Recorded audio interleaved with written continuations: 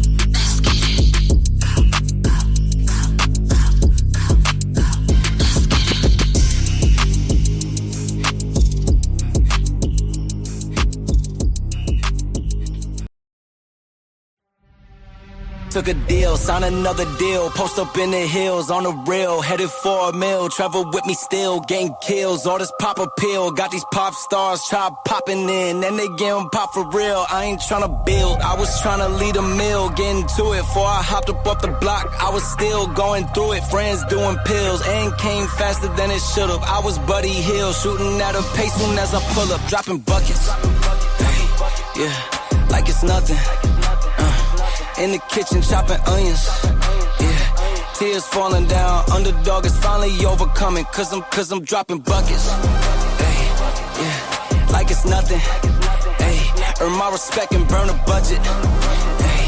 Tears falling down, underdog is finally overcoming, baby, yeah, I'm dropping buckets. Got some cash for me, don't worry about my past for me. I'm driving with no gasoline, this life I live's a fantasy. Yeah, I do this for my dogs, all my day ones and my family. My life gon' live through them if I end up in any tragedies. I hope y'all understand this shit got bigger cause it had to be. I always knew I had it, but just not at this capacity. I recognize the gravity, closer to the summit, stacking chips and counting nuggets. I've been stunting, baby, cause I'm dropping buckets.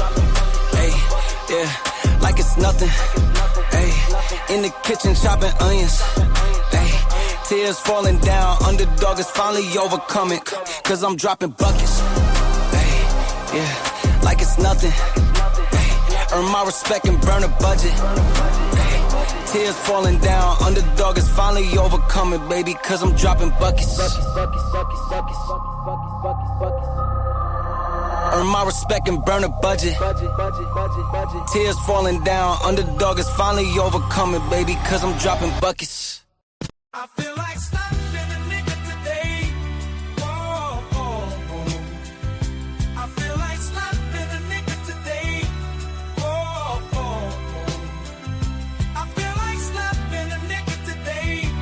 Whoa, whoa, whoa.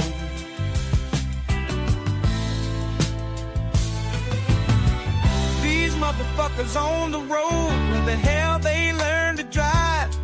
Jive turkeys at my job, about to get a cool, cold, mean five. Should've took the day off, might slap my boss. My own damn kids pissing me off, as if I hadn't had enough. Chipotle, fuck my goddamn order up. I'm fed up, I'm fed up, I'm fed up. I feel like slapping a nigga today. Whoa, whoa, whoa.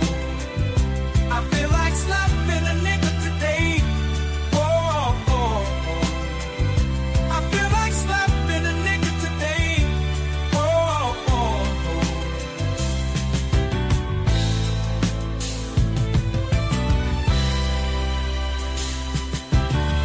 Bartender, don't you see me waving you down? This guy came after me, I was here first, but you serving him rounds. No, I bought the Uber here, my friends expecting me to buy it back. Tomorrow morning, I better get a cash out, or every last one of you motherfuckers getting slapped. Bet that. Whoa, I feel like slapping a nigga today. Whoa, whoa, whoa. I feel like slapping a nigga today. Whoa, whoa, whoa. I feel like slapping a nigga today. Whoa, whoa, whoa.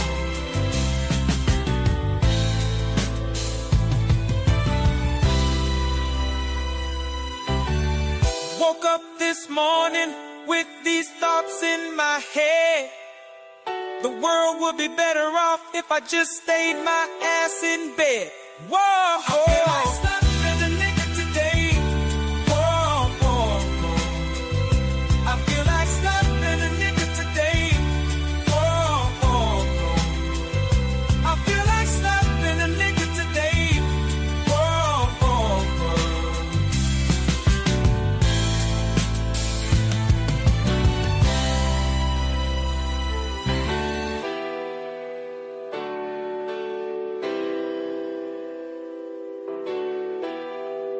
Wait. Hold on here. Is this the barbershop?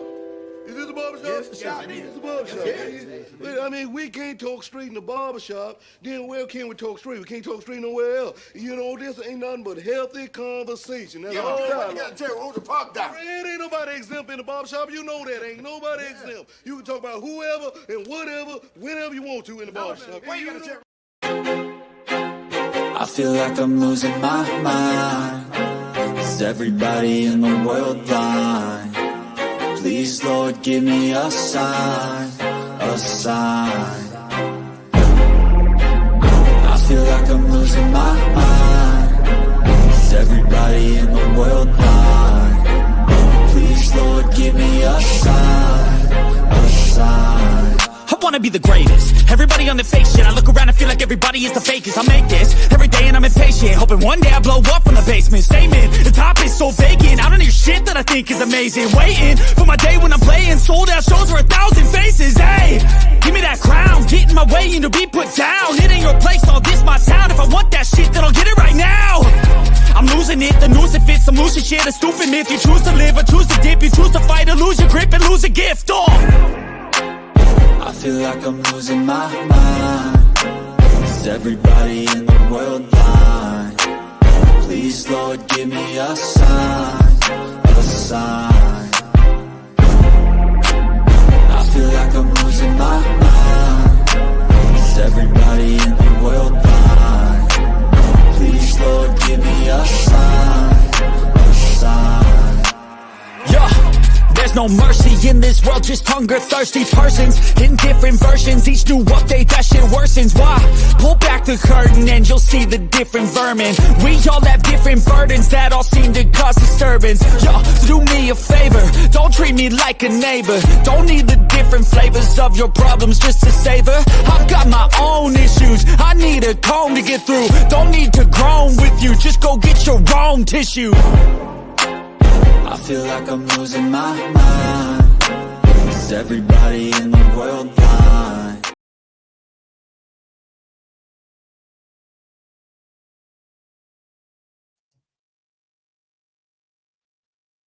Mute Monster got me. What's up, y'all? What's up? What's up? Another episode of the Barbershop. We in this building again tonight.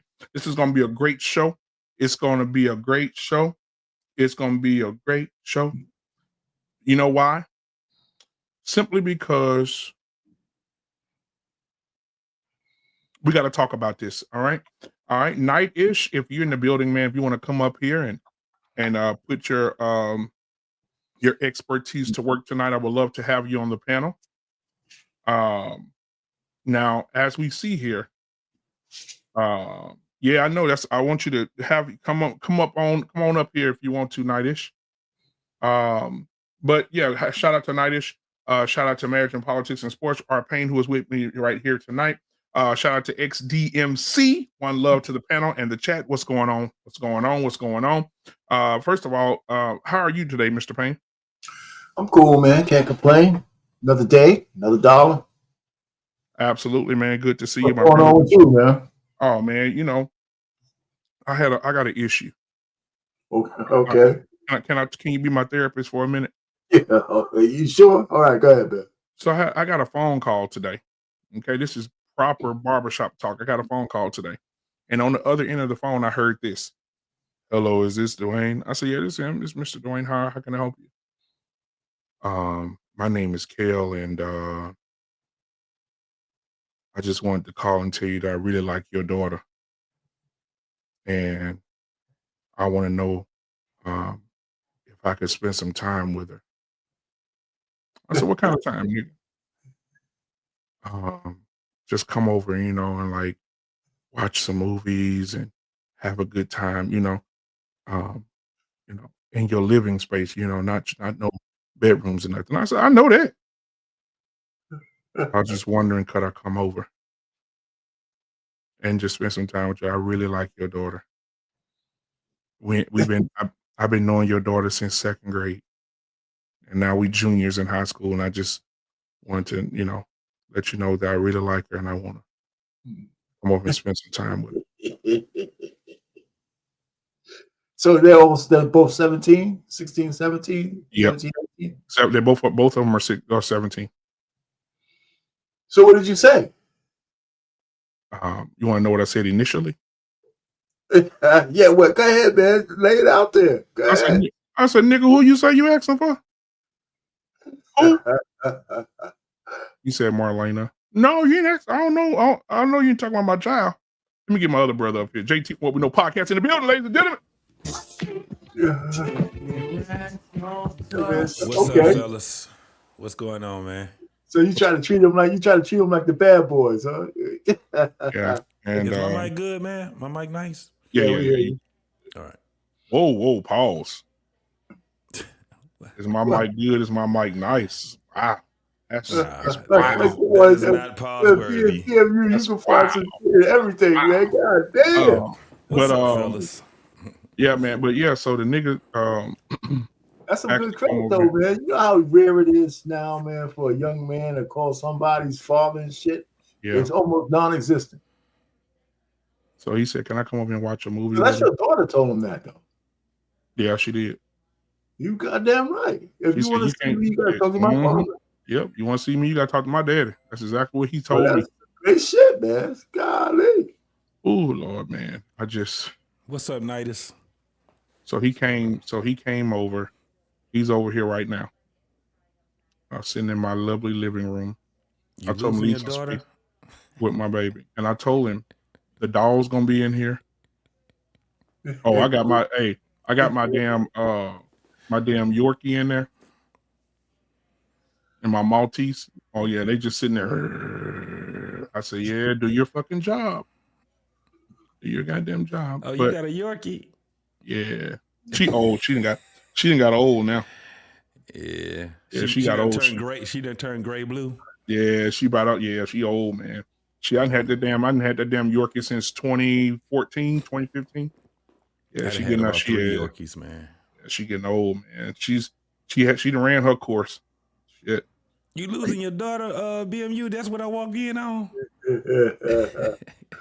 Hey man, that's great. Hey man, that's some great shit, man. Wait, no, he got the look that I had when my kids was teenagers. You know, it's that look that you get. You know what? Hey man, if you need to talk to somebody, I'm gonna call you. Call me, man. Call me, brother. I feel Well, shit, our pain got daughters too. We all in the same boat. My daughter's her first guy she was serious about. He came over, man. She was so serious about him. We had like a family dinner with her family, parents, all that shit. That's dope. Yeah. You know, let me tell you something though. She broke up with him because he wanted to be, he thought he could like have the run of the house and shit. He said, how come I can't go to your room? He said, my father would never allow that shit. She said, stop asking. And other stuff. He was going somewhere. He was going overseas for basic training. But she said that was part of it. She said, look, he was insisting that I would do some stuff that I would never do. So she cut him off. And she said, because that's the shit that I told her. She listened to me. Yeah, absolutely. Because I told her, all my girls know, ain't nobody fucking in my house but me. That's nobody. Yeah. Right? You I know mean, I can't be sitting in it. She was in her 20s though when that was going on. I couldn't be sitting in my living room, a nigga back there pounding out my daughter. Nigga, I'll lose my fucking I don't care how old she was. She's like 22, 23. You're a grown woman, but you ain't nobody, no man thinks he could have any kind of leeway in my house to do that shit. No way. Hey, Loss, does it sound better now, brother? He said it's low. He said my mic was low. Let me make sure. It's just the right tempo. While you doing that, let me shout some people out. Lost in translation in the building. He'll be here in a minute. Dirty folks said, I need our pain to represent for all the men who ain't here. There you go. No doubt. Miss Locks to smile in the building. It is so good to see you. There you go. Now you sound like Sports Earth. Yeah, now man. You got it Sports Earth levels. Yeah, you on top of the mountain now, goddamn it. All right, let me bring it to the middle. We good right now? Yep. Okay. And then we got Highway 20 Skinny in the building. Skinny, what's up, boy? What up with your boy? All right, yeah, he said, yeah, better. All right, man, so I want to start this show out tonight. We always have a crash video here that we can crash out on real quick before we get started. And I want y'all to see this because this is ridiculous. I'm sorry, I'm just watching the ring camera. He touched one titty, he did.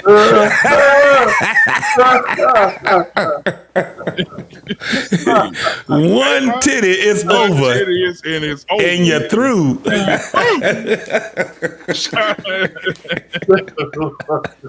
Yeah. Oh man. Shout out to my boy Freezer, man.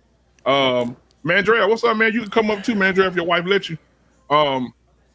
What's up, big head ass Mandrell? I ain't seen you in a long time, my brother. Yeah, that nigga, he run that. He run the new foundation. What's that? Steps to LLC. You want him to come up? Tell us about it a little bit. In conjunction with 4 Apples High. Hey, Mr. Bennett, have you been listening, Mr. Bennett? No, I'm just jumping on. What's up? What's going on, man? Salute, gentlemen. Mr. Bennett, I'm going through it today, man. It's a young man in the house watching a movie with my daughter in my living room. Oh, yeah. Hey, look.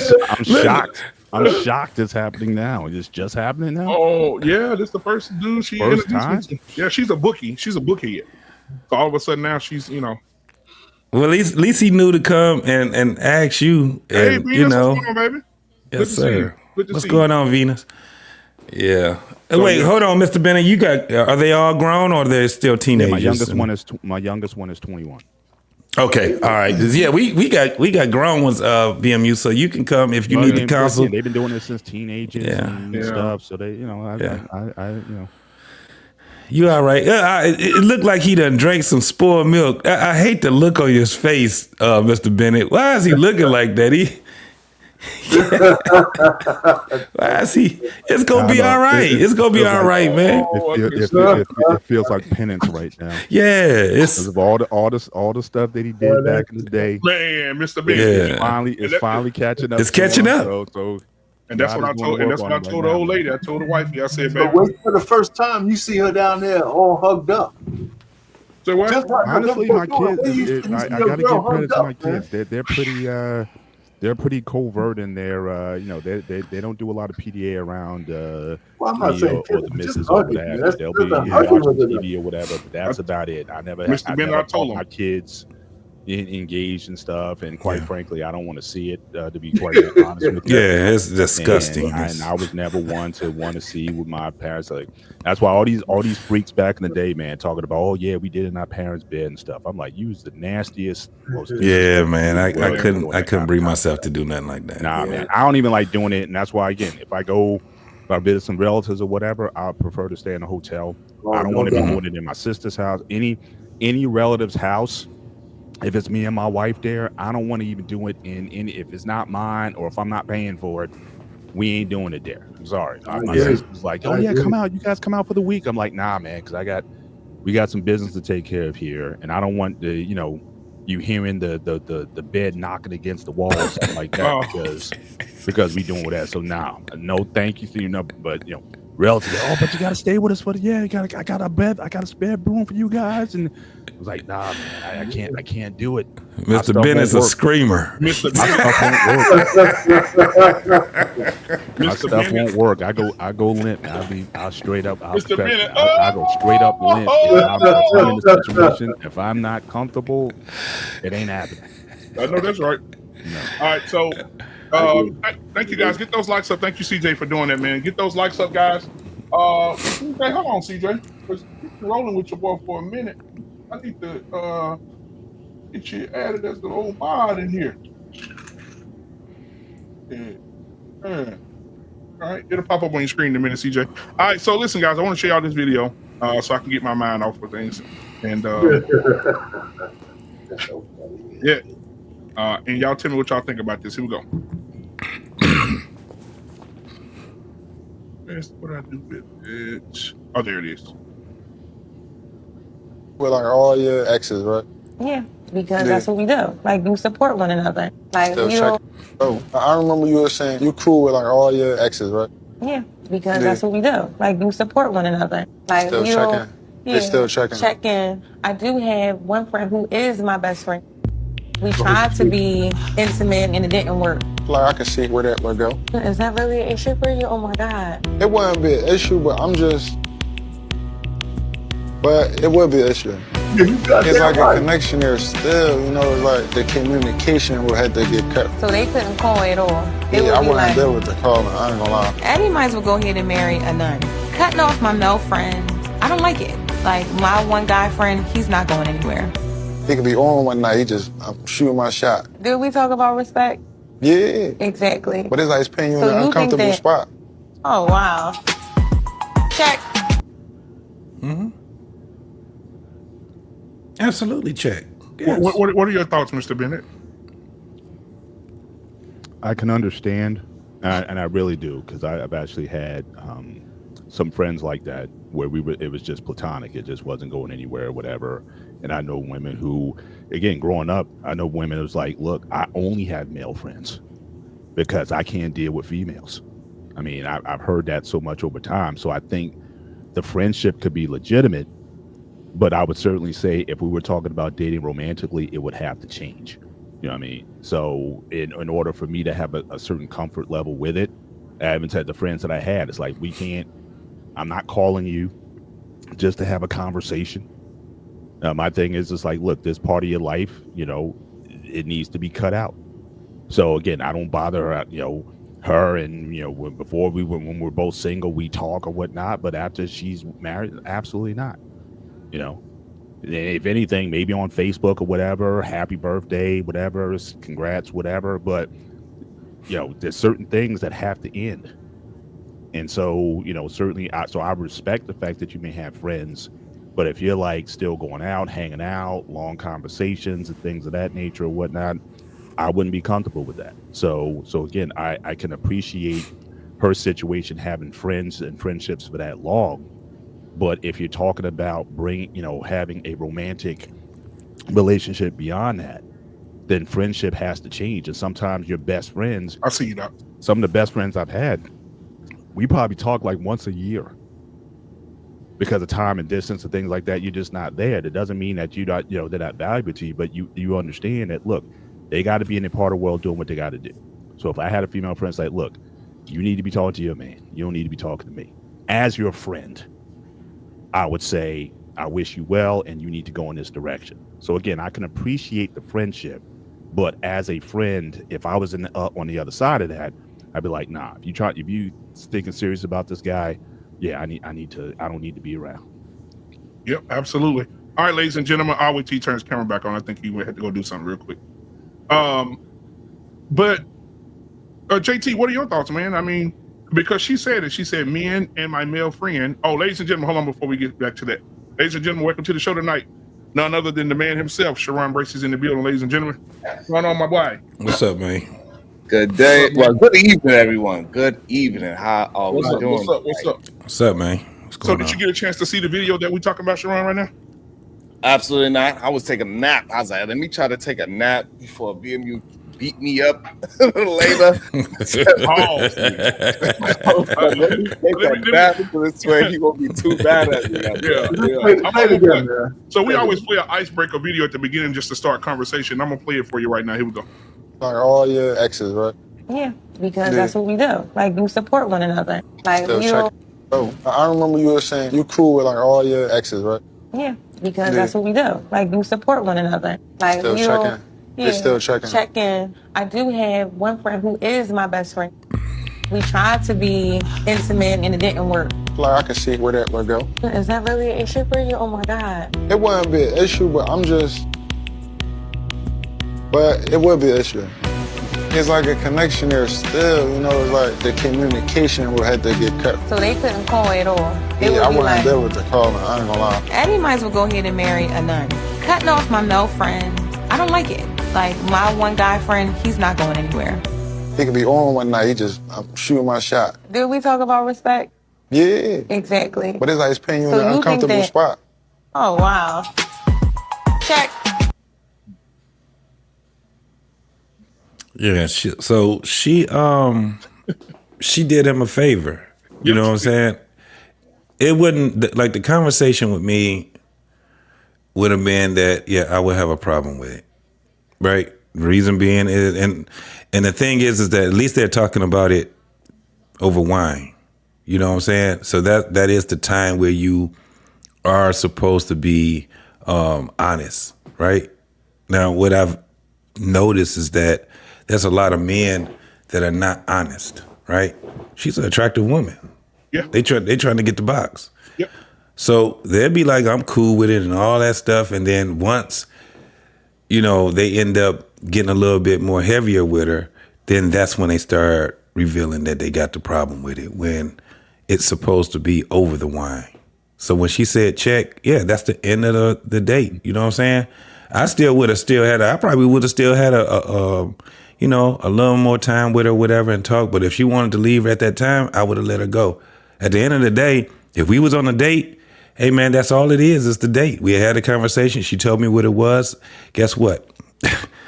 It don't mean that we got to be mad at each other, nothing like that. She told me how she was, where she was laying at. I told her where I was at. She was like, no, whatever. Hey, look, we still got, the rest of the night. You know what I'm saying? At least another 2 hours, 3 hours, and then we can have fun, and then we go our own way. And that's it.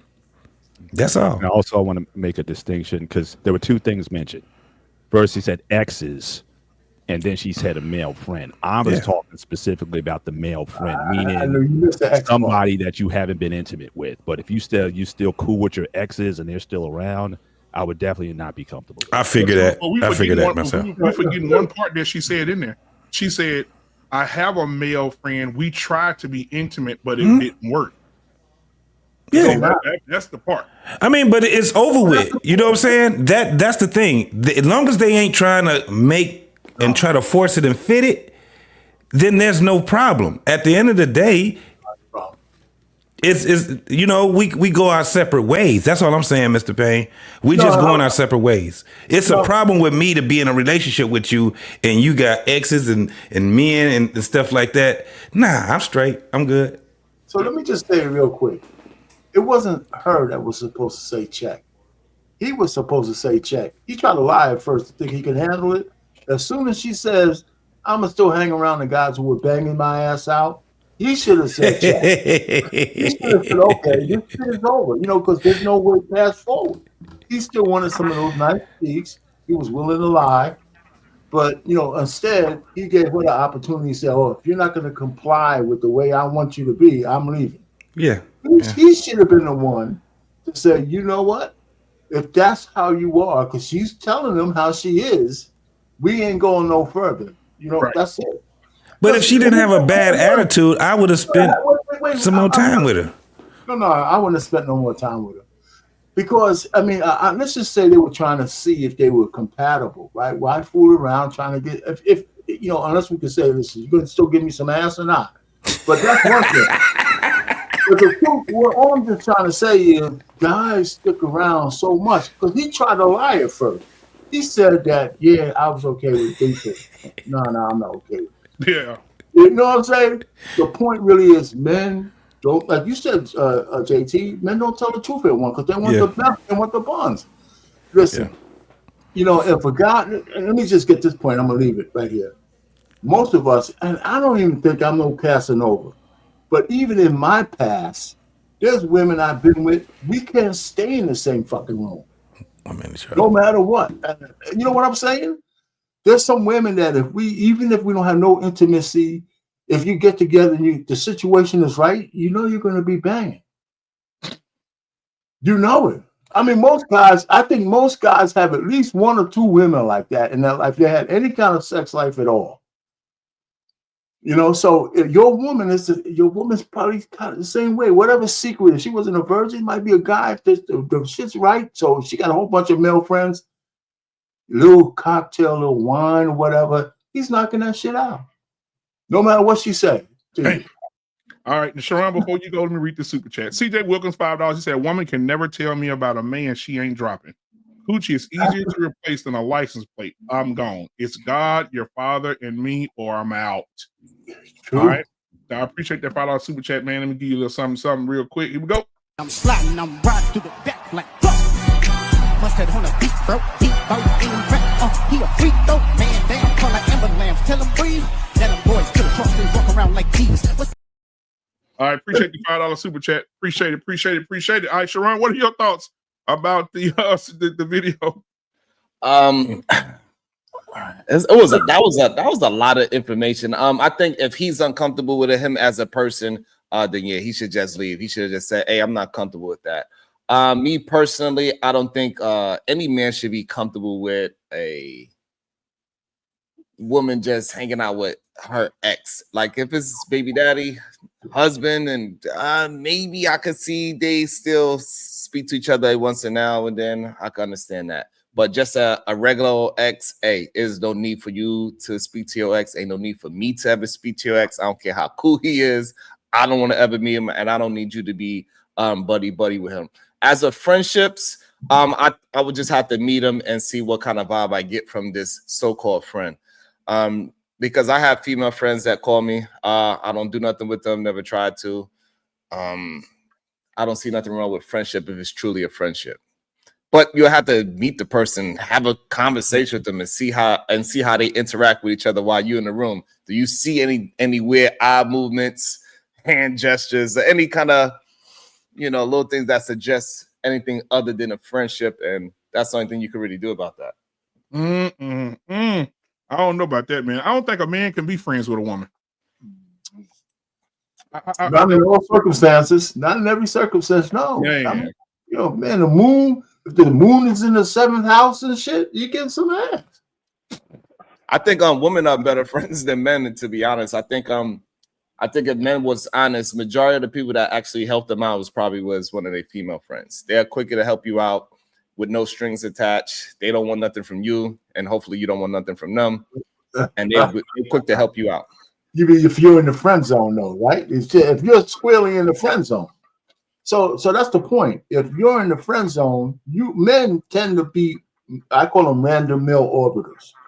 A man will be a random male orbiter around a beautiful woman for the rest of his life, waiting for that opportunity for her to just have that one sliver of weakness, and she might even give him a mercy leg, right?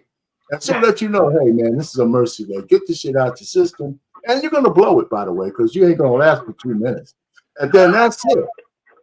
You know what I'm saying? Yeah, I don't think. I think if you truly friends, you're not a friend zoned.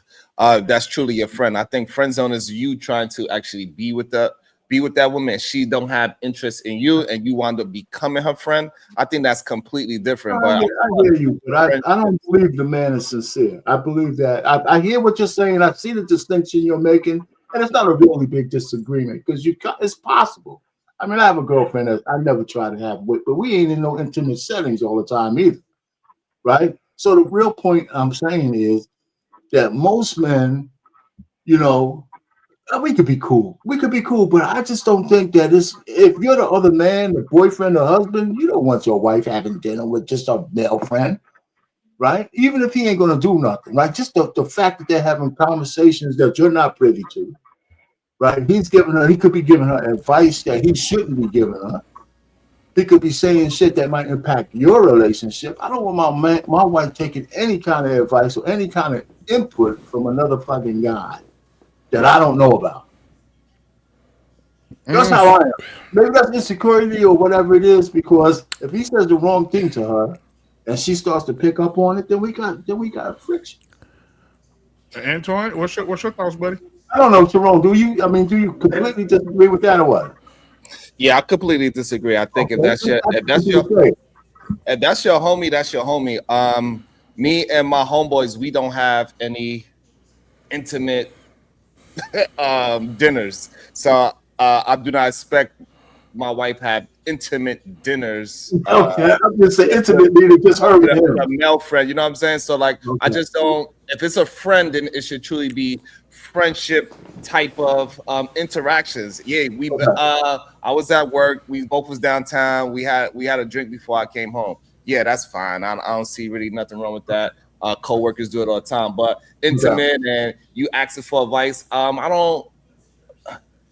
That's the problem with. I think it would get a little misconstrued, and that's when, like I said, that's when your eyebrows gonna have to perch up a little bit. Like, oh, he said, what about I should do what? I should be doing push-ups. That's what he told you, huh? now I'm starting to. Now my ears is perking up to little information that you slipping up and giving me. And now it's turning into something else. And now I got to check that in a different way. We're on the same page. All right, Anton, what you think, man? Then we're going to move forward. What's going on, man? Black man, thanks for having me on. Oh man, R-Pain, good seeing you. JT, as always, it's an honor. Mr. Bennett, Jersey! I gotta give a shout out. To the Garden State. I got this. What's going on to the news brother on the panel as well? What's going on? Pain will be repping Pain, you in Jersey too, bro. Yeah. Rise up. All right. What? I did not know that, old man. You can't tell by his accent and his attitude. Yeah, he gives it away. I thought he said he was from New York. I figured he still was in New York. That's why. I still say New York, but I've been here longer in New Jersey than I've been in New York. Shout out to the New Jersey chapter of the bold and the beautiful, beneficent, benevolent Ball Brotherhood of the BNE Network, New Jersey chapter, standing up to see it. Wow. Live here. Exactly. Wow. Exactly. Yes, sir. So, Anton, what's your thoughts, man? What's up, you man? My thing is this. Is there a way for a man and woman to be friends? Yes, there is, as long as there was no sex involved. I have a woman, there's a woman that I know, we've been friends for 25 years. I did ask her out on a date a long time back. It didn't work. We've been friends ever since. At first, my wife felt a little uncomfortable, but I told her nothing ever happened. But she understood and realized that this is someone that's looked after me for a period of time and a lot of things. And this woman, I call her my little sis, because she's been there and helped me out and things, and I've helped her out to the point that she's my children's godmother. She's family, basically. Like, she is family. And I can honestly tell you, we have no interest in ever hooking up. We don't. And we know for a fact that if it did, it will kill our friendship. So we like it where it is, and we keep it at that. And my thing is just, you can have, men and women can be friends as long as there was no sex involved. Once sex is involved, it just throws it out, and it's kind of hard to rebuild what you had, plain and simple. So as long as you guys never were intimate or had anything serious or physical going on, if y'all were always platonic, then it can work, and then it can grow, and then basically y'all family. Y'all basically me brother and sister, and that's basically what it is. That's my take on it. So your thoughts, let me ask you about your friend real quick, then we're going to move on. Is your friend attractive? She's beautiful, yeah. And you've been looking at that fine woman for 25 years and it never crossed your mind, I want to clap those cheeks. Nah, man, I like what we got. I like the friendship we have. Like, there are things that we can talk about. That's not what I asked you, Anton. I said, have you ever looked over there one day and said, ooh, why tear them cheeks up? Before I got married, I looked. I knew it. You can't be I looked, but then never went after that, man. I looked and that was it. After that, I'm good. That's why I said I like the friendship we have, and I'm going to respect those boundaries, and we've been respecting those boundaries ever since. Oh, man. All right, we got some super chats here. Then, Coach Ferg, what's going on, my brother? We got CJ. He said, I don't have any female friends. That's lazy action to me. All my friends are male. You see a broad around me, I'm pounding them cheeks. Don't be an orbiter. All right. CJ came back with another $2. He said, women don't have male friends. They got insurance penis. So, yeah. All right. So, listen, I want to move on. Coach Ferg, welcome to the show tonight, man. Hey, listen, so Anthony Mackie had some things to say on the Pivot podcast with Ryan Clark and the rest of those guys. And it's been mixed emotions about it. It's been a lot of things said. Sharon is one of the people who disagreed with him, but we're going to get into that later about why he disagreed with him. And so I want to play the first part. I'm going to play the part that I don't think a lot of people played first. And then we'll go from there. Let me play this one about when he said that we're lying to our children by telling them that if they work hard, they'll earn what they get. All right, so let's play this one first. Here we go. And doing all this shit. And what I realized yesterday thinking about it, we're lying to our kids, dog. And I think that's a big problem in our community. We tell our kids that and this is fresh on my heart, like I literally just came to this conclusion last night. We tell our kids if they do right and they make the good grades and they go to the programs and they will become successful. If you work hard enough, your work will be paid off. And that's not true. Success is given. It's not earned. Because you can be the most brilliant motherfucker. If one person don't tap you, each one of y'all. There were people who could hit harder, who could catch better, who could run faster, but somebody said, you're the one. And the other 50 behind you fell off. You know what I mean? All right. We'll start, Coach Ferguson, since you just came in. We'll start with you first. What are your thoughts? Are we lying to our children, telling them that they have to earn everything when in the success given? How y'all doing, man? Can y'all hear me good? Yes. Yeah, we hear you. You know, I had a father, man, you know, and it's crazy. I love all y'all black men. I'm with y'all sisters. I'm with y'all, but can no man tell me how to raise a son? Everything my father gave me, he taught me some stuff, and some stuff I learned as I became a better person and got older. You know, and that's pertaining to a man and a woman. But, you know, it depends on your level of success. He's in Hollywood, so they pick you in Hollywood. Everybody with talent ain't can't run to Hollywood, but if they choose you, yeah. But if a man is raising his family, kids, you know, barbecuing on birthdays and shit, man, shit, that's a success to me. Got a good job, retired, nice car, kids are smart, you know, pretty, handsome. That's real. But again, it just, you know, it might be some lies you have to tell because kids ain't supposed to be knowing all your grown folk business. But when they age appropriate, you know, let's go ahead and now today it's okay to go ahead and just say, hey, son, you know, hey, daughter, it is what it is, you know, but they looking for protection and guidance too. But yeah, I mean, people lie to themselves, being you. They lie to themselves, and that be the problem. Because a father raising his son, which we don't see, and now we see the result of grown men who haven't had that experience, and the grown women who haven't had that father sitting by the tub and bathe you and talk to you and hold you up in the sky like Kunta Kinte, some stuff like that. That's hurting. That's hurting the boys. That's hurting the nature of the man as a black man. And you know, and this is my last thing. For that to happen, I think, you know, it's gonna have to take a shift in the movement by both sides working together. Other than that, kids just gonna be dumb as hell. All right, I'm gonna hop up to Mr. Bennett. Mr. Bennett, what are your thoughts on what you saw? I got a lot of what he said. I agreed mostly what he said. I probably would have chose my words maybe a little bit differently. I think I understood the heart of what he was saying. Is that when he says success is given, I would say opportunity is given. Because the one thing he said after all that, he talked about how much he grinded. Like when he went for readings, like, you know, they asked for 2 readings. He had 10 prepared. So I don't think he's saying for kids or that you shouldn't teach your kids not to work hard. But sometimes the opportunities that they get, as long as someone's in the selection process, we got an NFL draft coming up next month.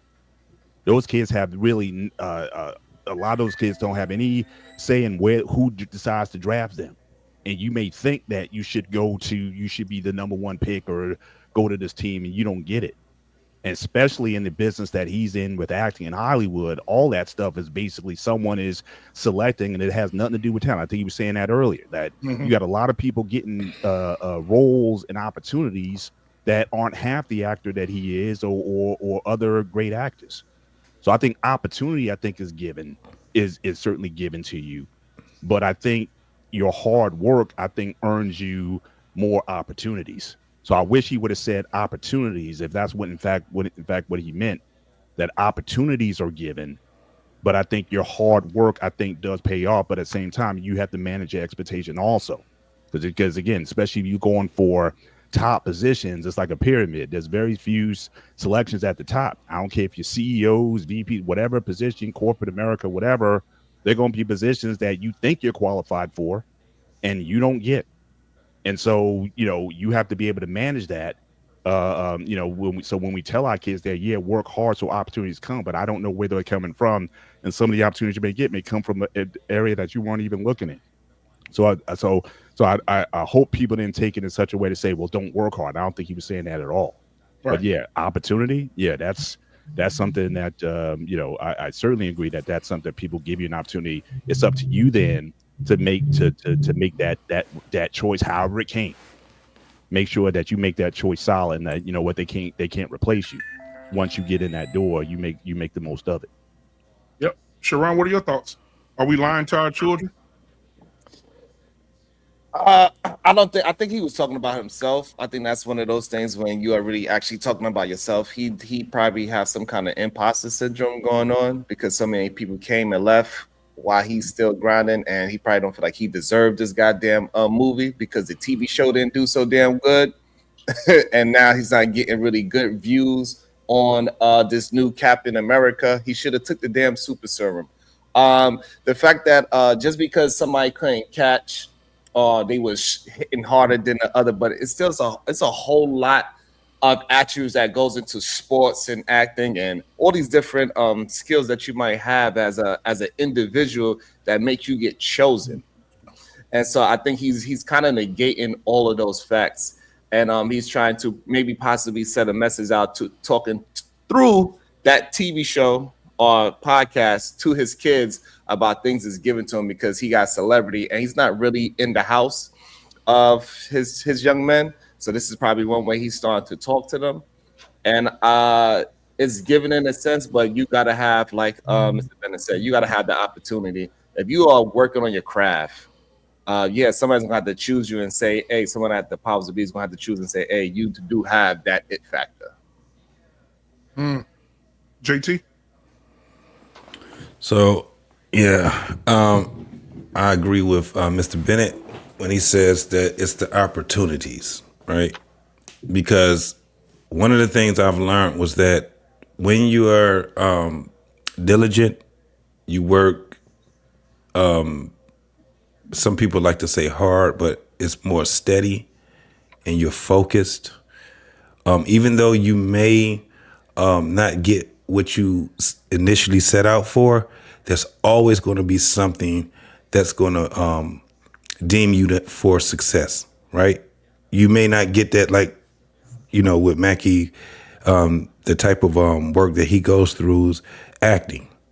So a lot of that is someone that's picking you is luck, pretty much, right?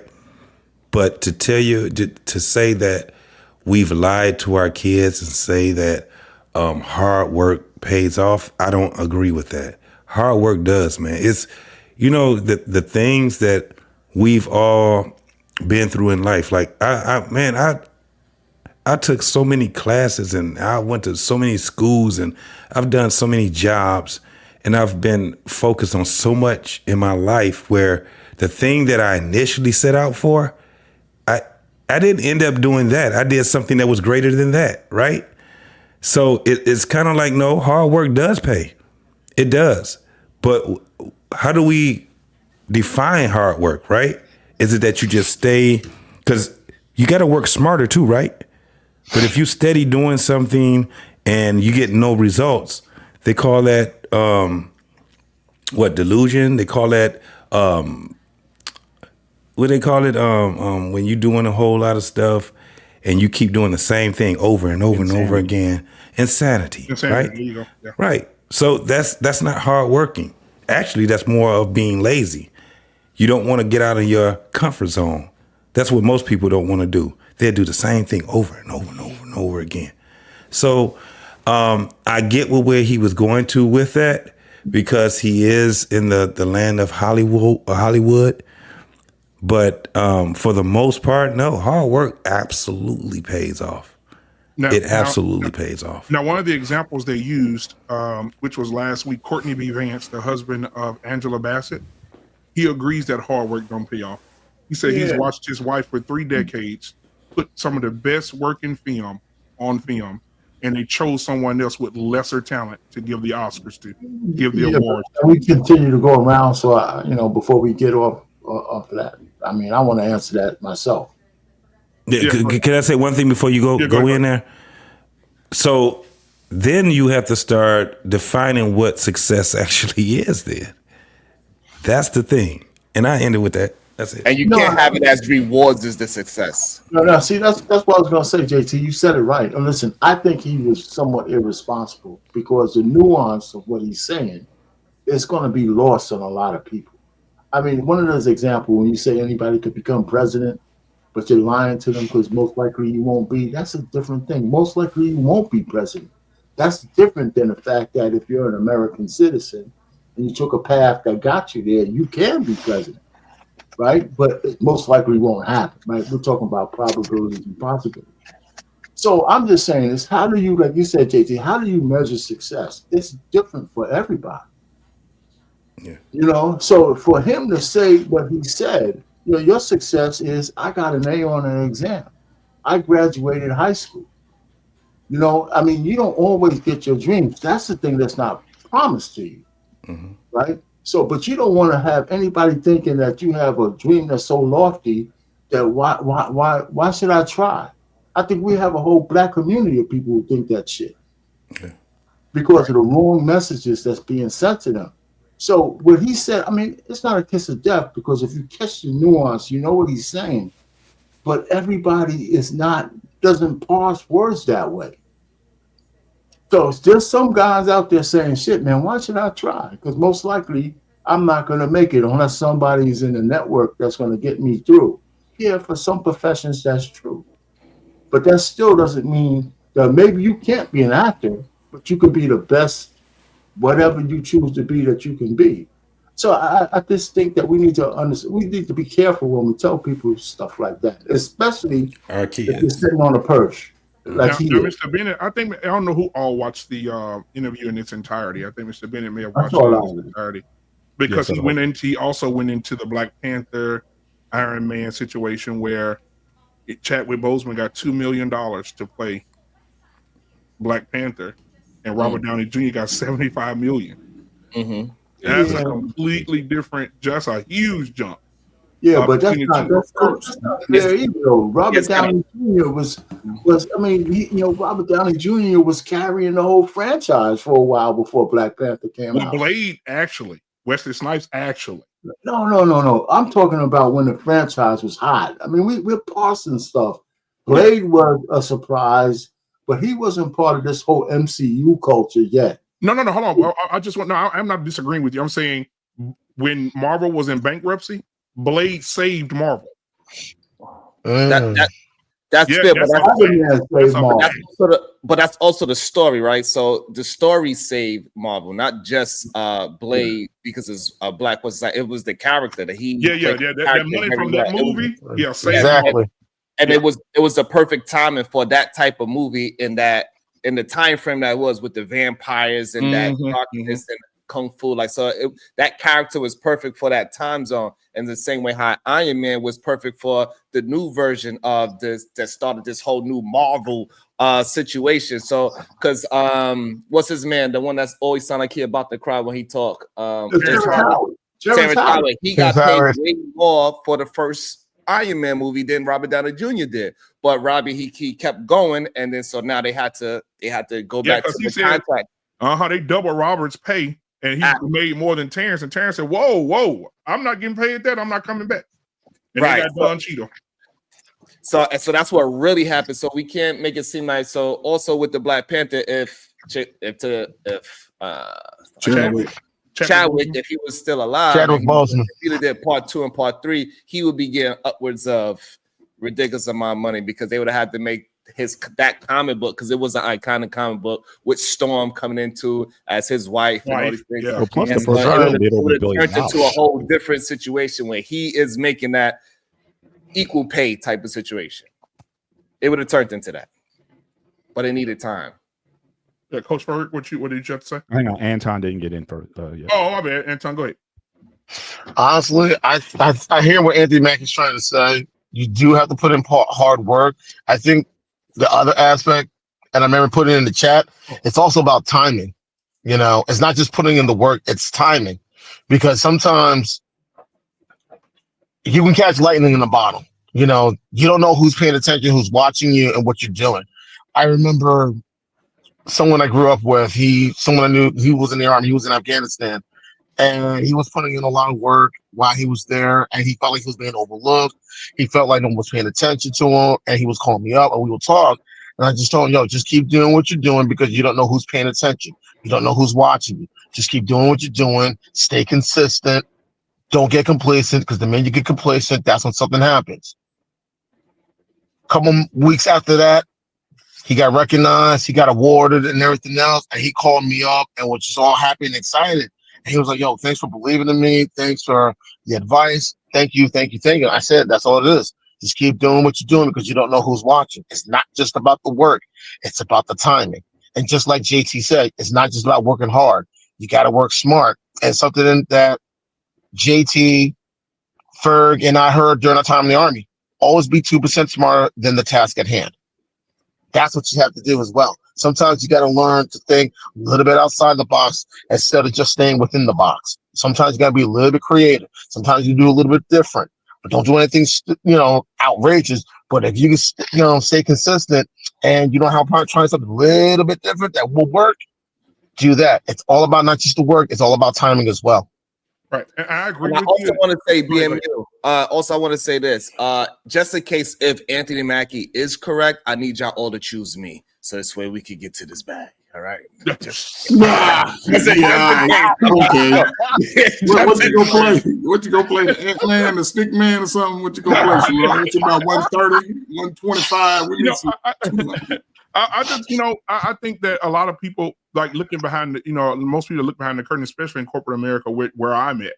I've seen a lot of people behind the curtain. I've been in a lot of meetings where people were like, they picked a person based on how they felt about them and not about their work. 100%. Oh, definitely. Yeah, it's more like that's my homeboy, that's my homegirl, and this person over here worked their ass off, and they just overlook them because of how they feel about them, the relationship they have with them. They go have drinks after work, or they meet on the weekends and do throwing axes and shit, and they'll choose them based on their friendship, And Mr. Ben, he was shaking his head like, yeah, I mean, it happened. I mean, look, the interview process, I can't tell you how many people that I know, because we all went, company closed and we all went our separate ways, and just hearing the stories of people.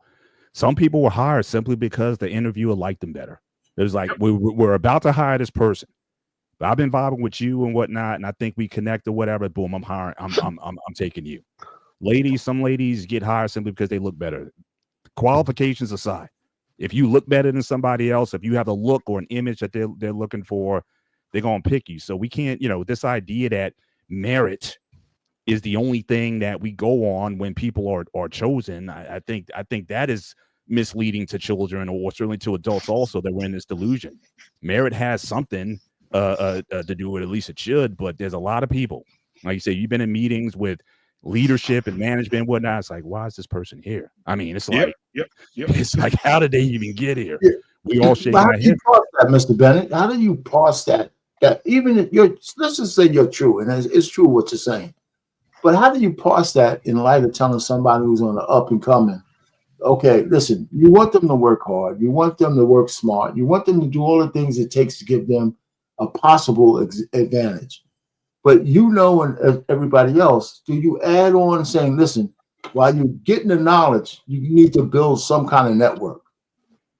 You know what I'm saying? So you might have the advantage. So, because for the most part, we know is who you know is a factor, but is it the majority factor? Is it if you don't have that network, that means no matter how good you are, you're not going to get ahead? That's not true. So how do you pass that information? But I think it depends on the industry. Like law enforcement, exactly. I know several cops. It's all about nepotism there. Yep. So again, it depends on the fact that the reason that you're in. But like I said, as I said earlier, your hard work opens doors. What doors that get open, and then you also have to be flexible enough, because again, I've seen it with my kids. It's like they had their heart set on this particular job, or they knew they nailed, like, I am perfect for this job. Okay. And they didn't get it. But I told them, still, you keep grinding, a better opportunity or another opportunity will open up.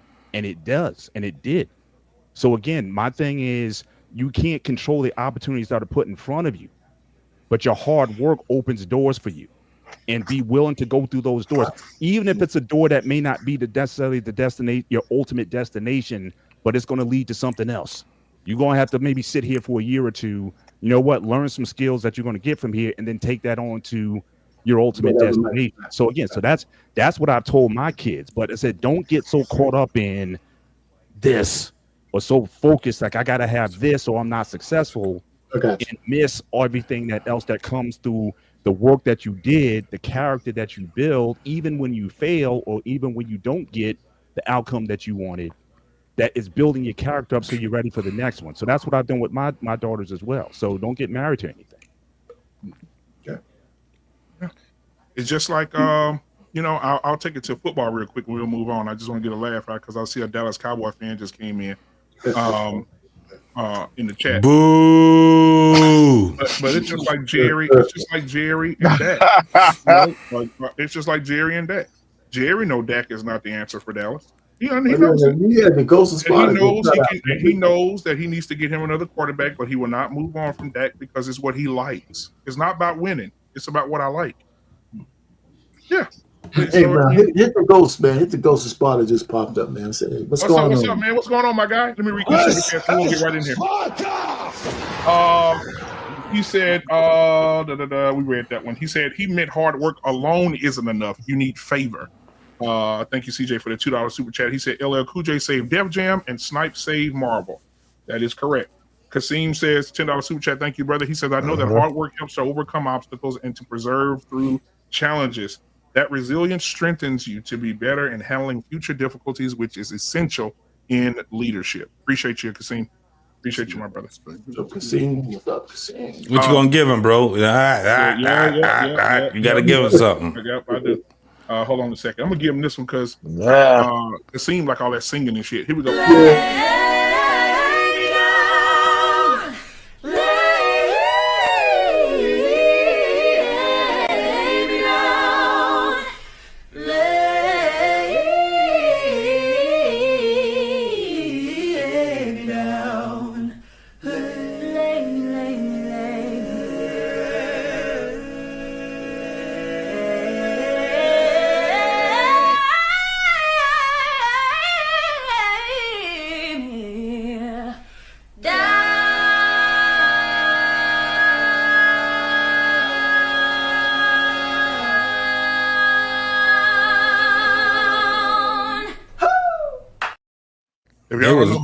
If y'all don't know who that is, that's Tori Kelly. That's one of the most. That girl is so underrated, boy. It's ridiculous. It sounded like she was listening to Take Six, dog. Damn, that shit, boy. Nobody. There you go. See how y'all get excited. If you got children, you know that because she's on Sing and she did a good job on that as well. Oh, okay. Yep. That's how I knew it by my daughter watching it. So Ghost of I never Sparta's in actually the seen building what she tonight. looked like though. That's my first time actually seeing her. Yeah, she's beautiful. Yeah, she's grown into a beautiful woman. She's married and I think she got some kids, maybe. But anyway, Ghost of Sparta, what's going on, my brother? Good to see you. Long time, guys. How you guys been? What's going on, boy? What's happening? I kind of went MIA on this show for a little bit, so I thought I'll pop my little. Hey man, hold on, bro. Hold on. Good. You know, Sharon, you know how on your show when you bring in your people and you have their own little listen. Ghost of Sparta's late tonight. He didn't come on time. And so for that reason, Ghost of Sparta, I'm so glad you're here. You've reached your limit on talking. Shut the fuck up. So and so it's so good to see him, and I just want to make sure that we understand that he was Let's go. Let's go. Hit it. Let's go. You better hit that shit. So Ghost of Sparta, you go ahead and comment on this one, and then we're gonna get to the real video of him talking about how he raised his boys. That's the one that's really gonna spark some conversation right there. So Ghost of Sparta, what are your thoughts? I think it depends who you know, or in my field, whose dick you're sucking. Pretty much, you get into the position sometimes. Casting couch. Because, like, I'll give you a great example. When we went to the hospital, we were three of us up for AC, executive chef, and the person who got it was most low qualified. The only reason she got it, she sucked the director's dick, and we all knew about it, and she bragged about it. It depends who you know. It depends what favors you did for them to call a favor back. So what did you do to get in your position? What I did for my position? Simple. I quit and got a new job.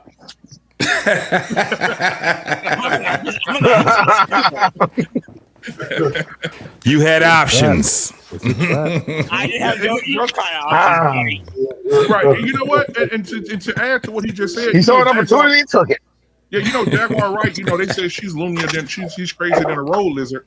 But one of the things she said that it was eyewitnesses that Mariah Carey was very talented, very talented. She didn't need to do nothing to get nothing. She was already there. I had a crush on her myself, And, bro. oh Lord, who did? Jesus Christ. And she and Jaguar Wright said when they pulled up to her listening party or whatever, when the window was down and everybody saw her pop her head up from between the producer's legs, the CEO of the company's legs. And you gonna take Jaguar Wright's motherfucking word for that? Come on. So I'm like, you know what I'm saying? But how many women? Because the girl from I can't think of the girl's name, yellow skinned lady.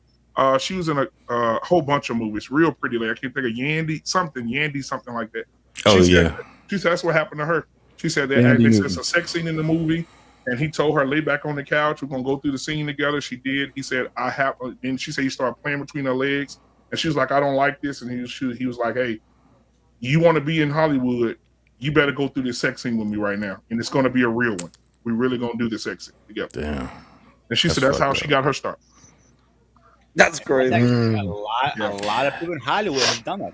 Me and Paul at Comic-Con, and we've seen a lot. Paulie would say a lot of those girls are. Let's put it this way: it's not a PG rated area, more like an X rated area. If you go to New York Comic-Con, and we have interviewed people together, and we saw it like, and I know firsthand a lot of these women do a lot of favors. And the funny thing though, man, Spot, is like all these women who chose to give up some life for fame and money. But the real issue is not the sex part, right? It's because they were coerced and extorted into doing it. Because they've been giving up pussy for chicken dinners and steak dinners, man, for their whole life. And so now they're getting rewarded for it. But I mean, it's like, you know, it's the one part of the Me Too movement. I don't want to go down that path. That's not telling the truth. Because they could have been hostesses for the post office. They wanted to be successful. And guys took advantage of that. And they're going to roast in hell for it, maybe. But that's the truth. But women always, you know, women in general barter. Their sex is for barter, right? So sometimes it's more nefarious than others, but it's true. And if you remember, why do y'all only make it seem like why y'all make it only seem like it's the women that do it? I was going to say the men, but Sharon, if I was on your panel, I would have said the men. You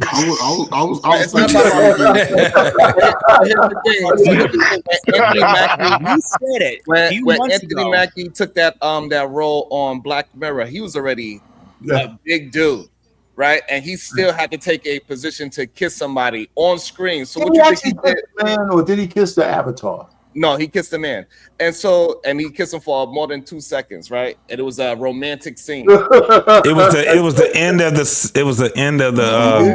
season, right? Because it actually it was a crazy ass episode, right? Because they were avatars, right. And they had that new game or whatever. But so then in real life, that's when the homeboy kissed it, and it was like, damn, dog. Word. You know what I'm saying? That's when I went silent. I said, well, this was fucked up, man. Because it was weird enough when it was just on the video game and they was making it. Yeah, they was having sex and shit on the video game. So to that point, if he did that on I never saw the movie. I never saw it. It's not a movie. It's a series. It's a series on Netflix. On Netflix. Black Mirror. Oh, really? No, I never saw it. Now you're gonna make me want to check it out. Yeah, hold on, Anton. Go ahead and finish, Sharon. Yeah, so if he was able to do that on a scene after he became famous, what did he do to actually become famous? Because this is after he is Anthony Mackie. We already know him. This ain't that's Papa Doc. Right. On 8 Mile. This is already, he had Academy Award nominee. He already played Dr. King, I believe, either Dr. King or Thurgood, whatever, the Banks TV. He was there. It's Anthony Mackie. But to entertainment level, though, think about the entertainment level. Even in the entertainment level, man, you can question whoever did what in that level to get to Hollywood. But he actually touched the guy's lips on the screen. But I'm just saying, though, look at what. Listen, Puff Daddy got you in the door some kind of way. What I'm saying is, as a man, right? As a man, right? We all strive. I don't think nobody's coming out of wherever condition they in said that I ain't gonna be shit. Now, if there's some dudes moving like that, yeah. But I think we all got to a point where we wanted to work hard. And then you get to a certain level, whether it's in corporate, you may have to become a supervisor or a manager. Or if you're trying to be in entertainment, then you might have to compromise yourself in the scene. How many of y'all up here go take $5 million to let somebody slob you down? Absolutely not. That's crazy. That's what I'm saying. Some dudes that get chose, those dudes get chosen in Hollywood to do that. But one big thing that R-Pain said a year ago. Do you remember what you said a year ago, R-Pain? No, what I said a year ago. You have a clip too. Nobody can resist. Hold on, I got you. Don't you worry. I got it right here. I saved this shit. This shit ain't never going nowhere. This is R-Pain. The toughest things any man has ever done is turn down a nice piece of willing, steaming ass piece of pussy. I'm not even done yet. Hang on. I'm just getting warmed up. You're talking about if the woman in charge, if it was a woman in charge, hang on. Give me a second. God of War in 2005 was the first time that a game had a full-blown sex scene at a level. You go bang this woman, harder you bang, more points you get for your character to level up. If you sit there and tell me sex doesn't sell, sex doesn't get you somewhere, you're on crack. No, I didn't say that. I agree with you. Not you. I mean in general. Oh, okay. Trust me, I'm not going to disrespect my elders, so worry. Yeah, I believe that too. I think that a lot of people have given themselves, women and men. I think Will Smith threw that ass back for Quincy Jones a long time ago. I think that, so, I mean, if you really think about it. But, even Tupac admitted that Quincy tried to have sex with him. He said, "You want my daughter, but I want you." Hey, BMU, let's not act like it's just with entertainment as in Hollywood and rap or singing. It's also in sports as well. We know for a fact that a lot of those basketball stars, hey, those football stars, hey, we know. We seen the scandal that happened in college a couple of years ago.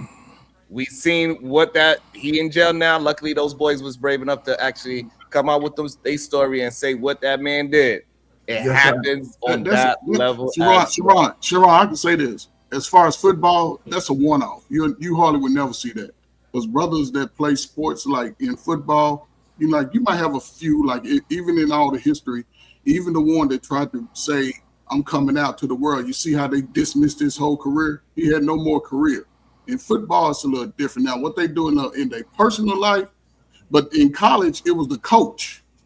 So you don't get that. Coaches ain't running up on Penn State. You ain't getting that in no Penn State. Hey, so what I'm saying, that coach that violated those boys for many of years, he did it to plenty of young men.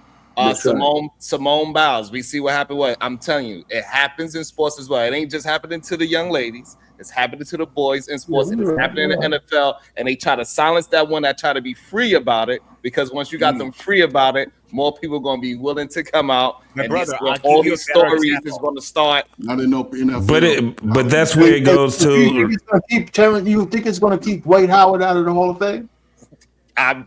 For a long time.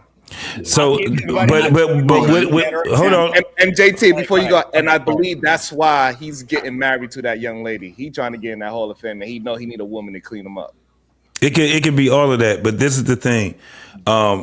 Sexual predators is definitely out there, and especially when you have, going back to what Mackie was talking about when it comes down to success, right?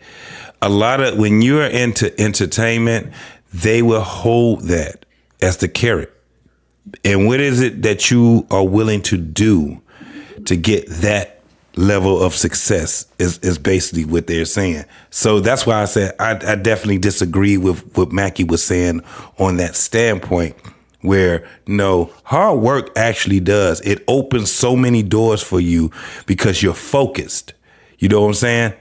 That sex shit, I'm telling you, if my daughters had got to a point where they were going to get some type of fame doing the things that they did, where it came down to music or gymnastics and things like that, I would have ruined it. I never wanted my kids to be fucking famous or trying to be in that realm of fame, because I understand exactly what that world leads to. I would have ruined it. I ain't gonna lie. I'd have just been a bad guy. I want to say shout out to Ray J and Brandy's mother, because she made sure that they didn't get taken advantage of physically. Maybe contractually, she had to, let them do what they had to do. But growing up in the game, the reason why people didn't like her is because she's like, you ain't gonna interview my son without me being here. You crazy? Hang on, brother. You mentioned Ray J, but then you got the whole Kardashian line got launched because of that. If you want to give kudos to somebody, give it to Stevie Wonder's mom. How about that? That as well. Stevie Wonder's mom was the one. Because we cannot compare what Ray J is willing to do now after he's right. Hey mom, I'm grown now. Like, you know what I'm saying? Like, we gotta remember that when they was coming up, when she was the manager, that's his own mama. Hey mom, but we forget, like Vince McMahon. He's been doing it for years and years, and he just finally got called out on it after so many years. But the debate is who was really the rat. Doesn't matter. Like, he did it for years. He paid off millions of women, and women who are wrestlers are slowly coming out and saying, hey, I was the one who fucked them because I wanted to get the title. I wanted the big money. I wanted the millions. I want to be this. The only way to do it is to let him shit on my face literally and do what he wants to me. The guy was a perverted person. Beyond perverted. Like, I don't want to even your imaginations can go there. That's how fucked this guy is. But if you don't let me tell you this, and then we'll move on. If you don't tell your kids, like what Anthony Mackie said, I agree with him. Like Mr. Bennett said, to a certain extent, if you don't tell your kids that, though, muted. For me? No, he's not. I can hear him. No, we can hear him. You can hear him? Yeah. So the thing is, what's crazy is, like, being out coaching these boys in football, like we do, Coach Ferg, we out with these boys and we coaching these boys. Before I started coaching, I used to see the daddies will put their sons as quarterbacks, running backs, and they were garbage. Couldn't even get off the line of scrimmage. They're on the ground. I'm like, damn. But you got this other boy over here that can bust the line wide open and get 60 yards on the first play. They won't put him in because he's trying to uplift his own boys. Yeah. And he's choosing his sons. I call it daddy ball. You're playing daddy ball. You got your son up here knowing he garbage. Those are the worst coaches ever. And this boy back here can throw the damn ball 60 yards on his knees, and your son can't even get past the line of scrimmage. And I don't know if I would say that's bad coaching. I'm not sure if I would. Bad coaching, bro. Bad coaching. That's bad coaching because, hey, look, everybody said the same thing about Bronny. He just scored 17. No, but see, listen. LeBron only had the opportunity to be in his son's coaching career is now, as far as the NBA. But understand, he didn't have to have his dad coach him on the field or court because he had his dad at home every day. You go see it in Jake. Now, for example, you want to see it going forward, watch Jason Tatum. Watch his son. His son is out there already going to the locker room out on the courts. So when he's ready to go, Jason Tatum goes sit on the sideline and cheer his son on, show up at his games like LeBron. So a father's position in that young boy or the young girl creates great outcomes like we see with the brothers on the panel, the three up top, the four, all the girls coming to ask the daddy, can I have him come sit in the living room? Let me get my dogs, talk to the dogs, see how the dogs feel about it. I don't know, maybe we haven't been paying attention to sports lately, but it ain't the poor kid that could do like what BMU said, that he could be on his knee and throw 60 yards. That ain't the people that's taking over the leagues. In all sports. No. In every sport, it is the kid that have a daddy that was a major sports player. That's what we're getting to. Yeah, that's what we at right now. It's like that in the NBA. You see that a lot in the NBA. You're definitely seeing that a lot in the NBA. You're starting to see a little bit of that in the NFL. You've seen some of that in Major League Baseball. You're also starting to see a bit of it in the NHL too. Well, you got Carmelo Anthony. Carmelo Anthony just went off. Carmelo Anthony just went off on he went off on his podcast about his son is the #1 basketball player in New York. And he said, my son did not get picked for the McDonald's team, but they had me come in and shoot a fucking commercial the day before they did the picking.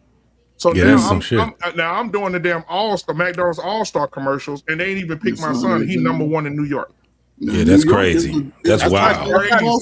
That's not crazy. That's you not being a good manager of your son. You need to speak up. If you get the commercial, you're like, hey, there's something wrong here. Yeah. I don't care who kid you got to kick out. I'm not going to do the known that beforehand, though. And my son is number 1, so he put the time and the work in. No, you're not going to do that. You're not going to get it both ways. So he can't be scared to use his celebrity. Like, that is not the time to say, hey, I want everything to be honest. That is not the time. Yeah, and I also will say this. I want to add this little nugget. Deion did agree with Mackie on his situation about his boys. So Deion Sanders agrees because Deion is going to experience that in this draft. I'm telling y'all. Listen. These people cannot stand fucking Deion Sanders. They cannot stand him. And they didn't invite his second son to the combine. And then when his baby boy went, oh no, he got an attitude problem. He got issues. He has character issues, right? They couldn't attack his game. So let's talk about his character. And Deion just like, hey, they hate me. Anything they can do to hurt me, they're gonna hurt my kids. And sports is turning from that's the ghetto ticket. It's the rich ticket now. Yeah, it's gonna be rich kids getting richer. It ain't for us ghetto. This is your way out the hood. Anymore. Yeah, that hood shit is over with. That's done. That's done. I remember this one. All that stuff is taken over. Yeah, I remember this one content creator. I was watching his video on YouTube, and somebody actually put this on Twitter saying, "Where are those who come from the trenches? How come you don't see kids from the trenches anymore?" And I remember watching that video, and it was about guys coming, and it was about the NBA turning into a daddy league. And he was talking about how you're not finding a lot of these kids. Excuse me. You're not finding a lot of kids who come from the trenches, who come from these places, who didn't have opportunities. You're finding a lot of these kids who are basically the sons of NBA players. Some of them the sons of WNBA players who have the money, who have the resources and everything else, who are playing AAU ball, who've been playing ball all year round. You hear about them. And perfect example, I remember looking at the list of some of the biggest names coming out, and I've seen all their dads play in both college and the NBA. I'm looking at like it's going to stay there. One kid named Boozer, one kid named, and I'm like, I recognize these names because their dads played. I remember. So his dad played that too. So Antoine, let me ask the question. So are we going to shame that? Are we going to shame these guys that now, because they got it out the trenches, they made it better for their kids to be able not to have to deal with the shit that they had to deal with? Are we going to shame them? No, I don't think it's all about timing. But I don't think you're going to shame him. But I think it makes Mackie's point. Go ahead, Mr. It makes his point. So again, like I said, for the kid who had to grind up and whatnot, is he going to get invited to the camp? To the Nike camp or what have you? Is it going to go? Is it more going to be more like an insider game? And in other words, your hard work, is it going to be rewarded because you still have to be chosen, not just to get into the league, but to get into all the steps that get there? So the problem is that every guy on the team don't have a father in the league, though. I mean, hold on, Arpain. But I'm saying, like, okay, so let me say this real quick, Sharon, and you can cook. Imagine this, Arpain. You work your ass off playing basketball. And then the NBA draft coming up, and then in front of you, you see Boozer, you see Anthony, you see Chris Paul's son, you see all these motherfuckers who daddies are Hall of Famers coming to the league. You think they're going to go down to the bottom guy who can dunk on everybody, jump out the gym? No, they're going to pick all the dudes. Wait a minute, though. Listen, on those teams, you might have one or two sons of a famous person. The rest of the team is just regular guys you never heard of. Yeah, I mean, we can't just because 3 or 4 guys. I mean, listen, how many guys on the team? 15? No, hell no. It's way more than that. Wait a minute. I'm not saying the league. I'm saying on a. I'm gonna let you cook, Sharon. I promise. I swear to God. Arpain, just imagine this. Arpain, but just imagine this though. Even if it's 4 of them, Okay. Right? What if it's another player that's better than Anthony that got to, but Anthony got it because of his daddy? But you can't ignore my point. If there's 15 guys on the team and 4 have fathers who are famous, that means 11 guys are in the team and their fathers ain't famous. I mean, wait a minute. Yes. I mean, and we can't discount the fact that some of those guys' sons are pretty goddamn good. And some they are. I'm not saying that, but there's some motherfuckers that come out the hood that can jump out the gym that ain't gonna get you. That's always been like it. That's always been like that. But you know what it is also, BMU? Go ahead. Oh, my bad. Hold on. I told Sharon he could go. Go ahead. Go ahead. Sharon, my bad, brother. And so I just want us to make sure we are paying attention to what's really happening. Is that it's been happening on the white side of things. Rick Barry, when his father was in, a lot of the white superstars that we know today, all of their parents was in the league. Every last one of them. When we go with Patrick Mahomes, we go with the Mannings, and we could go with a plethora of them on all sports. We cannot now that is on us. And we finally get the opportunity to have nepotism that we want to critique it. And we want it. Yes. Yeah, I agree. We gonna hate on it. But we gonna hate on it. You know what it is also? You're gonna have some kids. Always been this way. Right. That's true. But you know what it is also? Hold on.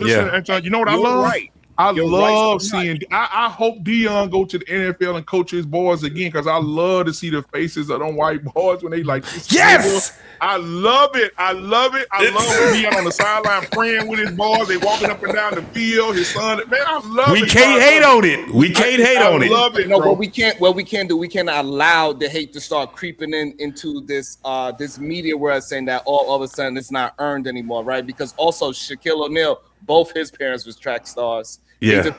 They just wasn't a lot of even the stars that we have that we all looked at as coming from the bottom. They just didn't have the social media to say that they was these successful athletes, but majority of them come from athletic mothers and fathers for real. So Sharon, this is the thing though. This is where we have to get back. Because remember, we were complaining about the NFL, NBA bottlenecking a bunch of our athletes, right?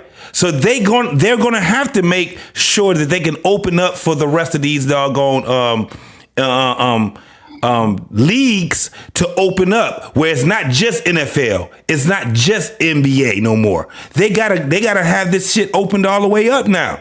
Because you got the NIL, you got a lot of things that's really messing the market up for the NFL and the NBA now. These cats can be millionaires in college now. JT, so what are they going to do? Shadur Sanders made $5 million his last year in college. Guess what the rookie NFL quarterback made last year? $500,000. And here's the thing though, we put too much. What about the quarterback for San Francisco? What he made? Yeah, Purdy, whatever his name is. Purdy. Yeah. He ain't got paid. He got opportunity to give. But I think we put too much into He didn't even make $1 million. Listen, fellas. Let's listen, because you got to think about it, man. I don't know if y'all ever coached, play sports, or whatever, and BMU. Listen, the thing about this whole situation, as far as the NBA and they're doing this, what is it called, nepotism and all that? It won't really work because not every son is going to be a top player. And you have college players. You have thousands of college players. Now, again, it comes down to you being in the right position. What we're saying, Coach. We're saying that what you missing is that we got to be able to gatekeep our young black boys that come from famous fathers, and we cannot allow the creeping in of media. We gonna start critiquing like how they did Bronny. We cannot allow that to be a new trend and say, oh, Carmelo's son ain't worthy because of a Carmelo. Because when Rick Barry son was in there, he won a dunk contest, nobody said nothing. So we gotta he had 3 sons that played pro ball.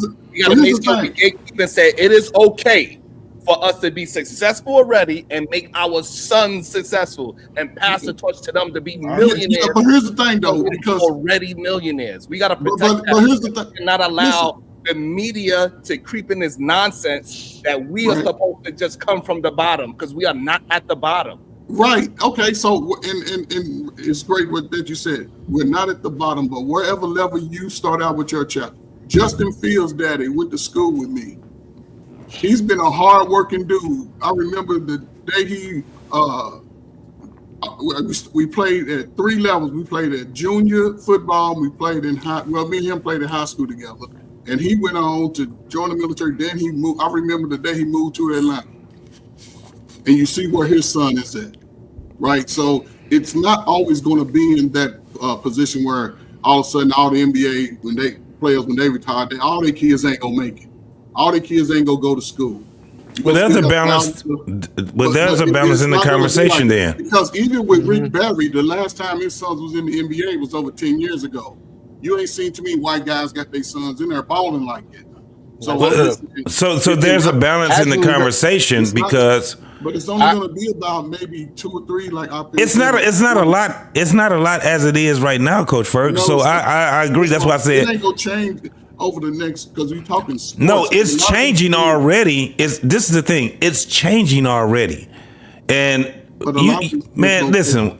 Come on, bro. Us as black folks, you know.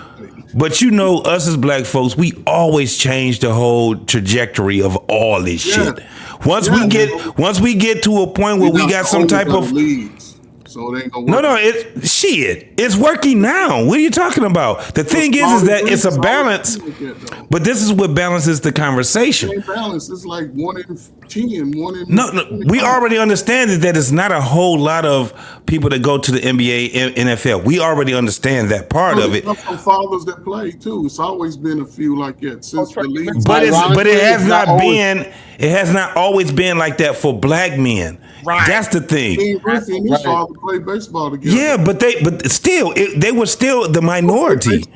They were the minority in the minority. Even in basketball and football, it's still the minority. But it made no sense for them to be the minority when you got, baseball, that's something different. But in basketball, when you got 85% of the damn players are black, and these motherfuckers, and you got all the white guys got their kids in there, and we still got to get it out of the ghetto. That's crazy.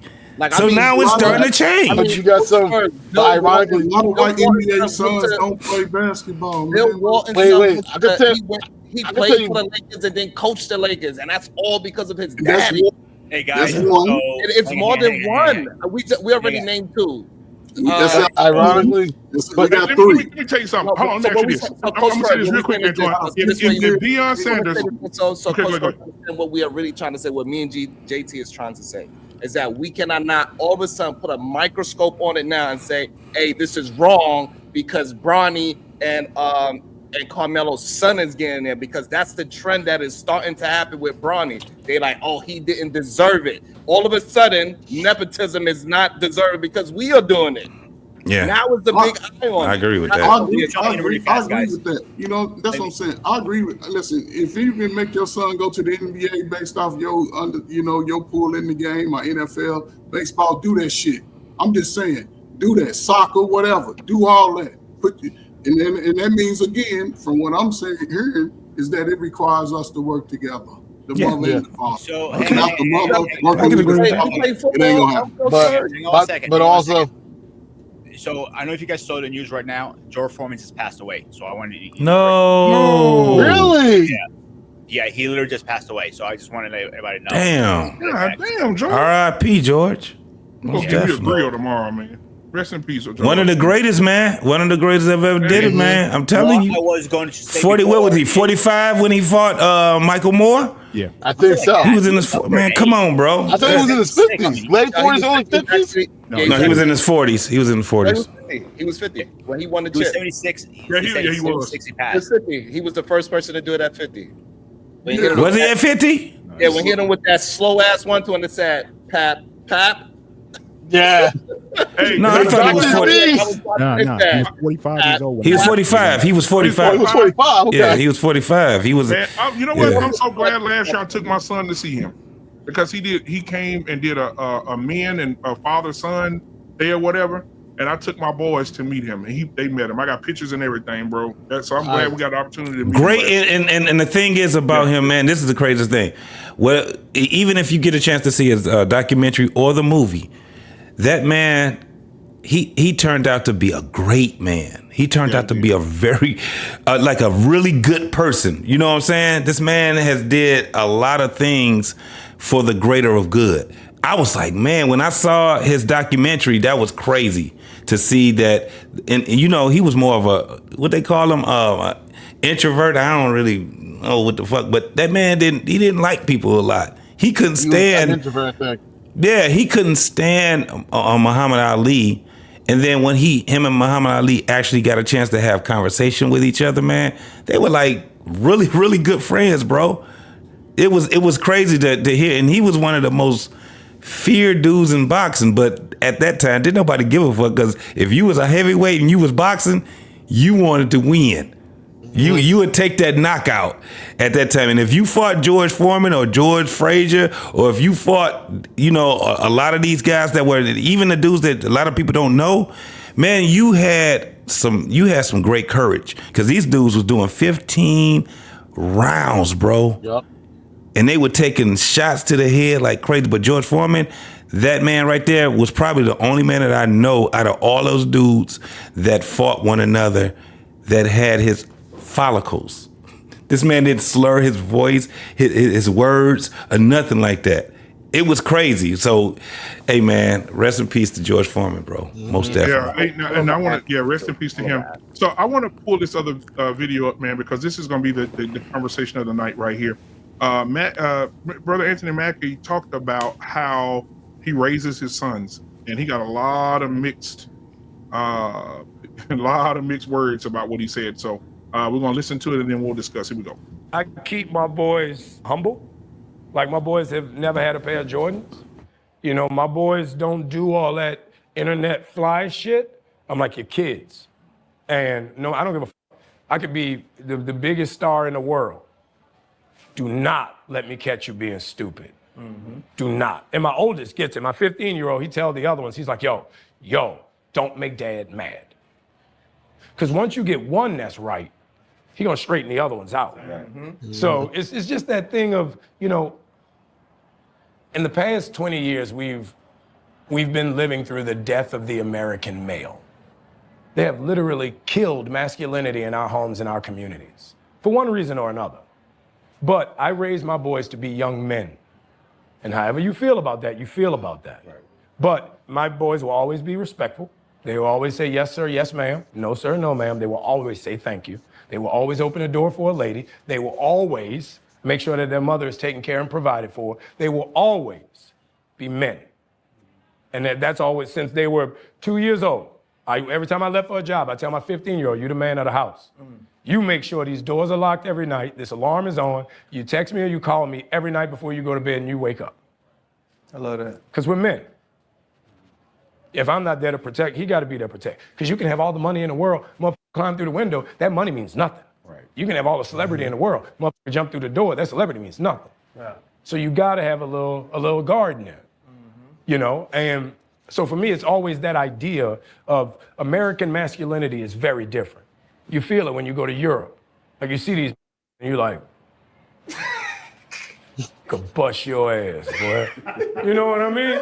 You know what I'm saying? You go to Europe, tight ass pants. Yeah, tight ass pants. Going good, boy. You better lotion your ankle. Like, you feel it when you go to Europe. Even when you, like, I was just in Kenya and I was walking around. I'm like, yeah. Dude was like, you ain't from here. Like, nah. Like, yeah, I could tell. I know you can. I could tell I ain't from here. You know what I mean? It's just that American male masculinity is something I think is very important for boys. Because now our little boys are afraid to fail, so they don't try. You know what I mean? When we were kids, we did tackle drills. We would run face first into each other. We just talked about it. Dudes don't even talk to a woman face to face. They don't know how no more. Because, women they are so mean and so angry. Bruh, I saw this, my nephew was talking to this girl. Oh my God, dude, she just killed him. I mean, he was like, excuse me, how you doing? She goes, ugh. How do you come back from that? Yo, he just walked over to me. I gave him his beer. I was like, there you go, bro. That didn't happen. Let's start over. All right. So can we go first on this one? I want to bring Sharon in because he's going to spark the conversation of what he felt about this, and then we'll have the conversation with him about what his thoughts were.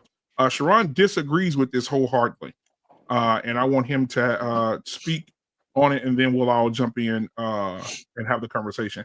So, Sharon, what are your thoughts about what Anthony Mackie said? So, first thing I would say, I understand and recognize black bag of talk when I hear it. Who the hell is he talking about? Is the American male? That ain't no black man. That ain't what we think of when we say the American male here in America. So, that was just him trying to appease to that part of the culture, because we see who won. He just trying to more appropriate this male toxicity situation, and the reason why we had to vote for Donald Trump, because Donald Trump is the masculinity representative, and now we see where it's actually kind of heading. It's not about if the person actually have any kind of merit. It also plays into the part of him saying that it's given and it's not earned, it's not merit based. Also, what Trump did, he took away all of the merit based situations, right? And now he's saying it's so-called merit-based, but we know what that really is a virtue signal for, this whole masculinity thing. And the idea that we gotta males gotta run at each other and hit each other head on, make sure a masculine man is insane. Majority of people don't even play sports. Majority of men don't even get into a goddamn physical altercation in their lifetime. I'm pretty sure his son's never had a fight, probably. And this other idea of you telling your 15-year-old son that he is the man of some household where you don't even live in that household is crazy. No, the mother should have all the reign in that household. She is running that household. When I leave my house, my wife is supposed to be second in command, not my oldest son. You ain't no man of my house. You're going to have to go and get your own goddamn house and be the man of that. You would never be the man of my house. I don't care how old you are. I don't give a fuck. You 50 years old and I'm 72.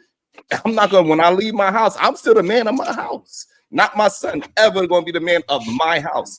So this idea of toxic masculinity is what he was trying to push out and push forward. And it was just a virtue signal so he could get another kiss in the face by another man. All right. So Ghost of Sparta, you could go, you said you were going to go first. So Ghost of Sparta, you can go, and then we'll let everybody else go. Go ahead. Ghost of Sparta, how are you going to respond to what Sharon just said? Growing up in Greece is completely opposite of what you're thinking, dude. Because when I left in Greece, growing up with my grandma, my father looked at me and goes, "You're the man. You protect her." So I had to go to the groceries. I got to do this. I got to do that. In Europe, it's different mentality. Like the whole gangster baggy pants. If you get caught with baggy pants, they're gonna rip you apart. And I'll tell you what Greeks say about that. You're a and you're taking in the ass so fucking well if you come in a house with baggy goddamn pants. I'm dead serious. In Europe, it's a whole different mindset that we left that so long ago, and we need to get back to that. If you go to Europe, it's different. You are a man.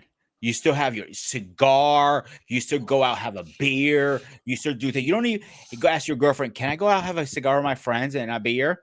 And just give you permission. Maybe she needs to give you allowance too. Maybe she needs you, put a little talc powder on your fucking ass because when you take it in. No, it doesn't work like that in Europe. In Europe is a completely different mindset. Kids are still playing and they know everybody in the neighborhood.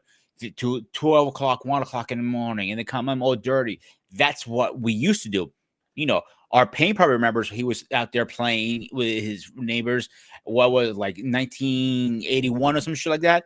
Our Payne, whatever the case was, the mentality of a man is not in this fucking country. As much as you're going to sit there and argue with it, show me a man who goes up to a woman and says, "Hey, I think you're cute. Can I get your number?" She's going to laugh. You're like, "Get fucked." That's most likely she's going to tell you, or slap you across the face. Like that, it doesn't matter. Guys don't even go up to him. It's so scared to go up to a woman. The old mentality, man and woman are living together, married. Keyword married. Marriage doesn't even exist in this country anymore. It's like a thing that if we feel like getting married, we do it. It's a protocol, a piece of paper. No, it's under God. And we lost that faith too. We've lost so much of being a man. Who remembers being a man or like working on your own car, painting your Great example, paint your house. That is the best example. How hard is to paint your house? It's not that hard. And people need to hire somebody. Oh, I don't want to get my hands dirty because I might, I have nice clothes and a cologne and my Nikes. And like, seriously, like, get your dirty shit on. Go fucking clean your own house. Go wash your own shit. Go paint your own shit. People don't fucking do that anymore. People don't dress appropriately. Like going out, to a dinner date and wearing a suit and tie, and people come in with a pair of Nikes and a graphic tee. Now that is dressing up to people. Like, I'm surprised we're at that point. What happened to the old dream, like being, a real man, a house, a wife, a dog? That doesn't exist anymore in this country. So do you agree? So do you agree with Anthony Mackie? Absolutely, 100%. And so this is the problem that we see, right? Like, so the first thing that he is talking about manhood is about how they dress, and he got a goddamn graphic T-shirt on. That ain't manly, right? But if we gonna go by his standard, the first thing that he thought of a black man is some baggy pants. I ain't never wore baggy pants a day in my life. Man. And so again, the problem is that when you hear men talk like this, it's just a virtue signal. It ain't really have anything to do with manhood whatsoever. What he talked about, cigars and alcohol, that doesn't have anything to do with manhood, right? That's regular. That's after you did all your work, you smoke a cigar. That's supposed to be your relaxation, but don't have anything to do with manhood. Manhood has anything to do with responsibilities. What you are take care of, things that you earn as a man. You do not get to be the man of my house just because. No, you got to earn your house and be the man of that. You don't be the man of my house. So when you're away, who protects your wife and kids? My wife protects the one that's protecting the house, not no 15-year-old kid. Hey, get your mic, Mandrea, put your mic on your, yeah. You train your kids. I'll give you another example in Europe. Hold on, go. Hello, Mandrell. God damn it. Yeah, you ain't gonna come speak. The fuck? Sharon, if you're a person who has a problem with anything that Anthony Mackie said, know this: you're a part of the problem. You really are. Like, how do you, as a grown man who claims to be masculine, sound so fucking feminine and disagree with what he said? I don't get that. It does not compute. I'm like, why would any man who's self-respecting and understands his role as a masculine man, as a protector and provider, because protecting is not just about aggression. I hear that all the time. It's not just about aggression. It's not just about beating somebody up. Protection is counsel as well. That's why you hear me say men have to be competent. You have to guide that woman in the right spot. Now, if she chooses not to go in the direction you point her into, and she runs into trouble, that ain't on you. You did your job as a protector. You pointed her in the right direction. So it's not what he's talking about is the all-encompassing thing of masculinity. Because masculinity ain't just one or two things. It's a whole lot of shit to it. Whole lot. That's why it has to begin at such a young age with boys. I say 4 or 5 years old, you should start little drip dropping things in. You know what I'm saying? But I don't understand how anyone, like the backlash that he's getting, I don't understand it. Someone has to please make that make sense to me. It says you're a detractor, you're right here. Go Sparta say he agrees with it. I don't go to Sparta. I'm saying I just want to know what you think. So do you agree with him 100% as well? 100%. What was wrong with what he said? When I was a little boy, my dad used to go to drill or get deployed. Carlos, you're the man of the house. Now I knew that meant I had no power over my mother. You know what I'm saying? I'm a kid too. I knew I had no power over my mother, but like you said, you're the man of the house. You're supposed to make sure them doors are locked. You make sure that other shit is okay. The windows are locked. Taken out. You know what I'm saying? Trash taken out. Grass all these things that masculine men do. You know what I mean? That's what he's talking about. He's not gaslighting toxic masculinity, which doesn't even exist. Masculinity is not toxic. There's no such thing as that. You have some guys who get in their feelings and do something stupid, but those things that they do have nothing to do with masculinity. You guys have got you guys who are detractors, you got the definitions wrong, Sharon. That's not when you see guys do stuff, lose control of their emotions and do something dumb or cuss out women just because they got rejected. That's not masculinity. That ain't masculine. This is a dude That's just a dude who got pissed off. What he's doing ain't masculine. Masculine is be like, all right, and walk off. You approached her. She said no. You left. End of story. But since you're a detractor, you gotta make this make sense to me. How do you disagree with that? Because the disagreements, not only from you, but from everyone who disagrees with him, it sounds so short-sighted. Like there's a lot that's missing out of there. And if you took masculinity for what it is, there's no way to disagree with that. You should train your boys at a young age to look after women and open up. Did you watch the whole clip? Mm-hmm. The whole thing, he's talking about chivalry and everything. Mm-hmm. He's teaching his boys to be chivalrous. You will open a door. I don't care how big of a star I am. Do not let me catch you being stupid. Discipline, chivalry, respect. Okay, so Andrea, so let's get Sharon an opportunity to respond to you. So put a poll in the chat. Yeah. So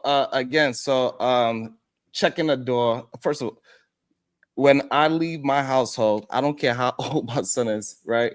If he's 15, because his oldest is 15 years old, he is not the man of the house. Again, the security is going to the second in command. She is the one that should know where everything is at, that need to protect the house, how to get the kids safely out of the house, because that's what you need the protection for. Somebody that's competent, that's going to lead the children out. Not my 50-year-old son leading his mom out the house. Chores is not a part of masculinity. It doesn't matter if he can take out the garbage. So because I work outside the house for 20 hours out the day, my wife is not going to wait for me to come home to take out some trash because she is living in the house. So taking out the trash doesn't have anything to do with being a man. Making sure a door is locked doesn't have anything to do with a man. A man being patient, right? When somebody when somebody give you the respect to that let out all of your words at one time and did not interrupt you one time, that is show of respect. That's masculinity. Somebody that has brevity, that is masculinity. Somebody that has responsibility, that's masculinity. Somebody that is going to, you got to have a progression to be called a man of anything. You don't give that to somebody, say you are the man of something. No, he got to earn being a man, because we all born males and females. Females got to earn being the woman of the house as well. We don't give our young daughters, you the woman of the house, right? So no, we cannot give our son. He has to earn his rightful spot in society and be a man. I get it. So I guess you took what he was saying out of context, because you're saying that taking out the trash, making sure the doors are locked, things like that, that has nothing to do with men. But it is. What he's saying is he's training his son now, and has been training his son to do these things so they become habit. Because that is protection. You want your family to be in a clean environment. So take out the fucking trash. Some nights you're gonna wash the dishes. You want your family to be safe. Well, make sure those doors are locked. Make sure that alarm is on. So he's training his son at a young age, and these are the things that he's talking about. Now, we know that the son ain't the quote-unquote man of the house. Like, you know what I'm saying? He don't rule over anybody. Like I said before, he don't rule over anybody, but... Hey, go to your settings and turn your mic on. Your mic is not off. You're talking to the computer. Oh, am I? Yeah. Yeah. What's going on here? Yeah. Let me jump in so he fixes that really fast. Keep 1 second, because I got to drop off really fast. So one of the other issues we're having, I think, like Europe has it, the draft. Men go and learn these habits, how to pitch a tent, how to tie a knot, how to clean a firearm. A lot of men don't even know how to do that. They learn respect through the military. I know a lot of people might say, "Oh, what the fuck is he saying? He's like going on the computer and tapping away like they're warrior keyboards, whatever." I don't give a shit. End of the day, if we bring the draft back, you're going to see a different kind of man coming out of your society. All right, test 1 2. Y'all hear me now? Yeah, it's still low, but we can deal with it. Still low? Yeah, I'm gonna get thank you, Ghost of Sparta, man. If you gotta go, you're through your computer, bro. You're through your computer. Yeah, go to settings, go to audio, and fix it. Either your computer or your camera. You need to do it through your.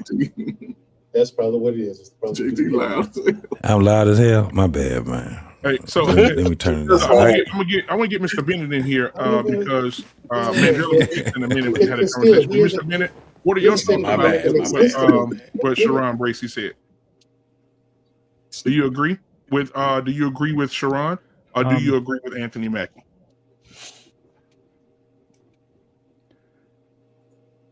Well, I think they make points here. I mean, I didn't see the core of what Anthony was saying, and I've raised this point actually several times on these panels. Yeah, we're not supposed to be raising children. We're supposed to be raising adults. And so the idea here is that, again, as Mandrell was saying, the lessons that you start with, first of all, respect for all. Which and I've heard a lot of times in these spaces, people talk about, oh, well, respect is earned. No, respect is given. So he starts out his kids with that. You will say, yes, sir, yes, ma'am, no, sir, no, ma'am, and thank you from the jump. Certain people don't have to earn respect to get that for you to give it to people. So he starts with that. Then he talks about putting in their minds the idea of at some point you will be taking care of your mother. Now, obviously, are they in a position at 4 years old to take care of their mom? No, but again, he's planting the seed as far as what your responsibilities are. That's what he's doing.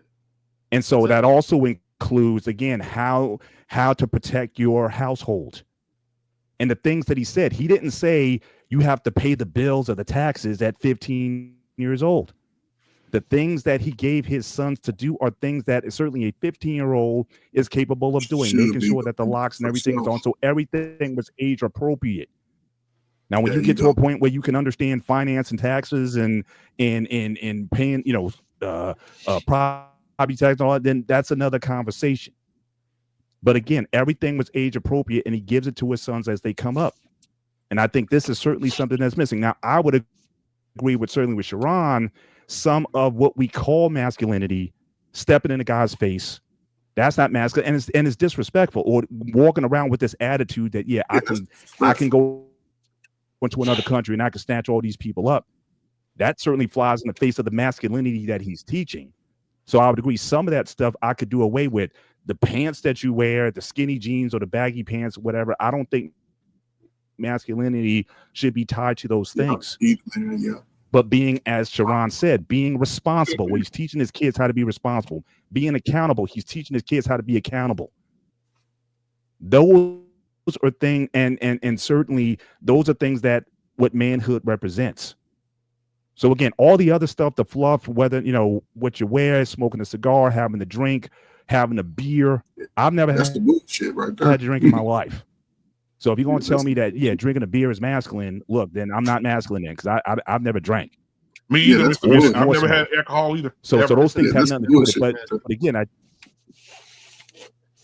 So I think we're getting in maybe a little bit into the weeds of some of the stuff that, again, I agree. Some of that stuff he could have left out. If he would have kept it just on that part that he said with him and his household, Paul dropped right there, that would have been sufficient. Yeah, well, but all the other stuff, the machismo, the quote unquote American machismo that he led with.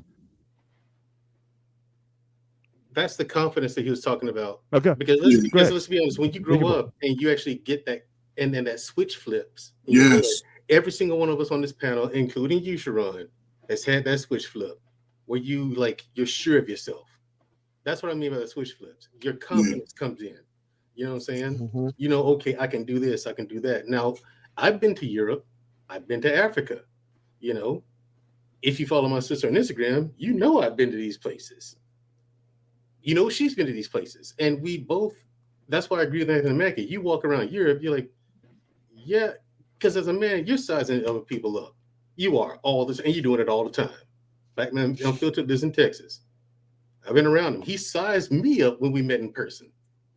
And he didn't do it on purpose. It wasn't on some slash stuff. It was just instinctual. It's just in you to do that. And then my son sized you up. But I think we are missing. Hold on, Sharon. But the problem is, this is the problem that I'm having, right? We stray away from putting our own self into what the man is saying. You want to aggrandize what he said.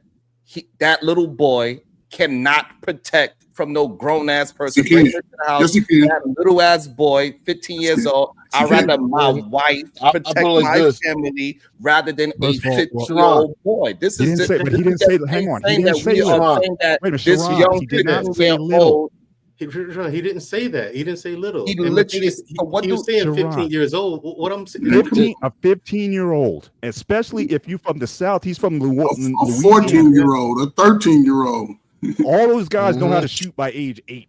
Yeah, he's from my home area. He's from my house. That's my house right there, Louisiana. Right. Baby. I'm from I mean Jersey. I think that sounds great. But if he really was worried about being the man of the house, he needs to show it through his own actions. That's how you teach a young man how to be a man of the house. And so for the fact that he ruined his own household, he don't live in his own household. He divorced his woman. He is not showing and being all this. I get it. You want to put all of this. You want to put all your machismo on him because y'all believe in this idea of masculinity is being attacked in America. Like he is the main culprit of them getting attacked in America because he is the man that is talking all this masculinity thing, and he is on camera kissing a man on the mouth.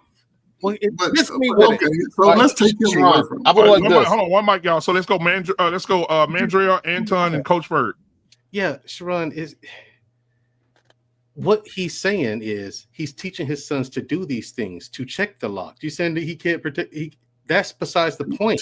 That's not the point he's trying to make. He's trying to make the point that he's raising his boys to be respectful. He gave examples of the respect you talked about.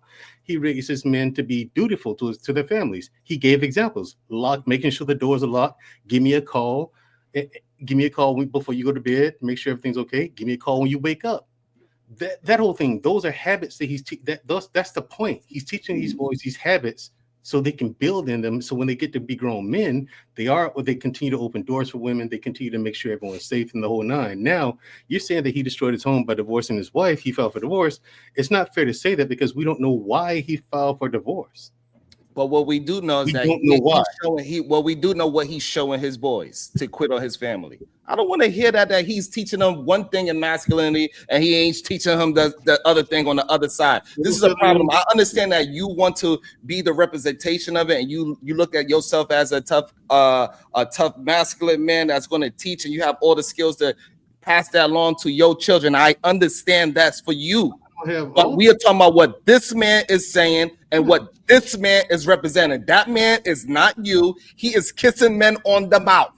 Okay, this man broke up his household, and now he is saying that a young 15-year-old boy is supposed to be running a household when there's a whole grown-ass woman in there. It is not acceptable. This is that whole fake it till you make it situation, and this is a problem why a lot of boys, they have arrested development because at 15 years old, they think they're a man, and when they think they're a man at 15 years old, I know it for a fact that what they try to do, they go ahead and try to be outside and be a man. They start having sex early. They start having attitude. They start bucking up. They start to really believe that they are something that they did not earn. Okay, here's the thing. Like, I guess you not only did you miss what Anthony Mackie said, you missed the points that we're making tonight as well. Because like it's like you go right past them for some reason. Like, okay, again, so using his examples to take it away from me, right? And anyone else on this panel. All right. The examples he gave, and I agree with him because I'm fed up with the soft nonsense too. The soft nonsense is not opening doors for women, calling them out of their names, beating on them, not being chivalrous, bullshit like that, complaining about having to pay for dates. That's the one that gets me. I'm like, you asked her out on a date, right? Yeah, the thing you fucking pay. You pay the check. You asked her. So, open the door, things like that. I was raised on those things. And Anthony Mackie is saying in there that this is kind of a lost art because kids aren't being taught these things anymore. And you see it every single day. If I'm out, I'm a firearms instructor. You should see these numbskulls on the range. Just dumb. Like one guy ran out of ammo, right? So he pressed the slide release, it goes forward, and he does this with it. And looks down the barrel. It looks down the barrel. Now, his thing, these are people who are not used to following direction. They're not used to being responsible. They're not used to thinking. And what Anthony Mackie is saying is these things that he's teaching his boys to do. So take all his negative stuff out of the picture if you can. Separate the negative things you know about him from what his message is in this video. He's teaching them the right things. If this is indeed what he's teaching his boys, he's teaching them how to think, how to be responsible, because you should, I don't think you should teach someone what to think. You should teach them how to.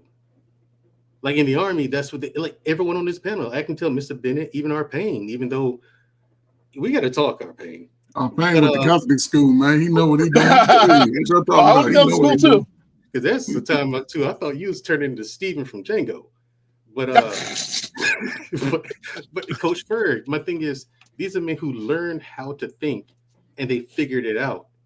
Because men, you know, your boys, you can't hand them everything, but as long as they're young, teaching them to be responsible with, okay, you're the man of the house.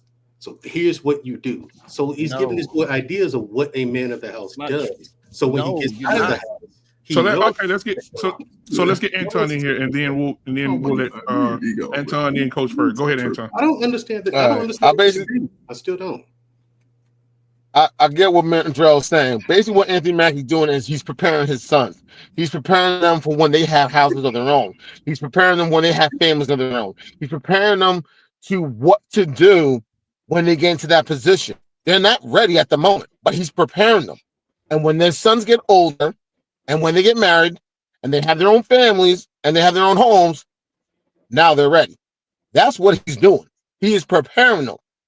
And I totally understand where he's coming from, because I got the same thing from my father. And my father taught me and my brother and my sister that. But he was definitely on me because I'm the firstborn son. I may be in the middle of three, but I'm the firstborn son. I'm the namesake. I carry his name. So he was teaching me not only how to protect the house that I live in with my family, he was also teaching me what to do when I have a home of my own. How to do all those other things. I learned that from him. I learned that from my mother, and I got 12 years of Catholic school. And my family's from the islands too, so we don't play that nonsense. So I've had that stuff instilled in me from the start. He's showing them structure, order, discipline, foundation. That's basically what he's teaching them. All the other stuff, his private life, that's none of our business. I could care less. That's what he's teaching his sons. That's what he's been doing. And I got the same treatment just like that growing up as well. Structure, order, discipline, foundation. I got that from both my parents. I got that from 12 years of Catholic school. And I definitely got that when I joined the Army. So I've always had that. Always instilled in me. So I don't have a problem with what he's teaching his son. I don't. And that's been the problem. Was your father in the house past 15 years old? Oh, my parents are still married. My parents been married so that's what your father really taught you. So all this other stuff, I'm glad that you appreciate it. But he taught you a real lesson by never breaking up his goddamn family, being a real man and going through thick and thin, whatever he had to do, and show his son how to be a man by his actions, not by this bullshit ass words that say, "Oh, son, I'm raising you up to be like this," and even though I'm myself cannot hold up to this man standard. You ain't being fair, Sharon. Of course not. This is the problem with a lot of men. You don't want to be honest with men, right? And tell them, hey, listen, if you're going to be out there talking all this tough guy stuff, then you need to be a tough guy then. But we don't know what if you want to be a man, then you need to talk that man shit. You also got to live it. We don't know. You cannot tell Kobe how to shoot if you ain't never shoot. One of the reasons why he said to his young boys, hey, why you shot so many shots? Because I was in a gym practicing, you wasn't. But we don't know. Again, you got to earn that respect as a man. You don't get it's not given to you. Everybody learns how to be adults. We are raised adults. So it doesn't matter if it's the 50-year-old son, the 7-year-old son, or the 50-year-old daughter, the 7-year-old daughter. We all know in our household, the oldest is going to be the one checking for everything anyway. You got a son, Sharon? Yes. And he lives on it, and he lives on his own. 25 years old. Hold that, Mandrick. I won't get close to her. She lives on her own, right? So to see how quickly it is to come to me to say, "How about you? Do you have a personal one?" But when it's time to break down his own lifestyle, that he did not be the man of his own house. I'm not doing that. What I was about to ask you is, you're telling me you would have a problem, and you telling me you didn't teach your kids what he was saying in that video. So I wasn't attacking you with it. With asking you, did you have a son? I wasn't attacking you. I'm making a parallel. Yeah, he wants. You're telling me that you didn't teach your son attacked. to take out the trash, check the locks, and open the doors for women. Well, there you go. You taught your son the same thing he did. Why would you have a problem with what he's saying? So again, you feel me? That's why I asked that question. For some reason, we cannot just be honest on what he is saying. He is not teaching them. Those are responsibilities and chores and how to be a responsible human being. That don't have nothing to do with manhood. What he's teaching them. And yes, and let's just be honest. Stop calling him a 15-year-old kid and telling this 15-year-old kid, yeah, you're a man now. You're the man of my house when I leave. Get the hell out of here. You're doing chores. You're doing what I tell you to do. When you get your own goddamn house and you raise up your family, then I could sit down, we could drink a beer together. Then I say, you know what, son? You became a great man. Now, Coach Ferg, what do you have to say? What do you say about what Sharon is saying? Do you agree with Sharon or do you agree with Anthony Mackie? Your thoughts, Coach Ferg. You know, I'm gonna say salute to my father, man. He was the ultimate teacher of me of how to be responsible as a young man. Even in my stupid time, you know, salute to him. You know, he told me one time to protect the house, and I've been locking doors and making sure the windows and shit been locked ever since, right? He showed me how to, you know, he didn't really show me how to cut the grass. He just said, here's a lawnmower, here, I'm gonna show you how to start. He said, push. Exactly. And exactly. But it was all age appropriate, right? You know what I'm saying? I grew up with him until I went away to college. So it's all age appropriate. Now, and I'm gonna just take it off the panel, you know, because we have fathers who ain't with the mother, because we're talking about a situation where a man would have to marry the mother. Now, we got a lot of situations where the parents are not married, and we don't have a lot of opportunity for the man to give information to their sons like my brother Mackie is. Whether he's in the house or not, he can say, son, protect your mama, protect your sisters. Now, again, if a man is in the house with his wife, it's not about come and protect and do this, because if we have more than one child, the son has to be understanding of the game plan. Like, son, if somebody come in, like I learned this from the little white kids, they buy their sons guns at 12. When somebody come in, you get that shotgun and you do what you do.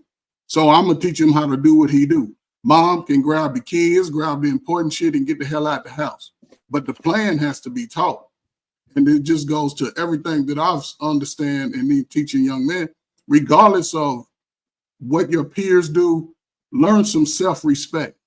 My father was big on self-respect, especially to the elders. I couldn't just say, you know, he made sure that I spoke to elder people. He taught me those things, and some things he had a nice little conversation. Something he just told me to do it. And as I became my own little man running around, I did some of those things, and a lot of those things paid off. You know, if he's not in the home, that's one thing. He broke his home. Okay, cool. But he still has a legacy behind. And if men can have an opportunity to have those conversations with their sons or daughters, whether they're in the house or not, we wouldn't see a lot of this ass-eating behavior out here.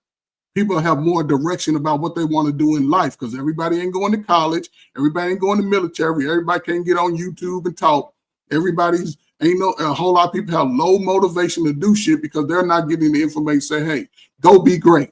I don't think nobody here is not teaching their child, would teach their child, go just be a failure. You ain't shit. So those conversations have to be had with fathers, sons, mothers, daughters. Be better than me. That's what life is about. Be better than me. I want my son to be better than me, whether he achieved that or not. So it is what it is, man. Hey. So Sharon, did you want to respond to what Coach Ferg said?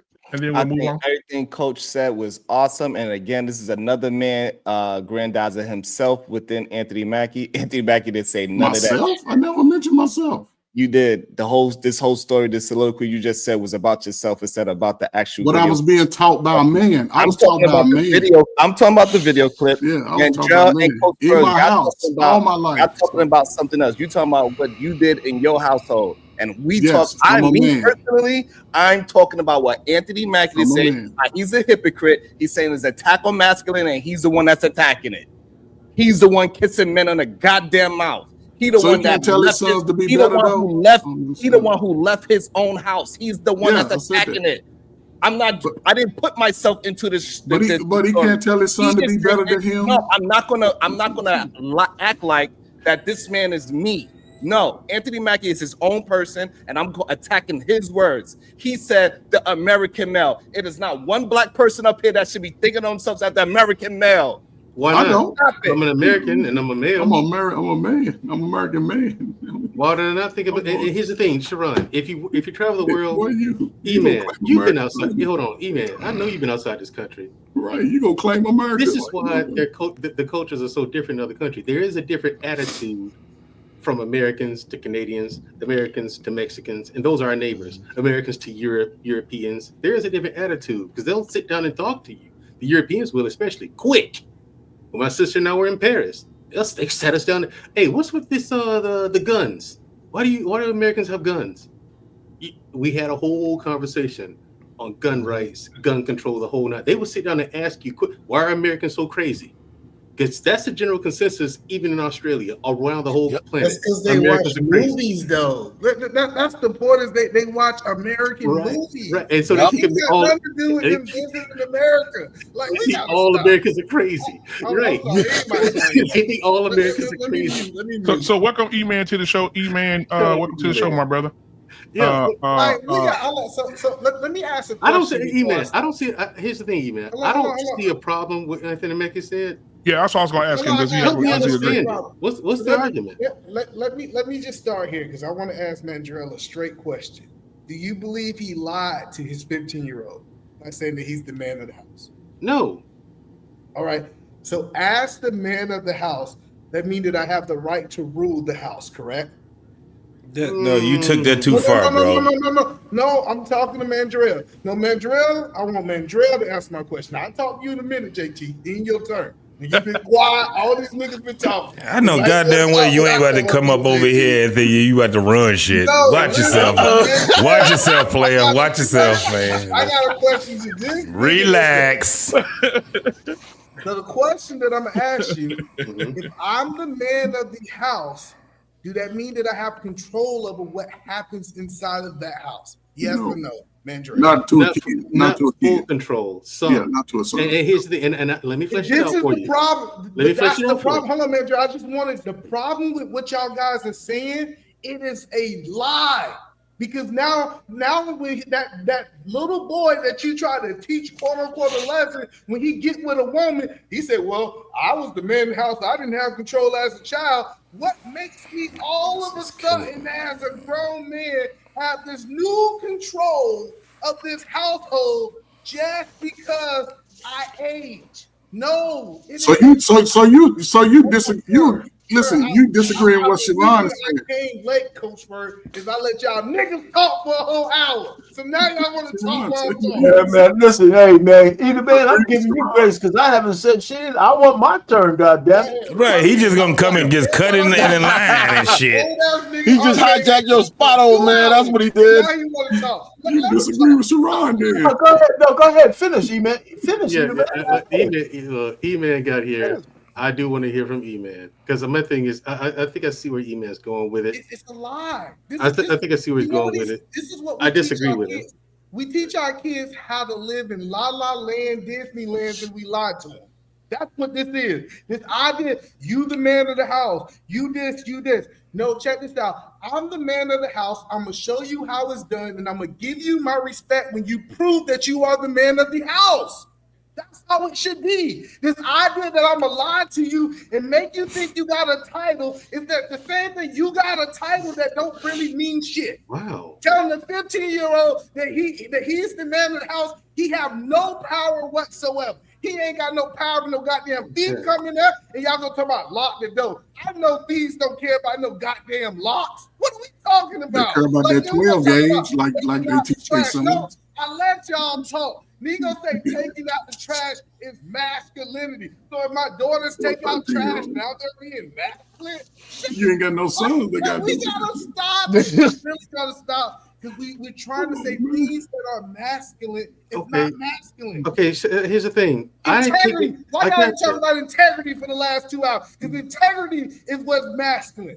Salute to my And father. so here's the thing, E-Man. In my house, my wife doesn't touch trash. Right. I take out all the But trash in the talking house. about you, bro. Listen. My wife doesn't touch trash. Only to throw it in. I didn't come up here talking about what Eda Man do at his house. Listen, what I'm telling you is we keep saying that this is a reflection of masculinity. I'm gonna teach you responsibility by you taking out trash. Why can I teach you responsibility by you doing your goddamn homework? Like something at your level. Like, this idea that I gotta teach you how to be a man by you taking out some trash or you locking a door when we know that adults should be locking doors. We know that no kid supposed to be like, hey, check this out. Let me lock the door to protect the family. Yeah, you like, missed the point too. A 15-year-old can do all that. What are you talking about? Isn't the difference between being a responsible adult? Because this is what I hear. Every time we start hearing this masculinity, I was like, well, if that's masculinity, should I not teach my daughters to lock the doors behind them? Like you really got to start understanding this is not masculinity that y'all talked about. Hey, Eda man. So this is the thing. Yeah, shit gets lost in translation. Yeah, I think. that's the other thing that's going on. Yeah. So the thing is that if I could just another cook. It's not necessarily what he's doing, meaning taking out the trash. It's why he's doing it. Right. It's what like I take out the trash, so my wife doesn't have to put her hands on anything filthy. You don't take out that trash. You go do your woman stuff. I'll do this. Okay. But she been taking out trash before she got with you. Right. But now I'm here. So maybe he shouldn't have said you're the man of the house versus you're responsible at this time, right? Thank you, JT. I'm sorry, I got too excited. I apologize. Shout out the dirty folks. I knew we could get you on that. Come on, we got you silly man. Y'all silly. Go ahead, JT. I'm sorry. Yeah. Let's get go ahead, JT. Then R-Pain. Go ahead. Yeah. Mr. Bennett. Absolutely. Hey, So but you know that JP, he wanted to skip you when you came outside. He didn't go to talk no more. He said, "Let's go to our pay. Let's mute JT." Go ahead. No. It definitely comes down to the point of being responsible, right? For one, I am a latchkey kid, the real original. I come from that era of latchkey, right? So 8 years old, by myself in the home. My parents worked until 8, 9, 10 at night. I got home. I also had, neighbors and things like that. Times have changed. So this is how it gets lost in translation. Because what happens is that... Okay. So what happens is that once you start having folks like my man Mackie, different lifestyle than the average person that's living. And he's still trying to teach the principles, right? Of being man, a man, being in manhood and things like that. So what happens is that when we're listening to what he's saying in an interview, it's gonna get misconstrued. But now watch this. What he's saying, there's no reason where we can be so hard on what he's saying and the premise that he stands on. How do you disagree with him telling his 15-year-old son that you're the man of the house? I agree with you guys. It should have been that you're responsible, right? Well, I can answer that question for you, right? Because we on YouTube, we criticize women. I see y'all criticize women. I see y'all criticize everybody. So as soon as we start holding people accountable, now we got to dictate how hard we be on people. No, if we gonna give this type of smoke to people, let's be an equal accountability. Yeah, but why would you give smoke? That's the question is why would you give smoke to him if he's trying to teach him to be greater than him? Well, because he is a public figure who decided to share his opinions on the open web. And so since he decided that he wanted to do an interview, we got the right to critique it. Like this idea that this man would get some type of permit. Maybe because he's Captain America. Y'all think he gets some special type of attention. But no, he get the same work as everybody else. And JT, that's what we're telling you is that I don't know, man. Me and Schroeder got no personal opinion. We took the words that he said and we say, you know what? He full of shit, he lying. And now y'all upset about it. No, nobody's. I'm not. So I can't speak on the other people, but this is my thing. It does have to be a conversation that's about it because for what I see, I don't see that what Sharon was saying, his premise was so far-fetched where we can't have a conversation about it.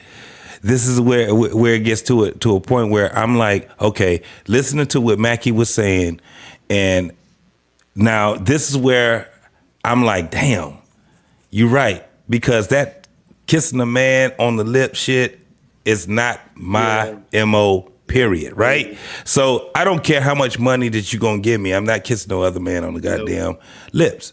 So that's where it gets to a point where I'm like, yeah, we need to have the conversation then. Because right now, like again, what he was saying, I don't have a problem with it. I don't have a problem with him saying that, listen, I'm teaching my boys to be men, right? What I don't understand is where's the because it's not just you guys, but I don't understand where the smoke is coming from what he's saying because his premise is correct. His premise is correct. Because both E-Man and Sharon teaches their kids the same thing. So no, JT. Like you're not convincing me you ain't teach your son to open up doors for women. What I'm trying to explain to you, never in my life. I want to isolate just one thing and not take the man in total. Right. Listen, you said that's just like saying, oh well, this woman said something. We shouldn't talk. We shouldn't bring in the fact that she got 3 kids and she been sleeping around and she been doing all this stuff. We should only take the words that she said inside the interview. None of y'all would do that. Y'all would say no. We gonna hold the whole woman accountable. So that's why I said the conversation is there because at the end of the day, it's the message and the messenger, right? That's what we're talking about then. Because at the end of the day, once he said what he said, there's no way that I can sit back and say, well, this motherfucker is doing, he said some shit that's 100% wrong. Like again, earlier when he said that we're lying to our kids and we're telling them that, hard work pays off, right? And we're lying to them on that. I disagreed with it, but I understood where he was coming from because of knowing what he knows. You know what I'm saying? In Hollywood. Now, in regular life, I'm like, that's where I disagree with that. Hard work opens doors. I don't give a fuck what nobody say. It opens doors, right? So when we're talking about him telling his son, what was 15 years old? You're the man. So this is the thing. Of course, yeah, with the semantics of it, I'll be like, nah, I would never tell my son at 15 years old, you're the man. But I would definitely tell him, you're definitely responsible and accountable for what happens when I'm not here. And then as they get older, when they get their own home, they will understand exactly what those principles are. So I understand that 100%. All right, so let's pass the torch, man, because we're going around in circles. No, it's on you, RP. Listen, all I'm just trying to say first, I gotta say, there's no such thing as toxic masculinity, okay? Just like we never say there's no such thing as toxic feminism. There's toxic men and there's toxic women who have character flaws. So there's not your masculinity that's toxic. And the people who profess that your masculinity is toxic are actually male feminists and guys who've lost their way.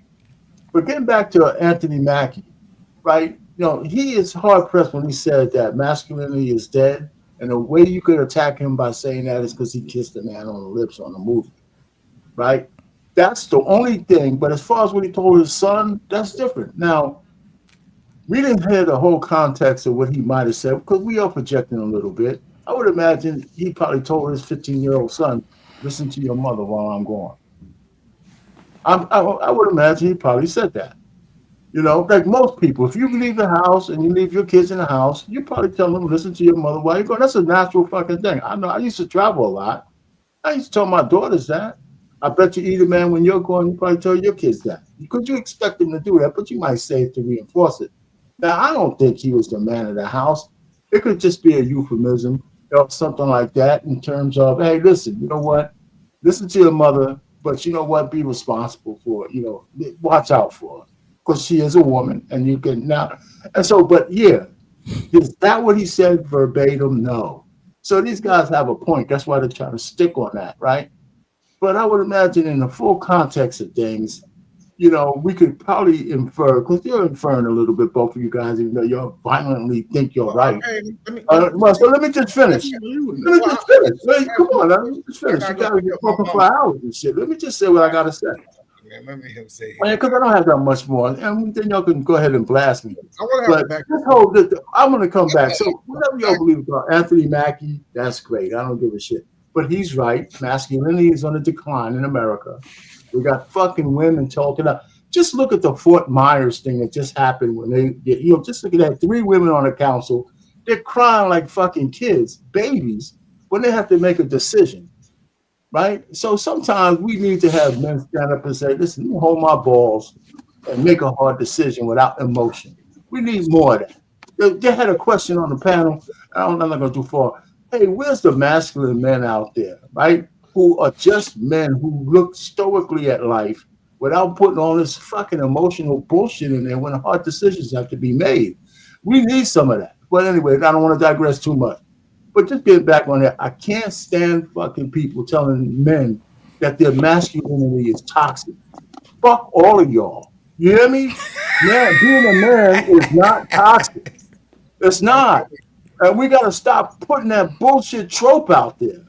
So if you got a bad character flaw, great, you're toxic. But your masculinity is not toxic. And stop telling motherfucking boys that their masculinity is toxic. So, sir, do you agree with him or you disagree with him? I understand the masculinity is not toxic. Do you agree that he told the truth? So help him God, or do you think he lied? I think I would say that he misspoke. That's beside the He point, lied. E-Man, though. That's a nice way to say he lied. That's crazy. That's beside the point, though, E-Man. That's not a big issue. But y'all are defending a lie. He didn't say you tell his son. Y'all hear that? Y'all said that. He didn't mean to say that. No, let's just hear me out, guys, because I gotta go. I'm waiting. Listen, just hear me out. Sometimes we just gotta hold people accountable for what they said. I haven't been in these spaces a lot, and people want to hold me. Well, you said this, not what I meant. They hold me accountable for what I say. And all we did is said he lied. Because if I ask any man who's the man in their house, do you need to listen to your wife? Do you need to do this? They were like, no, I ain't got to follow directions of my wife. I'm the man in my house. So it sounds double-minded. And double-minded, because those same men that tell their children, because we're talking about their kids, yo, listen to your mama. Look, there's no correlation. You're any man that's older than you is probably a boomer, and boomers are dumb. Don't listen to boomers. It's like listening to a black woman with clothes on. Like I don't entertain that. My dad's a boomer. All he does is try to destroy everything that other people build, so he feel like a man. But can't none of them help him with your homework at the 3rd grade because none of them have the emotional intelligence. No, hold on, man. You didn't walk the battle, man. Shut the fuck up. Because my mother is my father's baby mama. The same way that niggas don't give a fuck about their baby mama, my dad shouldn't have gave a fuck about my mom. Because as a man, I understand that men identify with men's issues. When a man finds a good wife, he finds a good thing, and I'll celebrate those men like, yo, bro, you got a good one. But everybody ain't got a good one. Even the married men that have fucked some fucking body else's baby mama. Y'all love taking care of other niggas' kids, right? And y'all talking to a class of women who I don't even call women. I don't think black women are women. But y'all we start talking about women who don't know what a good man is. Pay her bills. They all. How we start talking about women when we talk about raising men? No, you're talking. No, I'm going off the example that you made. Like, yo, because these men say such and such. I don't give a fuck what they say because what they do is different. They say you need to work hard, study, get good grades, be athletic, and then you do that shit and they hate on you. Look, your group of older men ain't shit. You don't agree with the man in the video. You said that he full of shit. Dirty folks. What? He your age, dirty folk. No. Listen, I want to greatest movie that ever lived based on what you Hello, I'm just trying to connect. So the question is, do you agree with what this man said, or you disagree, dirty folks, or you just talk? Look, I don't listen to nothing actors say. But look, I know a bunch of 12-year-old boys who saying I got to buy my mama a house. Nigga, your mama 38. So you telling me a 38-year-old bitch don't know what you know at 12? Look, I'm not really agreeing with nobody who listen to anything the girl said with clothes on. Period. There's nothing that. All right, so Hey, Lit, man, how you doing, Lit? Hey, what's going on? I want to hear Lost before I go, because I know Lost he gonna come with the knowledge of how this the man of the house. I can feel it. I felt it in the chat. You know what? I'm gonna add my piece to it, man, because I got a very different perspective than a lot of people, man. If you disagree, Lost in Translation, please make it make sense to me. I don't see how any guy. I'm about to make it make sense. I think like Sharon hasn't made it make sense. E-Man hasn't made it make sense. Yeah. They just missed. Maybe it's a comprehension issue. Maybe just something happened to you. I get what you're saying, but you know, I mean, it makes sense if you get what I said. No, I'm sorry, we derailed it. Go ahead, Lost. Here's the That's what y'all do when derail us. Like, here's the situation, fellas. I think that a lot of times, sometimes we may be arguing two different things, and I think sometimes through our own rose-colored glasses, we see the world differently. Here's the situation. There are times where you train your kids up to eventually want to be men. It's like you guys talked about it earlier, pulling up the chair for a woman and open the door for, basically being a gentleman. The danger with telling men that they're the man of the house can do psychological damage. And I'm going to tell you why. My dad passed away when I was 18 years old. And right after that, man, I had to go to therapy. And because I thought I had to be the damn man of the house. You see what I'm saying? At 18. And what happened was, man, during therapy, it's just like something inside me broke. You know what I mean? And the therapist had to let me know to relieve me of that pressure and says, hey, you're a young man. You're not the man of the house. You see what I'm saying? Because that's a responsibility that should only be placed on the man of the house. You see what I'm saying? Because here's the thing, at 18, you still ain't trained to be a man all the way. There's certain things that you have to complete along your journey. Now, as far as him, telling the kids, hey, giving them little responsibilities, taking out the trash, that type of thing. But as far as being the man, that is a conversation that takes a lifetime to develop. And as far as him being the example of being a household, you can be an example from different places or whatever, but I'm here to tell you, it takes time to develop that. And of course, it's like Mr. Bennett always says, sometimes we want to make sure that our kids are better than us. You know what I'm saying? Sometimes we make mistakes as grown men, and we have to let our kids know, hey, it's okay to fail sometimes. Because I don't think it's fair that we have to teach our kids and put that unnecessary pressure on them that they have to be perfect, because we're not perfect ourselves. You see what I'm saying? And we need to learn how to free our kids and people responsible from saying, hey, you have to be perfect. Because there are people in life, man, who have families, and they'll sit up there and they'll have a situation where they hit a bump in the road, and the next thing you know, they're offing themselves, or they're jumping out of windows and ending their lives because they weren't perfect. And I think that's a pressure that we put on men, sadly and all too often, that I don't think they really should have to care. Now, here's the thing. There are certain things that men are required to do, and we already know this. But at the same time, we really shouldn't put that pressure on our kids, especially when they're kids. Now, I understand he's giving them little assignments or whatever to do that says, hey, look, I'm giving them, confidence that, hey, you're going to be the man in the house. But we already know what that is. That's basically telling them, hey, look, you're going to be responsible for the little stuff, like making sure the door's locked. But here's the thing. If push comes to shove, I need you to pick up the phone and call the police and let grown men handle grown men business. You see what I'm saying? Because I don't think that I would want to put my legacy on the line, you know what I mean, to handle somebody who don't care nothing about them kicking in the door.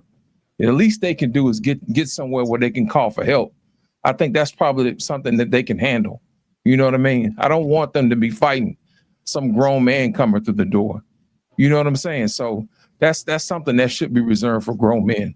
But at the end of the day, I understand exactly where he's coming from, telling them, hey, it's okay to be a man in a man's world.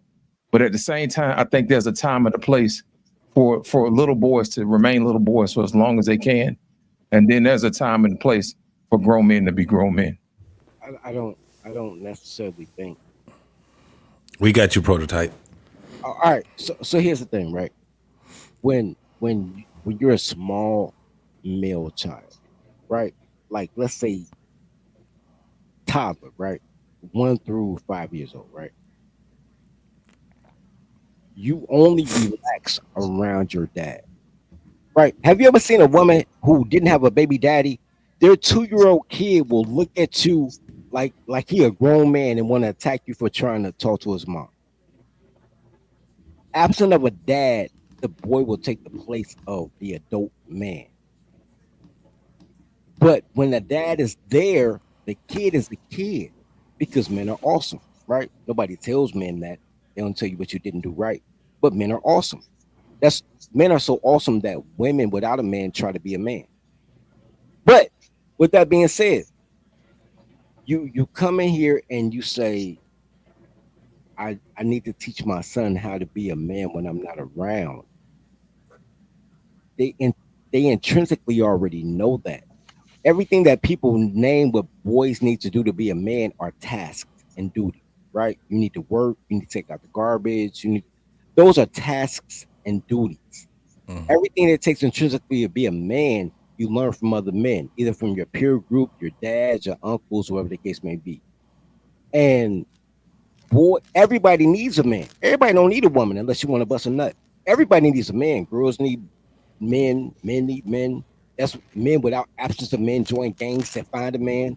Everybody need a man. Girls don't need nobody needs a girl with clothes on. Everybody needs a man.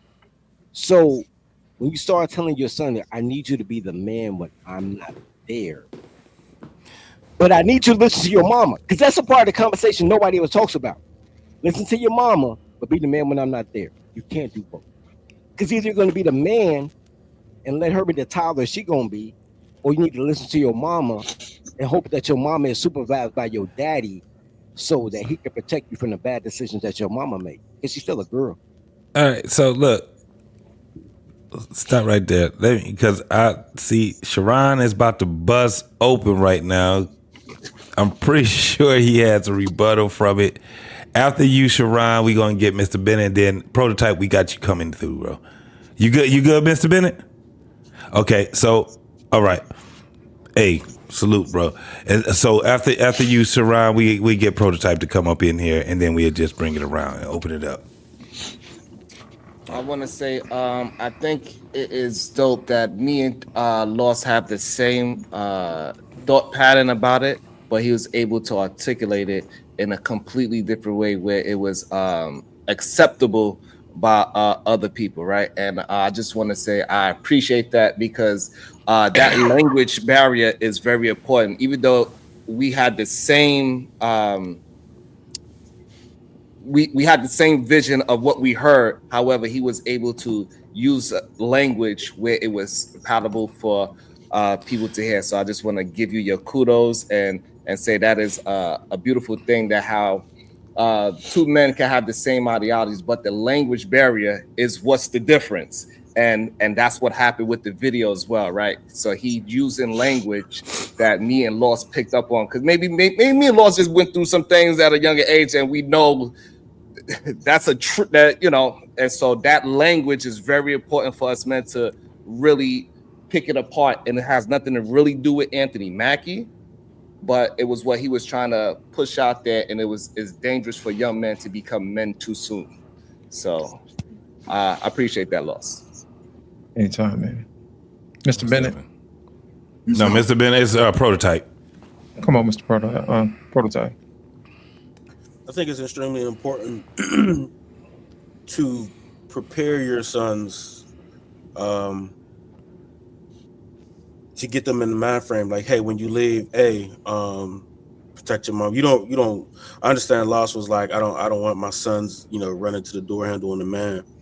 But I think it's a part of just preparing them in the mental state of, hey, I gotta hold it down. You know what I'm saying? It's a lot to do with like sports, right? Like I even tell my 7-year-old, like, hey, you're the leader of this team. He the youngest, but I'm like, hey, you're the leader of this team. And I don't, he's not, but it's really just to gear him up to take on the role and get used to and comfortable with the pressure of the role of being a leader on his team in the house. You understand what I'm saying? So it's just I don't find anything wrong with what he's saying, you know what I'm saying? And his methods of trying to prepare his young, you know what I mean, for what may lie ahead. Now the hard work thing, if I think if we're speaking of that, that is kind of like, of course, nepotism, you know, what is it? Nepotism is a thing, right? But at the same time, you can take somebody else's nepotism if you're working harder than that nephew or that son, or you know what I'm saying? You know, like a parent will easily be like, "Well, my son don't want it."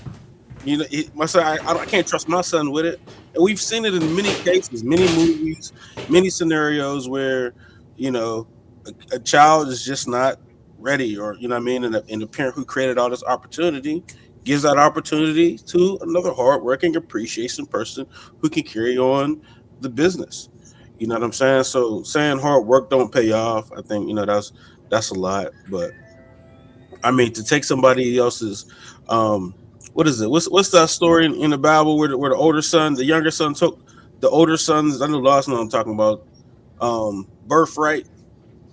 You know what I'm saying? Like if somebody squanders it, Are somebody you else talking about gets the it. story of the prodigal son? No, no, no, no. I'm talking about I think it was like Abraham or something weird where the older son was a hunter and the younger son was weak, but the mom manipulated the dad because he was on his deathbed or something wild like that. Like he couldn't, he was blind, so all he could do was like we'll go over that later. But I ain't gonna I'll land the plane. Yeah. Jacob and Esau, there you go. Thank you. So to Loss, just so I can understand, because you have a unique story, right? And I think if I heard you right correctly, at the time, unfortunate of your fortunate situation, you were not in a mental capacity to really take on that role by default. See, you was placed in it by default. But even up until that time, I would think that I'm right in saying that your father was instilling in you values and things to be respectful as a man. So now, as you sort of in that lane, you've always moved into lost in translation mode. You know what I'm saying? You ain't never gone too far out of whack and out of character. See, that's the point that I'm seeing from what he's saying, based off if my father was talking to me, he's telling me be respectful, speak to elders, do these things, right? And so when he left, it just like I said, I grew up with a lot of sisters, so he wasn't telling me, that I was the man of the house. And one time my mother said, "Well, you the man when your daddy ain't here."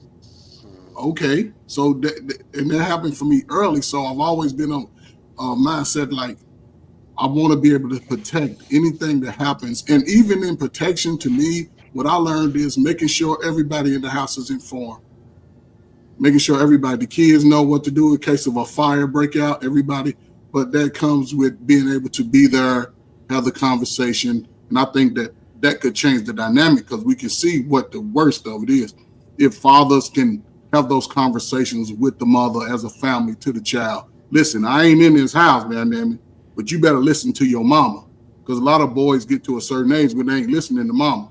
So at least if both parents can allow to put their differences aside and pass that message, because there's always been single parents, but the parents was able to work together, you can see the results of those children, and the ones that don't, you see where children go to. Girls go to the strip clubs, guys go to games, drugs. So it's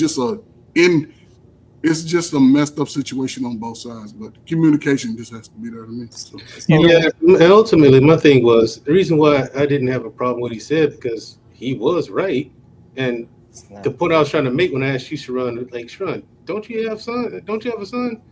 Is because Sharon, you never had conversations. I know for a fact you taught your son the things that Anthony Mackie was talking about teaching his son. I did not. You did teach him to take out trash. You did teach him to make sure the doors are locked. Things like that. Just little responsibilities, you know. And again, that's why people saying it's age appropriate. As they grow up, you teach them to be more and more responsible for this, that, and the other. You know what I'm saying? Pick up your clothes and take them. You know, you pick up your clothes, put them in the dirty clothes hamper, or go to the washing machine and wash your clothes, stuff like that. And that's what he's talking about. And that point there, I think that's the overall point you missed. That's what the question is tonight, at least. Now you disagree with him with whatever you disagree with him with, but I'm like, him teaching his kid to be responsible, leaving his language and the way he articulated it out of it. The overall point is he's teaching his kids to be responsible and on the lookout and things like and respectful and things like that. That's something you gotta agree with. Sound like somebody was but so you did. Again, what you're missing is that usually you teach your son by your actions. Right. So I'm taking out the trash. Son, I need you to go do your responsibilities. And as you get older, you get more responsibilities, right? So again, what he was saying, he is putting way too much pressure on a figure of he believes that he's the man of the house and somebody was to come in. He want to try to step up and one of the family members get passed away because he was trying to be the man of the house. That's going to have some long lasting effects on that young man. You got to let adults be adults. My wife is second in command. You are not the man of my house. You have to earn being the man of a house. Yeah, but when I was 15, if someone broke into our house, I'd take them on.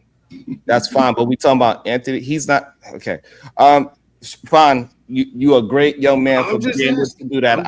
I don't know. That's why I'm missing you. That's where you're missing me at. No, the problem is that you think that you are the majority of men. Okay. You are not. No. Let me help you out. Yeah, I get him. No. Sharon. Is it that bad though? Is it that bad though? Wait, Mandrell, hold on. So yeah, I heard that question. How many men are not Mandrell? Wait, Mandrell. Right, it's a lot because majority of men never even had a fight before. Mandrell just gave us a story about how a man cocked the gun and he looked the gun dead and square in the damn hole. So we understand that. I think so all right. So therefore, with him just saying that, this is why it's a such thing as toxic masculinity, right? So you can take this whole masculinity thing and you can turn it on his head. That's bullshit. That's not toxic masculinity. Before you go full gay, right? Right, because you don't understand what toxic means, right? So you I can do. actually If you just being masculine. That's not toxic masculinity. No. Before we go full gay, you're talking bullshit. I'm not gonna let you do it. That's all. It's not about you letting me do anything. No, fuck you. I'm just gonna say I'm not letting you say it. But that doesn't mean anything. It doesn't mean anything. One mic. All right, so I'm gonna say right. Hold on. Let me just finish what I'm saying. Go ahead, Lane. You playing Sharon. You got it. So again, what he is saying, what he is out there pushing out in the world is the thing that makes men feel like they have some kind of overpower over another human being because of a gender. No, if your wife is better at finances, she should be taking the finances. If I was to marry a goddamn female Marine and she was able to have all those qualifications, I should probably be trusting her to protect the goddamn house. Hey, babe, you need to look for this because she with Mandrell and kicked in the goddamn door before. I never did it. So we got to be able to move with reality of what you are marrying, what's next to you, and know what's your person's attributes. My attributes is X, Y, and Z. Hers is X, Y, and Z. She is second in command. I'm never giving it to my son at all. He is never going to be the man of my house ever. All right, look. All right. First of all, that sounds crazy. No, that was crazy. But check this out. What Mandrell said was, yo, what's wrong with giving responsibilities like taking out the garbage, washing dishes, making sure that you got your own clothes laid out? He didn't say anything about the man of the house thing. He was like, yo, what's wrong with Anthony Bracy saying, yo, I need to build myself. Now, I'll address both though. As far as the man of the house goes, you say it's you, then your wife. I don't believe it's you and your wife. I believe it's your wife and then maybe you, but the kids don't listen to you. But that's my opinion. Look, but my and I'm going off the fact that the whole chat, everybody agree with you as a woman, and I don't listen to women with clothes on, so I think you wanted to girl. You keep saying that, my guy. Like, man, that one. I mean, why do you keep saying that? Sharon, look. Anyway, as the story progresses, my thing is, if a man is in the house, kids don't have to do the man's duty. I know a lot of 12-year-olds who've been called the man of the house is trying to get their mom out of wherever the situation she's in. And that's not his responsibility for a 12-year-old to worry about what a 38-year-old person is doing. But y'all can't give me that we're equal because of age when a 12-year-old is trying to get a 38-year-old out of a jam. You can't give me that because you're telling me a 12-year-old boy is more emotionally intelligent than a 38-year-old woman. Yes. So I would say yes. I agree with that. But if we go with that route, then you got to say it like, yo, so heavy is the head that holds the crown. So he has to handle everything. And if he has to handle everything, if everything's his fault and his fix, then it don't matter what she say. Period. Because he got to handle it. When she handle it and it work out great, you give her credit. When it don't work out, it's men's fault. We need more mentors. We need more stepdads. We need more men to step up. You never see you need more women to step up, even though they got a voice. So what the fuck they got a voice for? Men still gonna have to step up and clear it up. So I still believe that, and I'm a person from a 2-parent household, right? But my dad a boomer, so it's like having 2 moms. But I digress. Like when you come to because it's happy life, happy wife. Happy life, happy wife is your woman, your wife second in command. I'm not home, listen to her. But I already talked to her. She was at home. And it ain't resolute, so I went to the source. I went to the king, because heavy is the head. But once you say happy life, happy wife, you don't want the crown either. So Prototype, you got next. you got to figure it out. So a 20-year-old boy, a 14-year-old boy, a 15-year-old boy got to figure it out. And you've been telling them responsibility, take out the garbage, walk your little sister home from school to make sure she don't get kidnapped, put this key around your shoestring around your neck so you could be a latchkey kid and let yourself in and learn how to make toast or whatever and ramen noodles to feed your little sister. Once you the boy that's been put as a man in a house, you already doing better than whoever else in the house because you in a house. That's all I got. Nah, but hold on. So that's not skip past what Sharon was saying, and I kind of agree with what he was saying. Hey JT, when Prototype next. Yeah. So this is the thing. You would never be the man of my house. I agree with that. And your mama is second command of my house. You know why? It's because I'm grooming you to be the man of, guess what, y'all? Your house. So I agree with that part right there. He's in training to be the man of his own house. He can never be the man of my house. Now, as we get older, God willing, we get old and, people get weary and shit like that. And then the child end up being, in a different, but what we're talking about is, yeah, you can't, no, especially at 15, no, responsible. You're accountable. These things are what we're teaching them so they can be, these are the tools we're giving them to be the man in their own house. So I do agree with that. So I didn't want to miss that. I didn't want us to miss that in the conversation right there. So I do agree with that part right there. We Come go on, ahead, Prototype. The skills I teach my boys are not the same skills my wife had.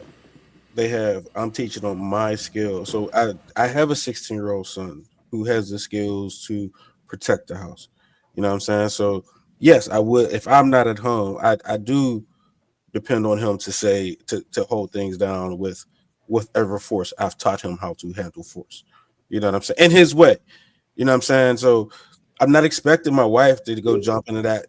And even with what I equipped her to do, they can assist each other in getting the job done, because I have younger boys that need the protection on top of that. You know what I'm saying? So yeah, thinking about it completely wrong, man. Like, because as far as when back in the day when people had farms, they was raising the kids to help with the farm, to help with the workload, to do the things that the man does.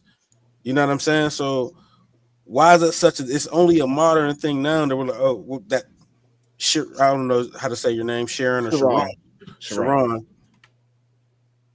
That's the way he's speaking is a modern thing, and he wants to call masculinity toxic for teaching your kids just how to simply be men, and that's crazy. You know what I'm saying? So no, my boys are in charge of the house if I am not, to their capacity, if I'm not here. Like, I don't understand why that's just so confusing. Because anything can have a toxic, like just the same way you can have a relationship, it could get toxic. You having a certain level of masculinity could get toxic. You have a certain level of whatever your femininity, it could be toxic. I don't know why we act like when it gets to that point, they act like things can't. Shit. I'm sorry, but when it gets to that point, though, the point I always try to make is once it gets to that point where you would consider it toxic masculinity, it's no longer masculinity. That's just a person who's lost control. Like if my wife was awake, she coming here right now and tell you, I don't go back and forth with her. If she's upset about something, oh no, slow down, communicate. What's the problem? Okay, you go do whatever, I'll take care of that. You know what I'm saying? Masculinity itself is not toxic. I agree with our pain on that one. There's no such thing as toxic masculinity. It gets to a point where the guy is doing something else, something that's not masculine. That's why he's losing control. I would say there's more guys like Mandrell, myself, than there is Sharon's in the world. You know what I'm saying? But maybe that's just my anecdotal experience in my circle. Same here. Like for me, to add to your point, prototype. Teddy, to just add on to what you're saying. So you don't think it's a such thing as a man could be poisonous? Oh, a man can be, but he's not. I'm not talking about the toxic thing. I'm just talking about. Okay, therefore we know that you can put something in front of it, right? So you can have a poisonous relationship, you can have poisonous masculinity, you can have poisonous femininity. We know it's women that take advantage of who they are as a female. Like, for example, the Me Too movement is a form of toxic femininity, right? We all understand it when we say that is a form of. What is the problem with me just substantiating my point? Listen, it doesn't matter if you disagree. Y'all said nasty things about me. I do not interrupt. It doesn't matter. You come at me and you say that I'm not this, I'm not that. I do not interrupt. What is the problem with me just substantiating my point? I don't understand. So again, if you have masculinity, you can absolutely use it in the wrong way, and that's when it becomes toxic. Same thing as a female. If she uses it as a Me Too movement, the way how I guess Joy Taylor tried to use it, that is a form of toxic femininity. Let's not act so obtuse about being so a man. It's okay. I get what you're saying. I get what I'm saying. The point is when you're saying normal things of manhood is toxic. Right. I just disagree. Hold on a second, y'all. I disagree with it. You know, hold on a second, y'all. I want to ask Sharon a question. And also, lost just this one point. Go ahead. Not too long ago, boys used to go to war at 13. Not too long ago. I mean, look at World War II and Vietnam and the Korean War. Men were 15 years old, lying about their age, going to war at 15. Wait. Before you get to patriotism, though, Mentor, you're right. So before you get there. Hold on, dirty folks. I want to touch on what Sharon said. I'm gonna let you have it after this. Sharon, let me ask you a question. You said there's a such thing as toxic masculinity, right? Well, if there's a negative to toxic, then there must be a positive. Would you agree that there possibly could be a thing called premium masculinity, where men go above and beyond to be an example of masculinity? Is that a possibility?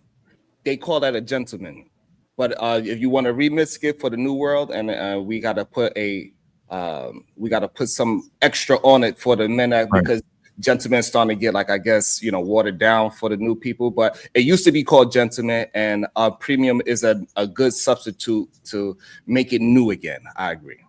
Okay.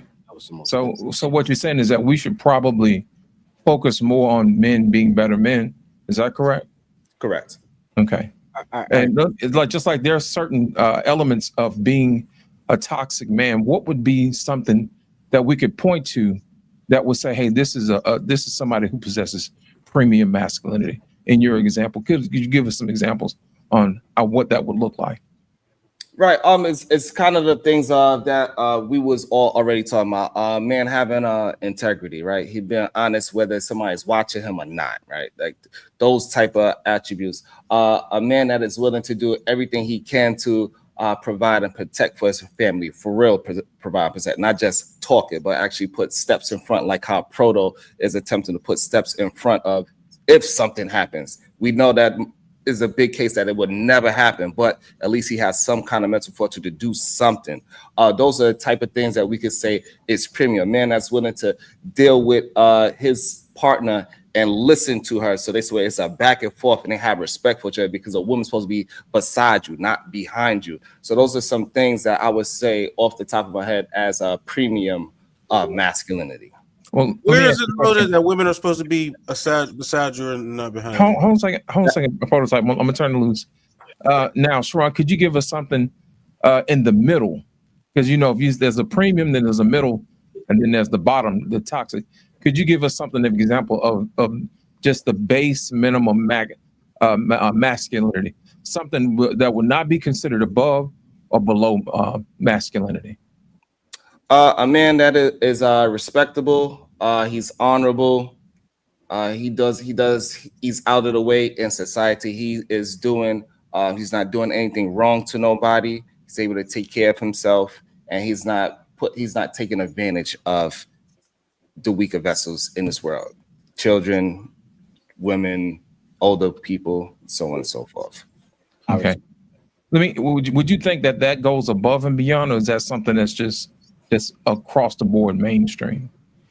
I think that should be, we should have at least a standard. We got to hold people to the standard, right? And then, like how you said, and start really speaking on what is the premium version of men, the mediocre version of men, which is okay to be an average man, and then what is, a dirty, folk, toxic man.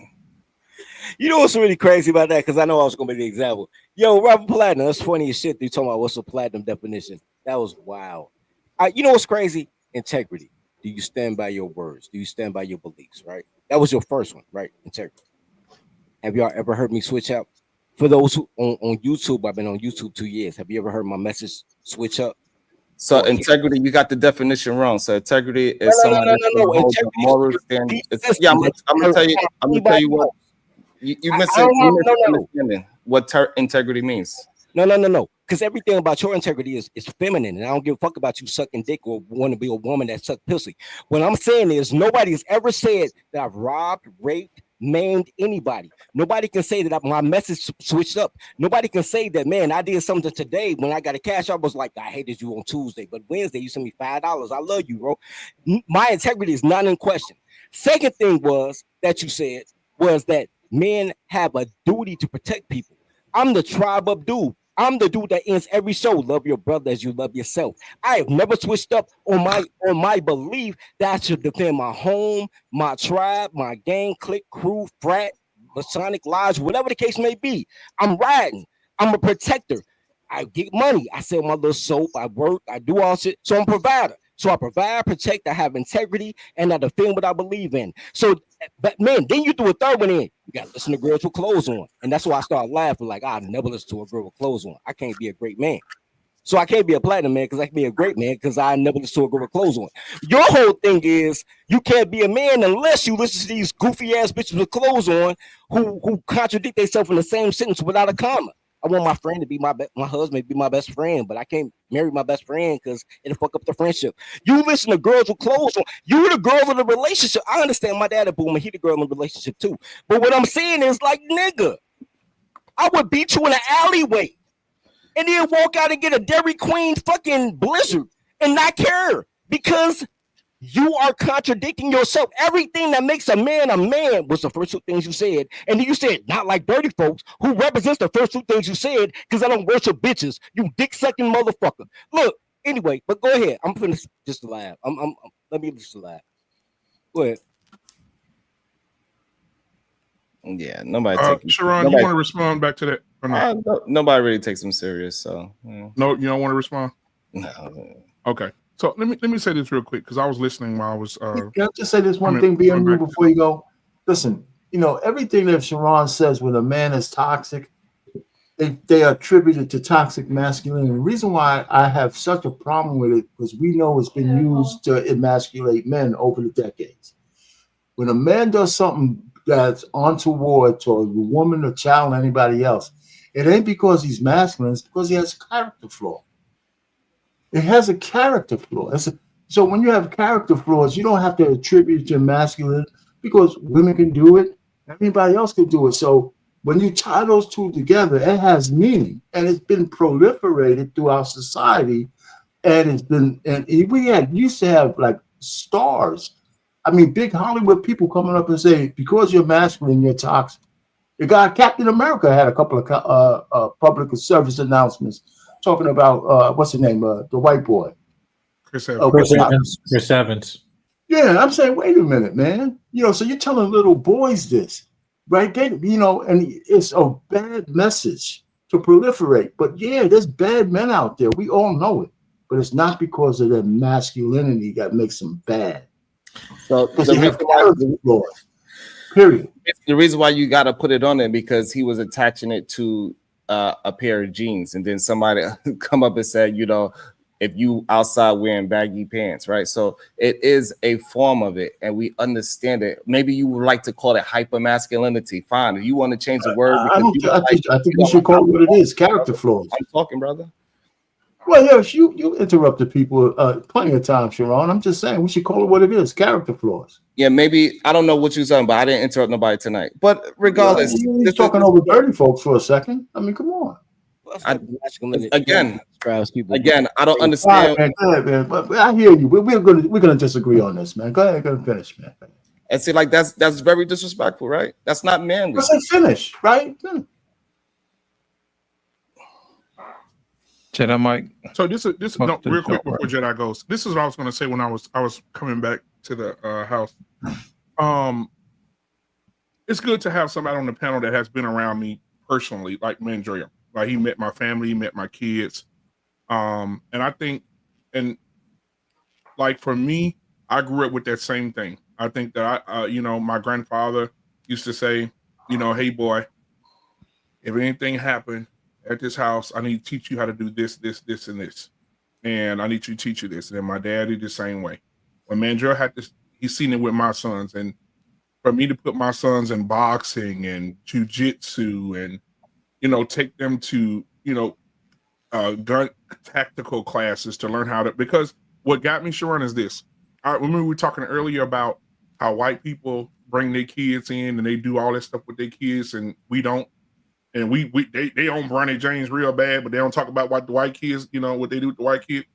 It's the same thing. I went to a gun. This will change my whole perspective. I went to a gun show about 7 years ago, and I was standing in line, and I was looking. I said, "Damn, these kids 5, 6, 7, 8 years old picking out guns and shit. What the fuck is going on?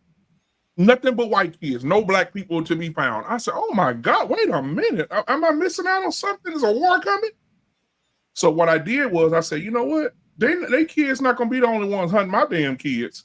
So at that point, my oldest had to go. He had to go do boxing. He had to do hand-to-hand combat. My Mandrea talked to my youngest boys. They were doing jujitsu, right? Because Mandrea does jujitsu, right? So he was, talking, trying to, and then like me and my 17-year-old, we can clear this house in 30 seconds. I mean, he takes the shotgun tactical class. The handgun tactical class, if I'm not here, and that's what I was raised on, Sharon. So I'm not saying that I'm not saying that you guys are wrong. I'm not saying you guys are right. I'm right in the middle of that because that's what I was taught growing up. I think when you taught by your father and your grandfather to do a thing, that thing sticks with you. And, my son, like I said, right now, if I'm not here, my 17-year-old son can clear this motherfucker and get everybody out of here. Also, but because I believe Mandrea is a firearms instructor, one of the first things they teach you is to not use your weapon. Get yourself out of the situation. Get everybody safe and pointed at the door. So in reality, like what Anthony is saying is still wrong because you would tell your 50-year-old son, no matter how much skill you got, especially when you grow up fighting, they always teach you, hey, you need to get yourself out of the fight because you know what you are capable of doing. Right. This is the first thing they teach you when you start boxing, karate, or anything. Hey, you need to get out the fight because you're gonna hurt the person. So that's what he's about. His language, the same way how Lost was able to clean up my language, he needed to clean up his. Right. Yeah. And I think what BMU and people like myself are trying to say is, yes, that is what you teach them. That's the first thing you do. That's my first option, especially if I'm with my wife. My first, because we were downtown one night. And some weird old shit started happening. I said, all right, come on, let's go. First thing, let me get her the fuck out of here. Now, if I was by myself, I'd dick around and see what's going. Because I'm stupid like that. I know I'm touched. You an asshole, right? no doubt. I know I'm not touched. It's disgusting. But Mandrell, but see, that's but the language. first thing is to get. Let me get her out of here. No eyebrow, light skinned nigga. Look. So what my thing is like, what we're saying is, yeah, teach them that, but don't stop there. What I see a lot of people doing is stop right there. Just get out the situation. So now they're full grown men. You come to a professional to learn how to shoot, and you don't even know how to think when you're on the range. You're a full grown man. You don't know that you never looked down the barrel of a firearm. He didn't even know. He thought it was okay. I'm like, bro, you don't know. No, you're a hazard now. Okay, so it's like that's my thing. You know, people stop too short, especially when it comes to boys. Like I noticed it a lot in the women because they don't want their boys to go through pain. They don't want them to go through hard stuff. They don't want to see their kids struggle. Fair enough. But the struggle is what forges men. We have to do hard things to become immune to it or to adapt to that environment. But light skinned dude with no eyebrows. Here's my flip side on that. Hold on, let Sharon respond, then go dirty. Go ahead, And also we gotta make sure that when the person that we are reviewing, he said what you said. Because if somebody was reviewing what you said, and then they disagree with that, and then we'll all be like, hey, you tripping, bro. He ain't saying what you said. We got to treat the language of what the person is saying, not put ourselves in it, or the skills that we hone in on ourselves, the things that we taught our children has nothing to do with what the BS that Anthony said and what he is pushing out to the world, especially when he says the American male. And if any black man here thinks that when other human beings hear American male, they think about somebody that look like me, you're delusional. All right. Here's my thing. I got my first black eye in my life. My first black eye from a 22 rifle scope. I was out shooting with my grandfather. My father's father. He was the president of his gun club and the Cook County sheriff. And he took me to the gun range and I was ski shooting. And I put the 22 rifle looking at the scope, the kickback gave me a black eye. First black eye I ever got was hanging out with my granddad shooting a rifle. And during the course of all of that, he never told me, look, don't shoot people in the streets though. I'm just showing you this. The first thing he told me was gun safety. But more than that, how to protect myself. And then the second lesson is once you can protect yourself, trying to find some type of form of conflict resolution so you don't have to go wilding out everywhere. Right. And when at the end of the day on that still didn't make me the man of the house. That was my dad's dad, but I lived in my dad's house. So I got two other generation of men. If black women didn't spend enough time trying to find a lesser man so they can get a Sharon ass nigga that can't fight, and then blaming the world for not stepping up, they'll be all right. But once you become a man, you can read above a 5th grade level, you can fight, you can shoot, and then you don't have a parole officer. You might not get married to a black family. You might not have a black nuclear family because you don't have a parole officer. And what ends up happening is you have these skills, and now you're protecting yourself and your brethren, the people that you love, your sister, whoever the case may be.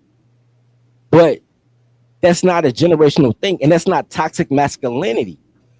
So on one hand, you want me to be able to fight, shoot, read a contract so I don't get ripped off, make money. But if I do all those things and say, yo, I ain't tolerating no dumb shit, then all of a sudden, hey man, don't be like dirty folks. Y'all is wild. But go ahead, Sharon. I see you raise your hand. Sharon, you want to respond? Okay. Mike, Jedi Mike in the building. What's going on, my brother? Hey, what's going on? Hey, listen, Jedi Mike, first of all, before you say anything, bro, congratulations on all your success, man, interviewing all these celebrities.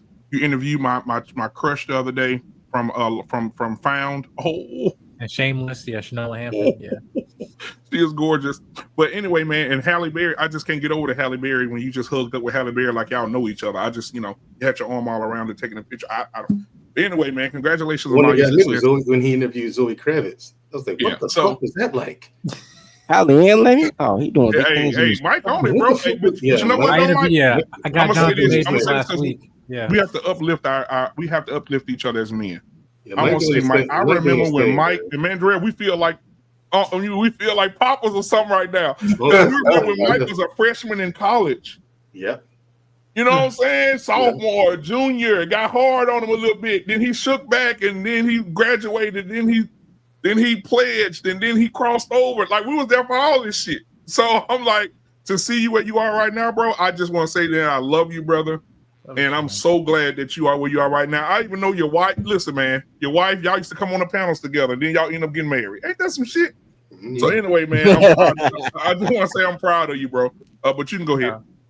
No, I appreciate y'all. No, and actually speaking on that, kind of with this topic here, because talk about men of the current generation about this mindset. And I was hearing what everybody was talking about, which is why I got on the panel, because it's just like, because I'm like living like testament of, well, positive masculinity, if you call it whatever, because you have to understand when you use the connotation of toxic masculinity, that is reprogramming of thinking that masculinity in itself by default is bad. And that is not a common thing. Like, well, that's a very masculine thing to do. When you hear that now today in 2025, that does not come out in a positive conversation in the mainstream media, right? And now Anthony Mackie, when he said about the American male, you have to understand this is as PR as well as a pivot.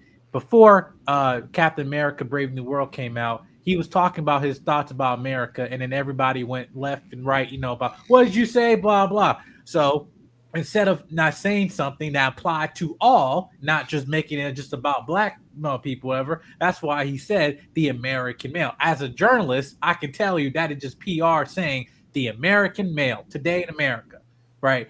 And now when he talks about certain things with his children, now yes, he's not with the child's mother, but it's still at the same time he's still actively involved in those kids' lives, and she allows him to still raise those boys in terms of, even if you're still staying with me, that's still your father, you still respect them, right? What he said, to me personally, I do not disagree with a word that he said in that at all.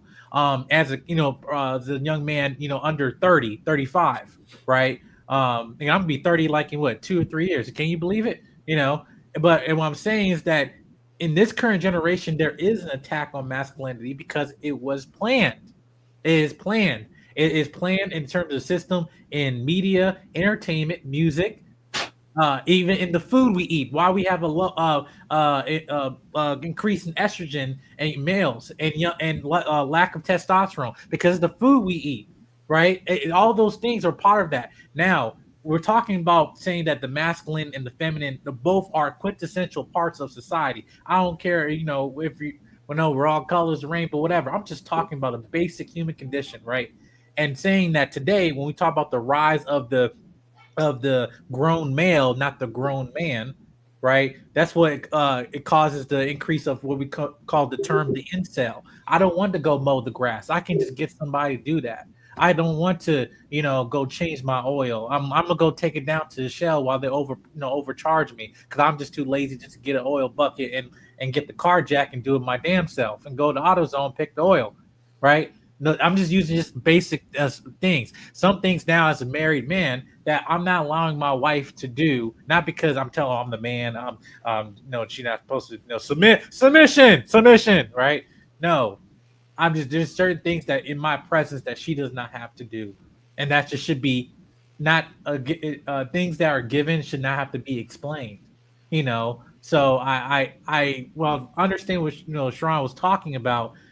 I feel also there's another part of that conversation that's very dangerous that I feel like a lot of men are not doing understanding, because I seen wild men on social media getting mad what he's saying. It's like, why would us men gotta be blah blah like this and be forced of the way of the world? Listen, my father, who's 65 years old, pastor, retired Navy, he told me this in one of his favorite films of all time was The Godfather. And one of the lines in those films was, women and children can afford to be foolish, but men cannot afford to be foolish because it costs too much.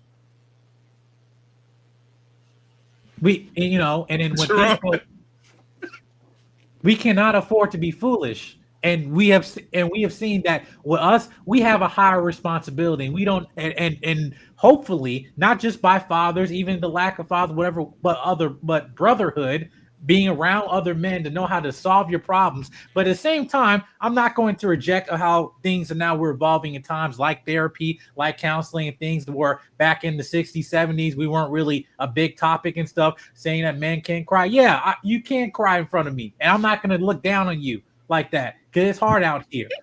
But what I'm saying is that the people are blowing his comments way out of proportion and making it what it is when simple say, hey, I teach my boys how to take care of themselves and their mother, even if they're not grown men in their 30s, whatever. Hey, make sure you check these doors a lot.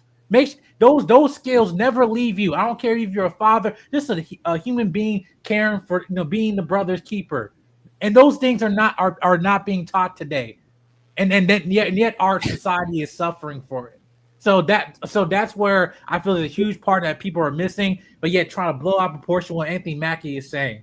It's like Kevin Samuel said it, other people said it. You can take the format and whatever. It's the same meat, just different seasoning.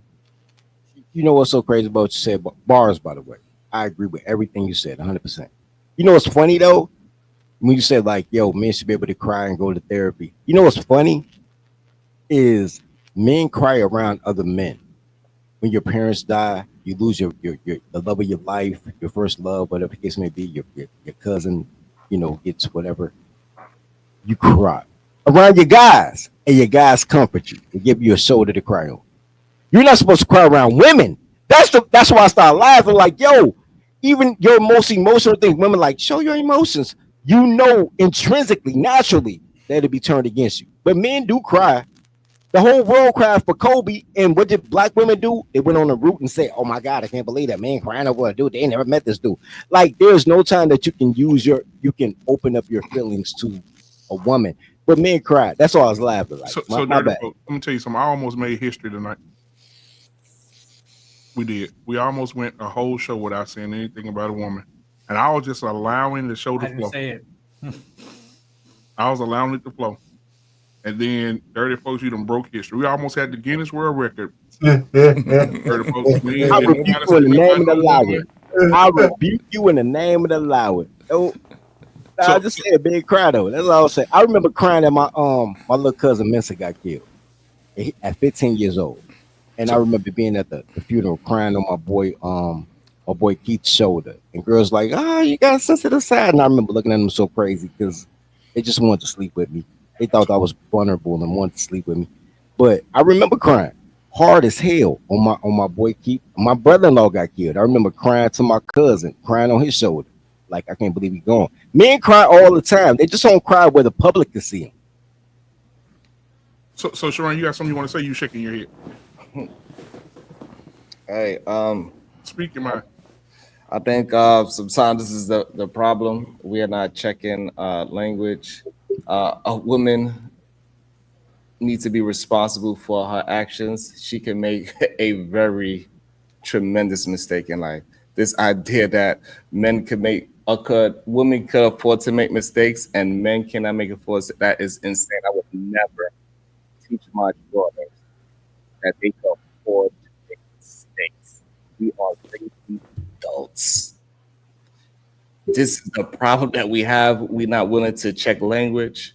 Men should have a hold on their emotions. They should not be just crying for no reason. It should be something usually when people are crying is because they don't have no way to figure something out. That's usually why people cry. When a baby get hit, they don't know how to control the pain, so they cry. You have a lost one, you overwhelmed with emotions because you can't do nothing to bring that person back, so you cry. So we cannot say that we are meant to not be able to navigate through life, so they just out here crying in the confines of men.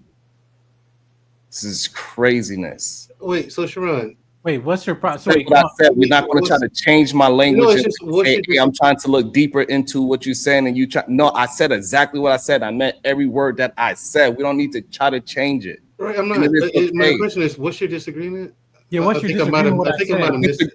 I think I guess that's what I'm saying. It got to be a He said concept. he would never My tell his- disagreement is that I would never teach my daughter There that you she go. can go outside and make mistakes, and my son cannot. I would never teach an adult person that, because we are raising adults. We're not raising children.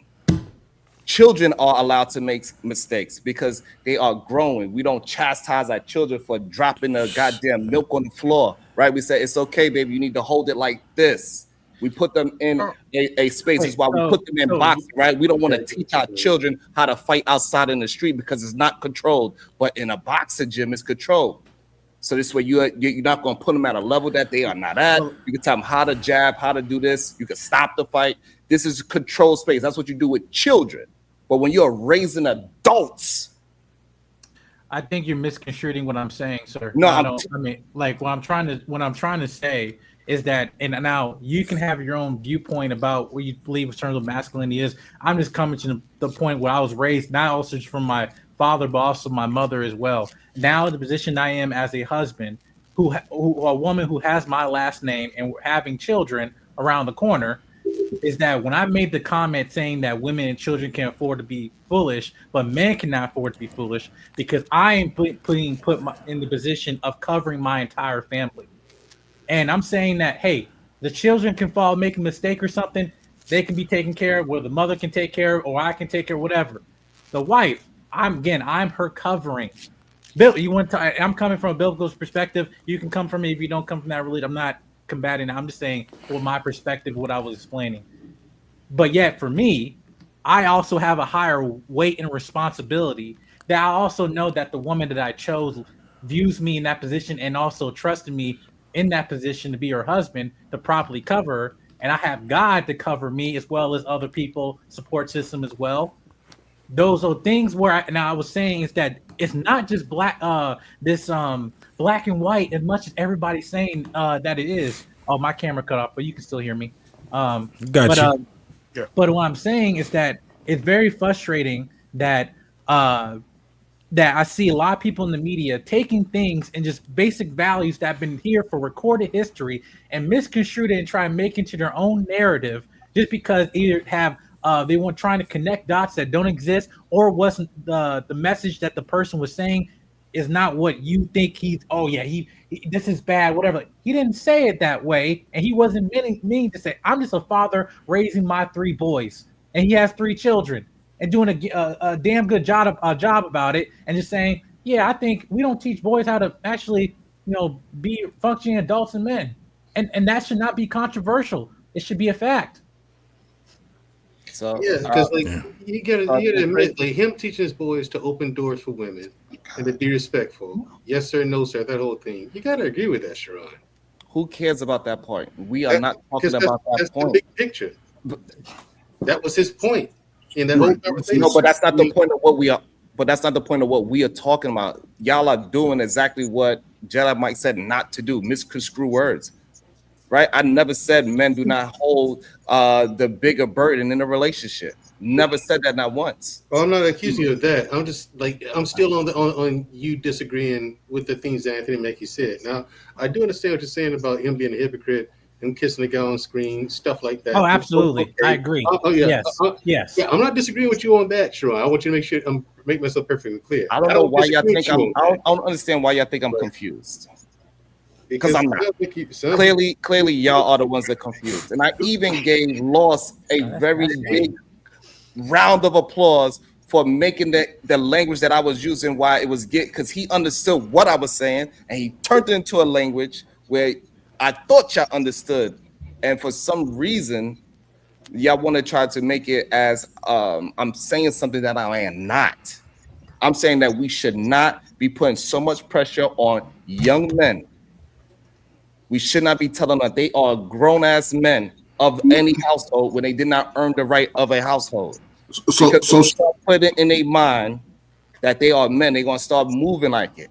This is why in our community, a lot of young boys, like Dirty Fro was saying earlier, they want to be 12-year-olds and try to take care of their mother. And they go out there and do grow things, get themselves hurt. They go and get themselves into situations where they most likely cannot defend themselves. We know what Dirty Folks is talking about. A lot of young boys get themselves in trouble because of that I'm a man of the house mentality. And we are, and I'm trying to, Jedi, I understand that you're young and maybe you didn't get the chance to experience those type of situations, but you should be able to recognize what I'm saying, that it is dangerous what he is saying. It is dangerous for our community. It is very dangerous for our young people. We have an issue in America where people look at us and they think that we are older already.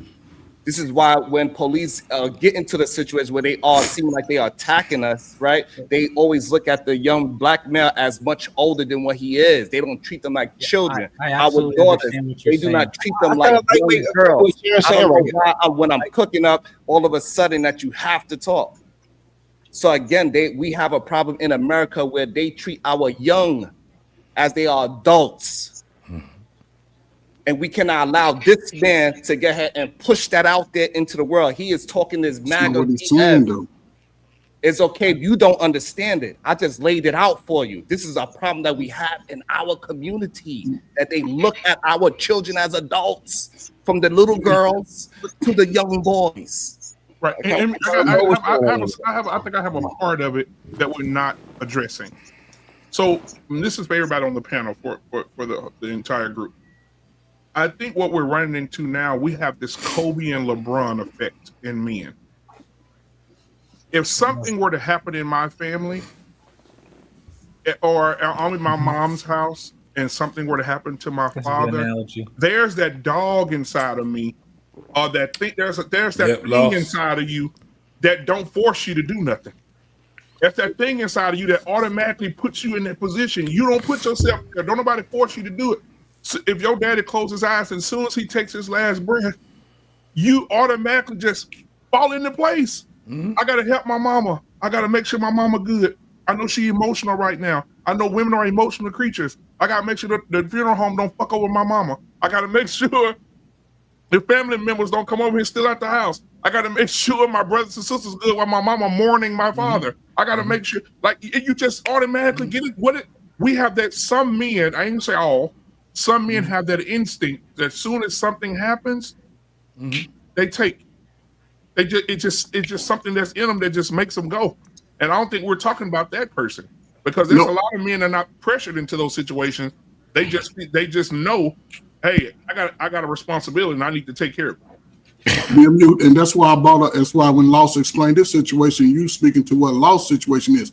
A situation happened and instinctively he took that and owned that situation. Right. Now, to some extent, it could be a little overwhelming once you really get into it. And I appreciate your Loss. He said, I went to seek some other counseling outside of in my head.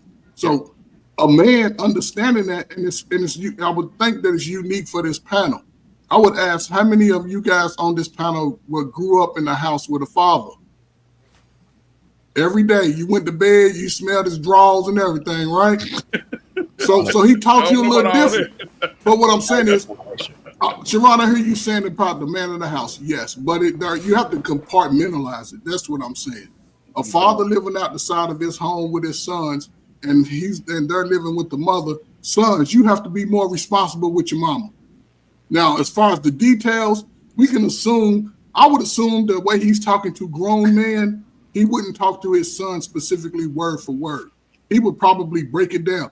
You the man of the house, but damn it, you gonna listen to your mama. You're gonna go to school. You be respectful, because a father that's engaging. Come on, I don't. Again, I salute to my crack era generation. Yeah, it's been a long time since we had that consistently. But there were times when brothers like JT and Lost the father, when he was there, he gave your ass direction, and with that direction that he gave you took it and you built on it. So that's where it gets lost in translation at. Yeah. It gets lit, right? Because this is the thing. You have a brother like myself that'll sit back and say, I understand exactly what Mackie was saying, right?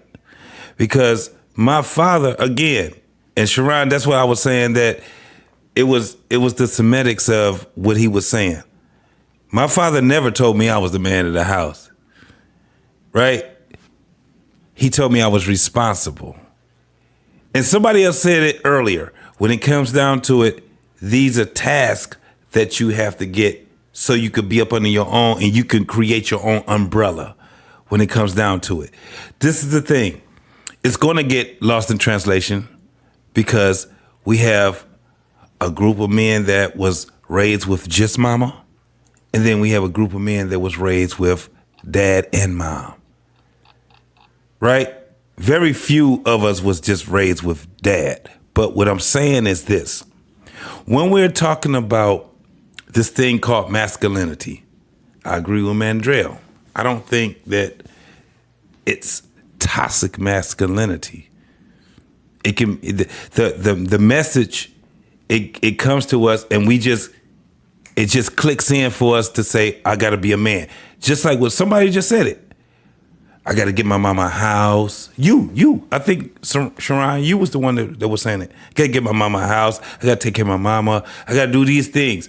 The reason being is because the message is just being misconstrued. That's all it is when it comes down to us. We got to figure this shit the fuck out. As men, we got to figure it out.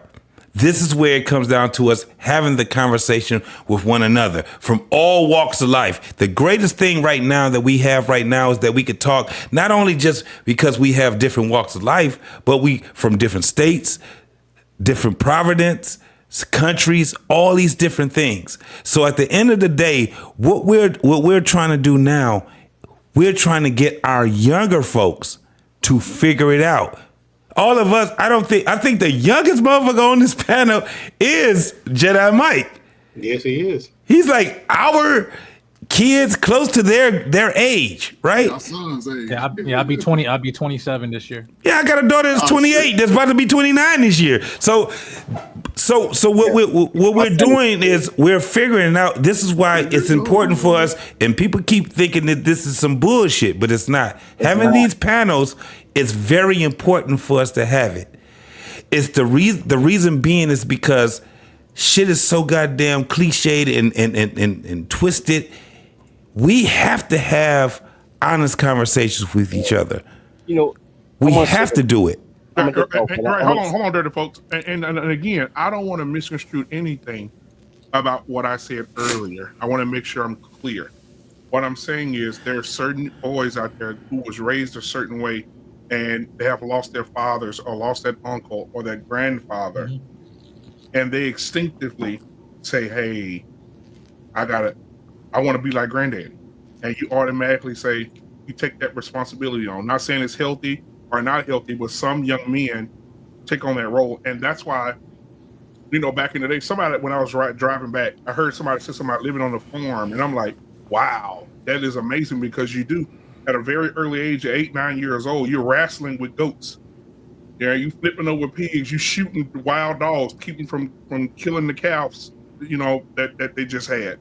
They just gave birth to. So you learn a lot of things. And I think that now in 2025, we no longer have to do that. And so now a lot of stuff has shifted, guys. And also I want to say is like, go ahead, Sharon. I think we got to really pay attention, right? So when we brought up the toxic anything, me and Lost, we came up with new analogies. We broke it down. We had a whole conversation about what it actually is and how we should be using it. And we cannot just throw that out because our feelings. We are men. Once you get new information while we having a conversation, we need to implement that today, not tomorrow. That shit ain't on the goddamn calendar. I'm only going to adjust. So once Lost was able to clean it up, I mean, he did a masterful job of what man of the house means. It is nobody that can refute what he said about the man of the house thing. We should not be giving young people the responsibility of adults, because if you are able to give your 15-year-old the responsibility of adult, what is he gonna look at you now? What did you earn? Somebody must have gave it to you too, Dad. You just gave it to me. So again, like, because we keep trying to make it seem like young people don't have their own idea. This is the reason why kids buck up. Not only to mention, we never even brought into the fact that he's not in that household. Well, you telling your son you the man household. He took the wrong route, but I agree with let me respond to Sharon. What if that woman brings a man in the house? Now you have 2 men in the house? So, no, right, Sharon. So let me tell you this. I was talking. I know you guys were talking about that part where you're telling him he's the man of the house. I'm talking about the actual young men that just take that, just feel like they have to do it, right? Correct. But let me say this, and because with my nephew, and shout out to him, my brother-in-law passed away about almost a year now, maybe. Yeah. He passed away. And my nephew, he is 14 years old. And that instinctive thing I just talked to you about, it happened immediately. When his daddy passed away, he was at the funeral. And I'm telling him, hey man, that's your dad. You got to let it out. You know, you can't hold that shit in. It's gonna make you sick. You know what I'm saying? I'm telling him, you gotta let that shit out. I gotta be strong for mama. I said, no, you don't. You gotta let that shit out because you're gonna be sick. You're gonna be sick. And I said, you gotta go up there and see your daddy. I'm gonna walk up there with you to see your daddy. He said, I need to walk with mama. Everything was mama. I need to do mama. Everything about mama. So what we did was I talked to my sister, and my sister said, hey, listen, we're gonna just start sending them out with his young cousins so he can be his age, right? Be around people his age. And it started to, it works. Even now it works. And I try to talk to him every day. All right. Because he's so far away from me. He's in Louisiana. I'm in Texas. So I just try to talk to him every day, but he still have those moments where he feels like he need to be the man of the house. And so I agree with, I'm not saying I disagree with anybody. I don't disagree with Loss, because Loss, you did, like you said, a masterful job of explaining that. Yeah. But I think, we did it with a LeBron and a Kobe situation. I think that you had some men 40 years ago and counting that had that dog in them, like Kobe. Then you have the LeBrons who are good, but hey, I need some help getting there. All right. Let's look. Number one, credit to Sharon, man. He took the long route, but I kind of agree with his synopsis. Here's my thing, BMU. Besides the fact you were on a death row poster, I don't know why your head is floating on black. But besides that, though, bro, anything that I did for my mother was really for my father. I understand that my mother is my dad's baby mom. That's his wife too, but y'all slept together. That's still baby mama. That she's not my mother is not my responsibility. But that's because my father did, right? If my father wasn't there, I don't know what what the ratio would be. But my father's always been there, so I don't concern myself with it. That's your baby mama. You deal with her, and y'all be alright, right? When hierarchy comes, when you get off of titles, right? At a certain age, your mother and father stop being your mom and dad. They start being John and Jane. And the day, whatever, 30s, 40s, whatever, when you meet your real parents, like who they were when they met each other, not mom and dad, the title, but you meet who they are as a person, then you get to reevaluate. Like, yo, would I choose y'all to be my parents if I could choose my own parents? You know what I mean? When you're young, you go off the title. That's my mama. I gotta react. That's my dad. But you don't really react when it's your dad. Like, there's no grace for being a man. None. People tell you only get one mama, but shit, anybody can be the dad, whoever mama choose, right? You can get stepdad, real dad, mentor, coach. Anybody can be their dad, but you only get one mama. When I watch men disrespect manhood, it hurts my feelings. You minimize yourself to excoriate a woman to a higher position, like that's your mother. And she is, but she's my dad's baby mama. And once you do that, then you put yourself in the position of doing all the things that other people tell you, whether it's your uncles, whoever, tell you that a man should be. But that's not your role. Your role is to take out the garbage, wash dishes, make sure your homework is done, and pick out your clothes for tomorrow for school. That's your role. That's your job. Anything other than that, you're doing somebody else's job. And you will never be able to do somebody else's job and your job at 10 years old. You can't work two jobs efficiently. So that's a whole different issue. Yeah, but this is the thing, Dirty. Everything in life, if God is willing and he has grace, it's going to come to 360 degrees. It's not going to come to 180. I'm living to 360 degrees right now. My father took care of me. He taught me how to tie my shoes. My mama, she taught me how to do certain things. He taught me how to do certain things. They older. My father passed away. instantly. My mama had 2 boys. Either one of us could cover her, right? I covered her by saying, nope, you come into the house here. My brother covered her in other ways, right? She's covered. My mama, from 18 years old, she went from her daddy to her husband. She went from her husband to her kids, right? That shit right there, that's not something that you can teach somebody. That's something that you learn from life. Yeah. What I'm seeing right now, my mother has been covered her whole life. I said, well, God had grace on her. He had so much grace on her where she went from father to husband to sons. If I pass away, she still has another son. If he passes away, she still has another son. You dig what I'm saying? Now, this is the thing. We just like our father. I'm a man. I stand on everything 10 toes down that I believe in. But I'm also a generous guy. Like we talked about that before. I'm not a nice guy where you could pet this nigga on the head type of nigga. I ain't that dude. I'm just good. You can get along with me. But you say some crazy ass shit to me, it's on and popping. You dig what I'm saying? And I got that from my dad, and he got that from his dad. He didn't know his father. He made sure that I knew him. My father tried, he stayed as long as he could. Let me tell you one thing about us as being men. We stand against shit, but it's a time in life, man. Especially because I had to deal with my father had dementia. Once we had to take his license away, y'all know how hard, if you don't know this shit right here, you know how hard it is to try to tell an adult that they can't be adult no more? That shit is hard as fuck. Once we told my father we had to take his license, 10 days, he was out of here. There was no more fight. Your mama all right? That's all he had. Is your mama all right? He didn't care nothing about if we was all right. He knew we was all right. He knew we was all right when we was 12 and 13, 14, 15 years old. He knew we was all right.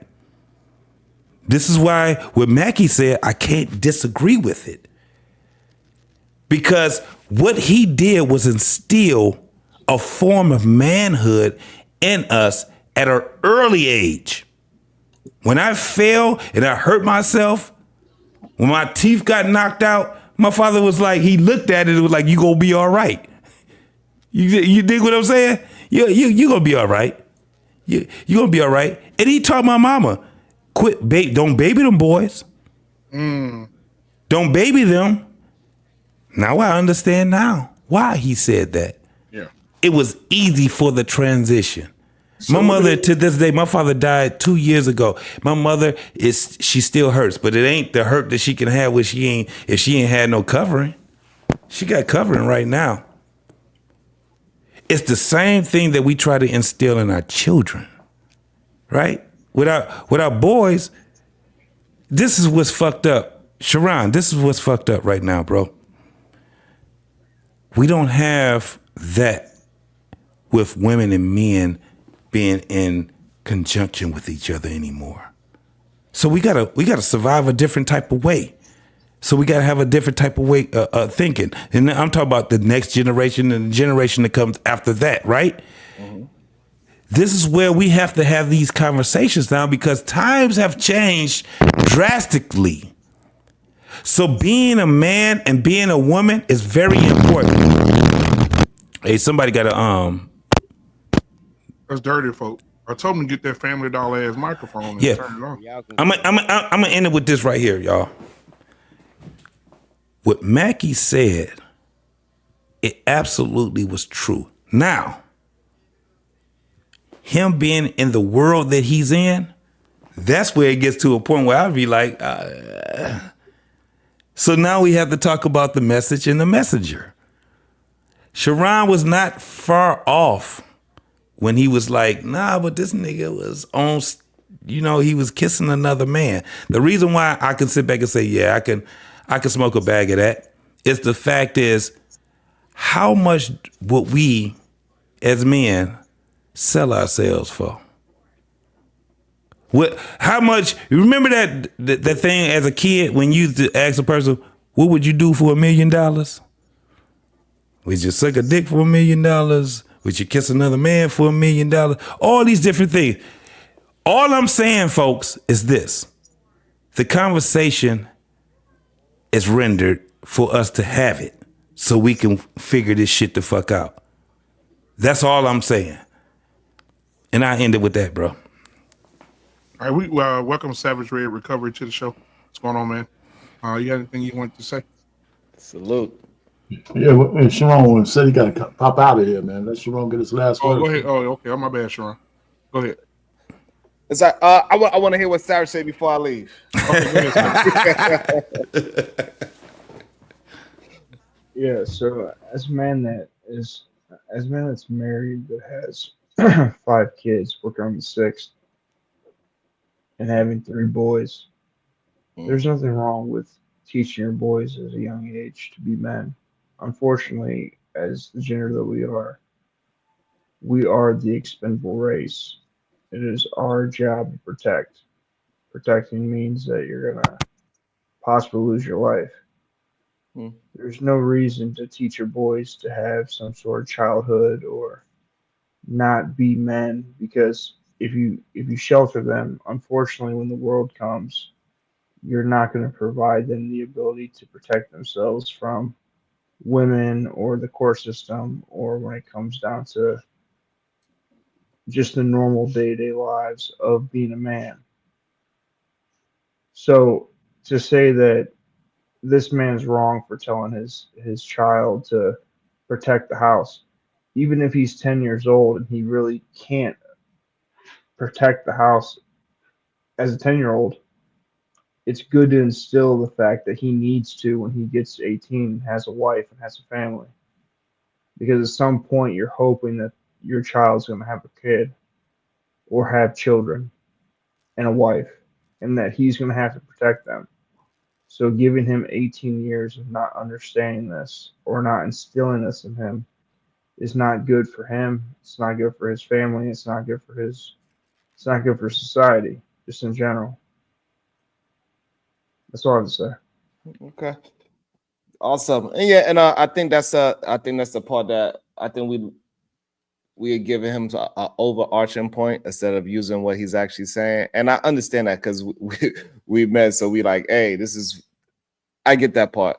But that's not what he really said. And we got to take apart what he said, not what we are instilling in our children and in our lives. And I think that's sometimes where we get messed up at. And this is why a lot of young men get misguided, especially the ones that's looking for guidance. We got to remember a lot of times the young men that are watching us or listening to us or possibly taking in what we are saying is because they're actually looking for guidance. And we got to make sure we are very strict on what we're saying. And this is why I absolutely love, and I'm going to implement Lost in Translation's movement of his language. I'm going to rewatch it, and so I could work on that, so I could get better at it, because he was able to make it palatable.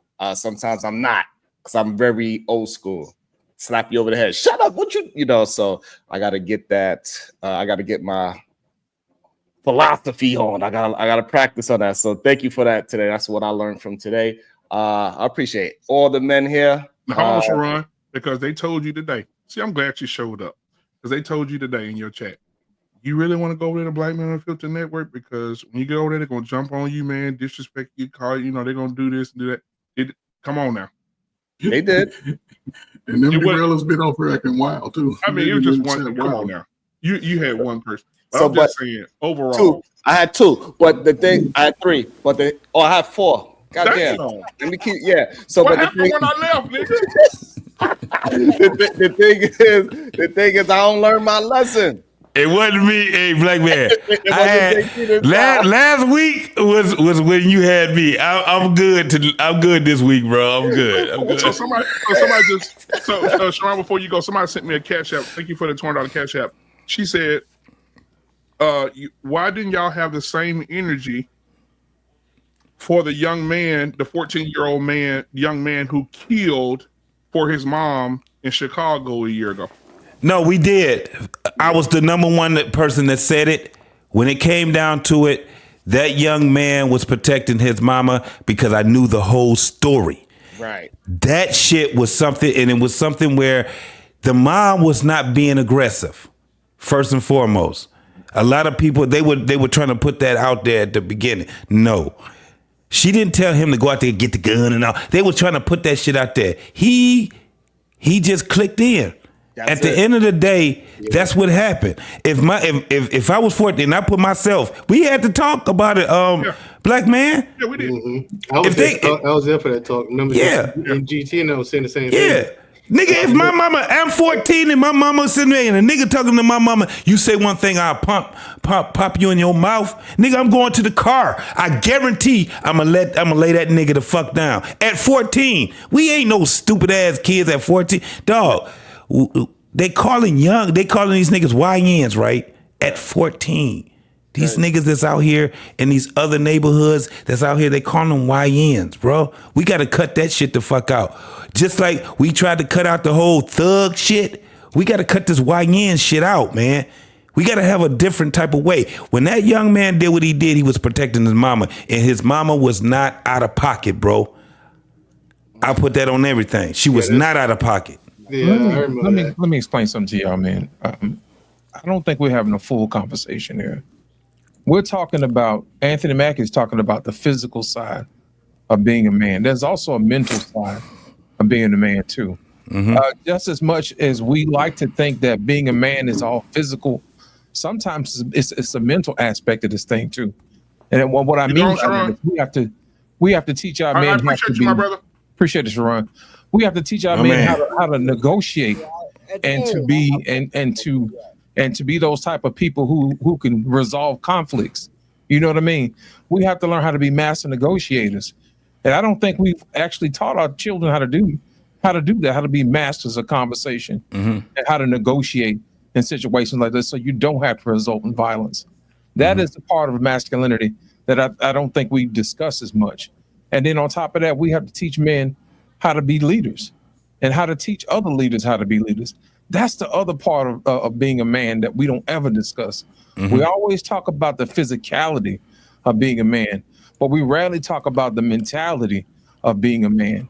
And I think we really have to start doing a better job at making sure we talk to our sons and say, hey, look, before you put your hands on somebody, make sure you try to negotiate first.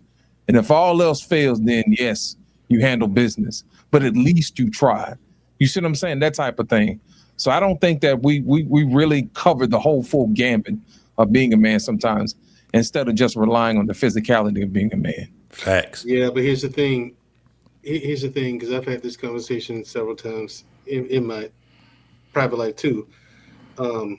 Most guys, yeah, you're right. Number one, I'll agree to that. We do need to have much more conversations on the mental side, but most men don't know how to navigate that themselves. Because let me ask you this: how do we teach them, man? You got to learn first. You got to be my thing. How do we teach them?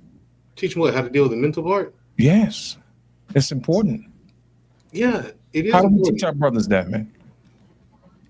But let me ask you a question, because I think it's circumstantial.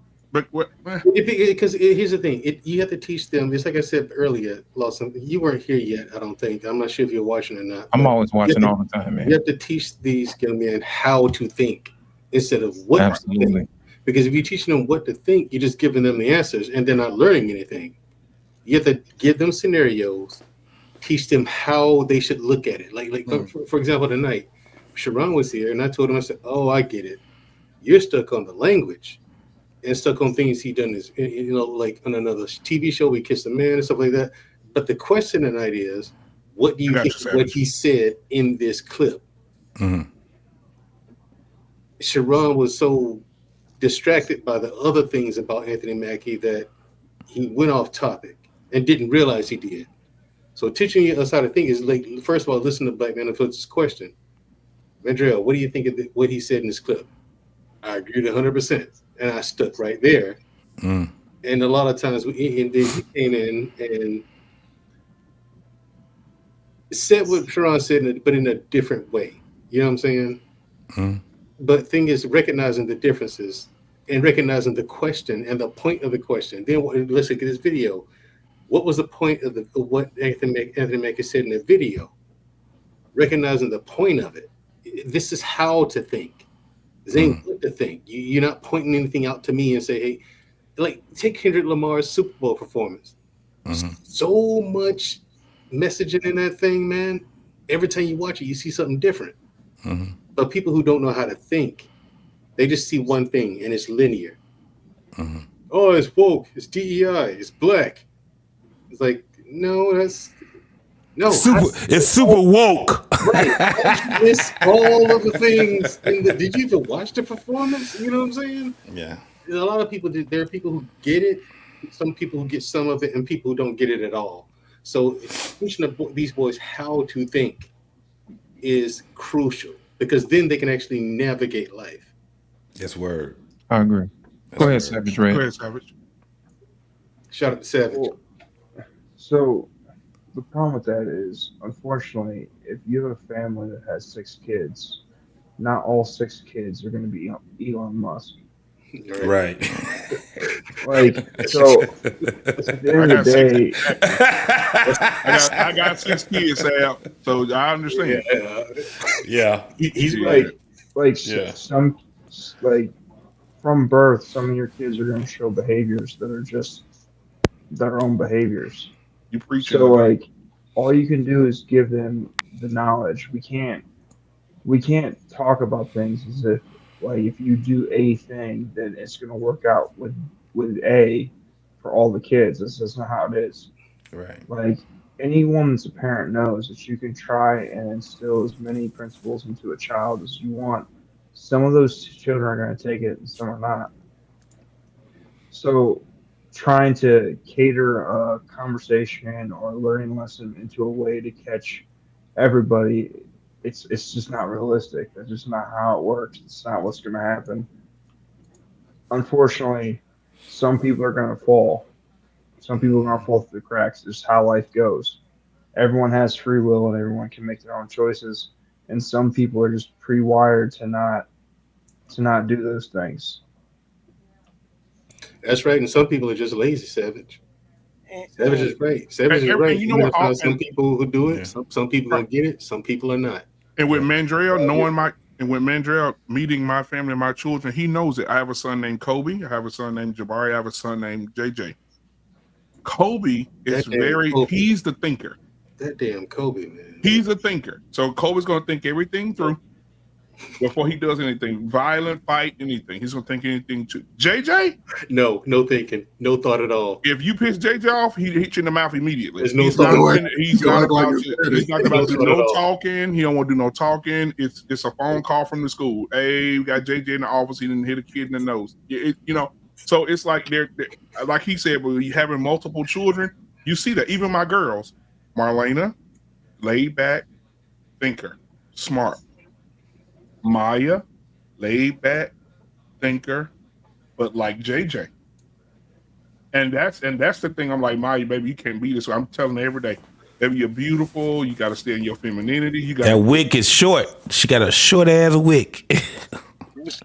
And so her and JJ are just alike, but her and Kobe are the twins. So this shit's crazy.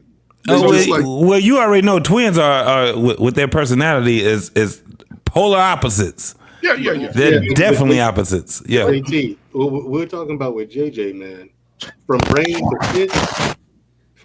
brain to fist, there's no filter there. It's just I would only say he's got that gene from his dad. He probably is younger. But I'll say this to the whole equalizer to everything, really, to the messages that I hear everyone speaking from that have understood, I guess, throughout their lives and things. The whole equalizer is the father. The message of the father. Despite how many children we have, I agree. Yes, we're going to teach our children to be confident, competent, and have courage. That's what a son is going to do with a father. And if a father could give the message, whether Mackie did it, regardless of him being with the mother or not, if fathers had an opportunity to give those messages to their son and daughters, a lot of the behaviors from the younger generation have changed. We're looking at 35, 40-year-old people on the internet who've already walked the damn gauntlet. Had kids early, teenagers, baby mama, baby daddy, had a job, lost a job, gained 60 pounds, lost 60 pounds, smoked weed, drank. So the message is going to get a little misconstrued. Went to today. AA. Yeah, see, then I had all the problems. But this is what I'm saying. I think Madra said, as far as the message, I think the message that some people have, it's not made for the 30 and over. It has to go to the younger generation. But nobody's because I'm seeing that people in their 40s, their kids are 15, 16, and they're crashing out a whole lot earlier. They're giving up on life. They think 30 is old. They out here just doing so much wild shit in the streets. Then everybody say, well, the greatest default that we can give any of our children going forward is the father or righteous man. Don't have to be necessarily be the father, but we have to get out of our feelings about what he did to us or what she did to us and allow the children to have both of our dumbass energy. Right, because regardless if I'm around the kids or not, the kid's still dumb and slow. And if they living with the mom, the kid's still a little slow. And I'm being facetious when I say that. But the default is if both parents are allowed to give the message, they're going to encourage their children to be better. So 10 years from now, y'all kids will be adults too. Will you still want your kids to be struggling? Not have a determination about what they want to do? Do you want a grandchild at 30, 35? I don't. But, everybody's different. So salute to the fathers, man, and the mothers that understand, man. So this shit is ridiculous. All right, Savage, go ahead and finish up what you was going to say. Sorry to interrupt you, man. Yeah, so my oldest is 11 years old, hopefully 12 this year, and my youngest is 6 months old. At the end of the day, you'll come to realize when you have a bunch of kids that they just have different personalities. Like, like when it comes down to genetics, like you might have a kid that looks like your grandfather and doesn't look like you at all. And you might have another kid that looks like your wife or your wife's dad. Like that's the weird thing about genetics is when the genes are pulling, they're pulling from the group of all of you. So like you might see similarities between your kids, but then you're going to see something that's completely outside of you and your wife. A lot of these things are lightweight predetermined. Appreciate you, man, Drew. Like I have blue eyes. My wife got mad at me that our first child didn't have blue eyes. Nothing I could control. Like at the end of the day, all you can do is give them the best information that they can possibly have. And then once they hit 18, that's it. Like they can choose to do whatever it is they're gonna do. There isn't a 100% fix for all these situations. But the most important thing is being a father and being a part of their lives. You're going to win the majority of your kids over by being in their life and being there.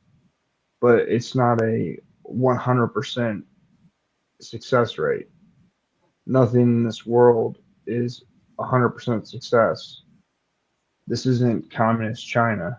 Like we can't guarantee or use physical force to ensure the rules that we want. So to some degree, all you can do is have morals and principles and be there. At that, after you do that, you've done your part, and that you get to move on.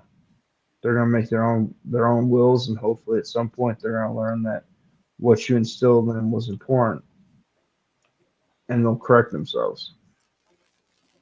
All right, thank you Like, so man, much. I got a question for you, man. Yeah, Before we wrap this up, quick question for you: if a father being in a home is so important, then why don't we make the home more hospitable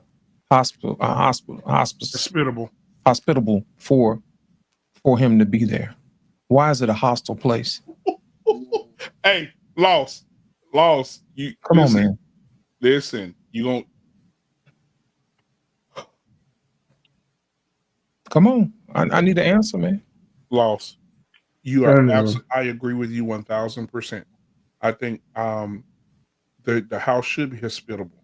I think when we look at phrases when people say and women and men say it together, that pressure is made for shoulders and not for hips. Yeah.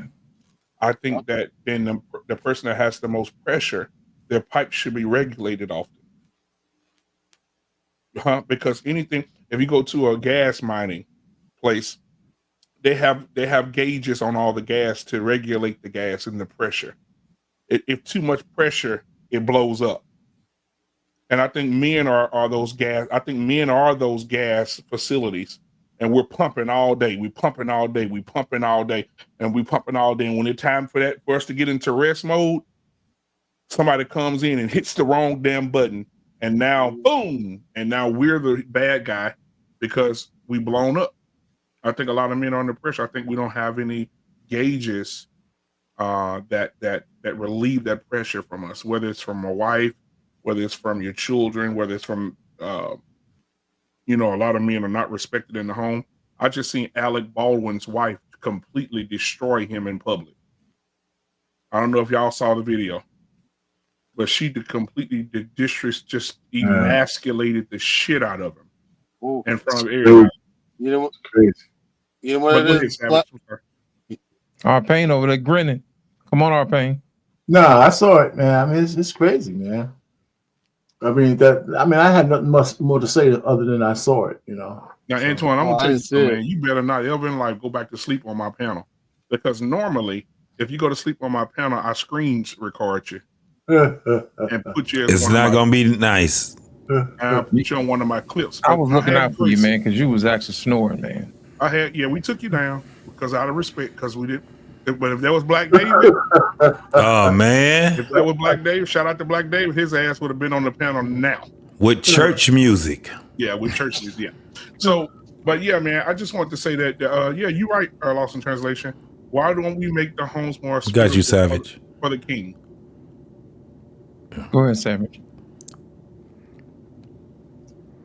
So the reason that houses are not more hospitable for men is because, unfortunately, you had capitalists that funded the feminist movement to destroy the family movement, because they were communists at the end of the day, and they got more taxes.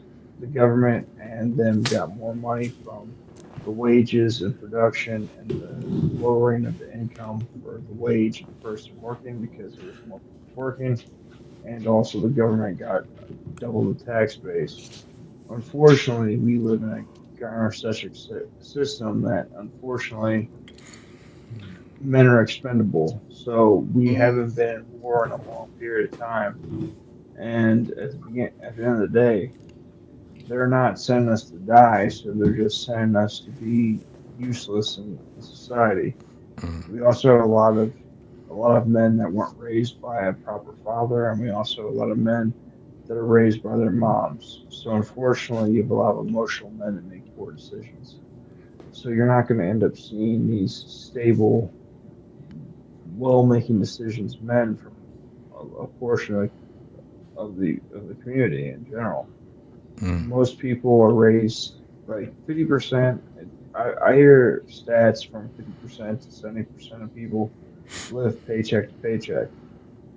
So 80% of all household goods are bought by the woman.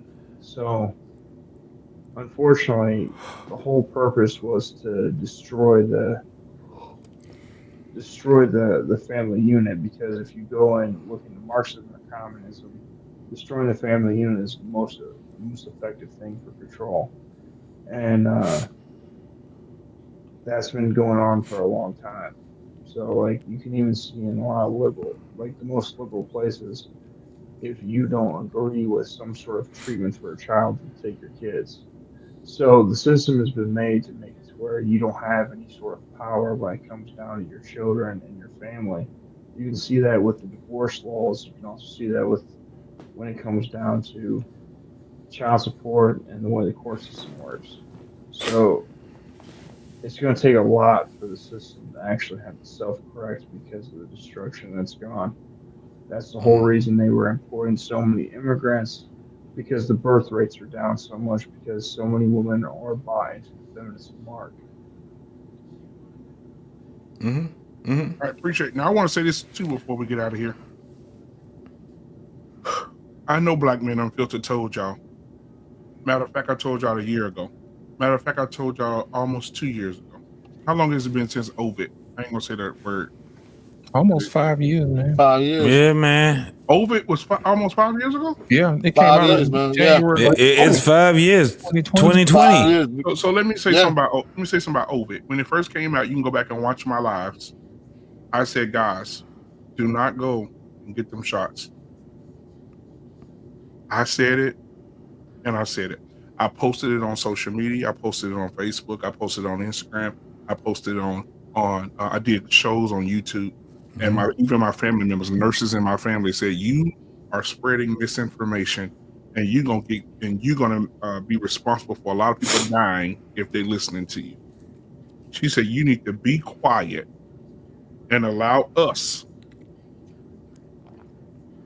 as the health professionals, to handle business. I said okay, and I still posted. Right. Well, today something happened. Today I happened to be watching the news, and then someone sent me something today. Where is it at? Oh, here it is. And I want you guys just to hear the audio of it. Okay. And I'll have a video later. Listen to this. Now, the person who sent me this put the news anchor telling everybody to go get the vaccine.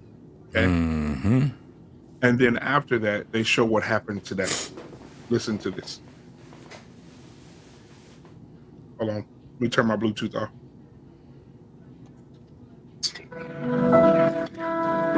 I got my shot. I did.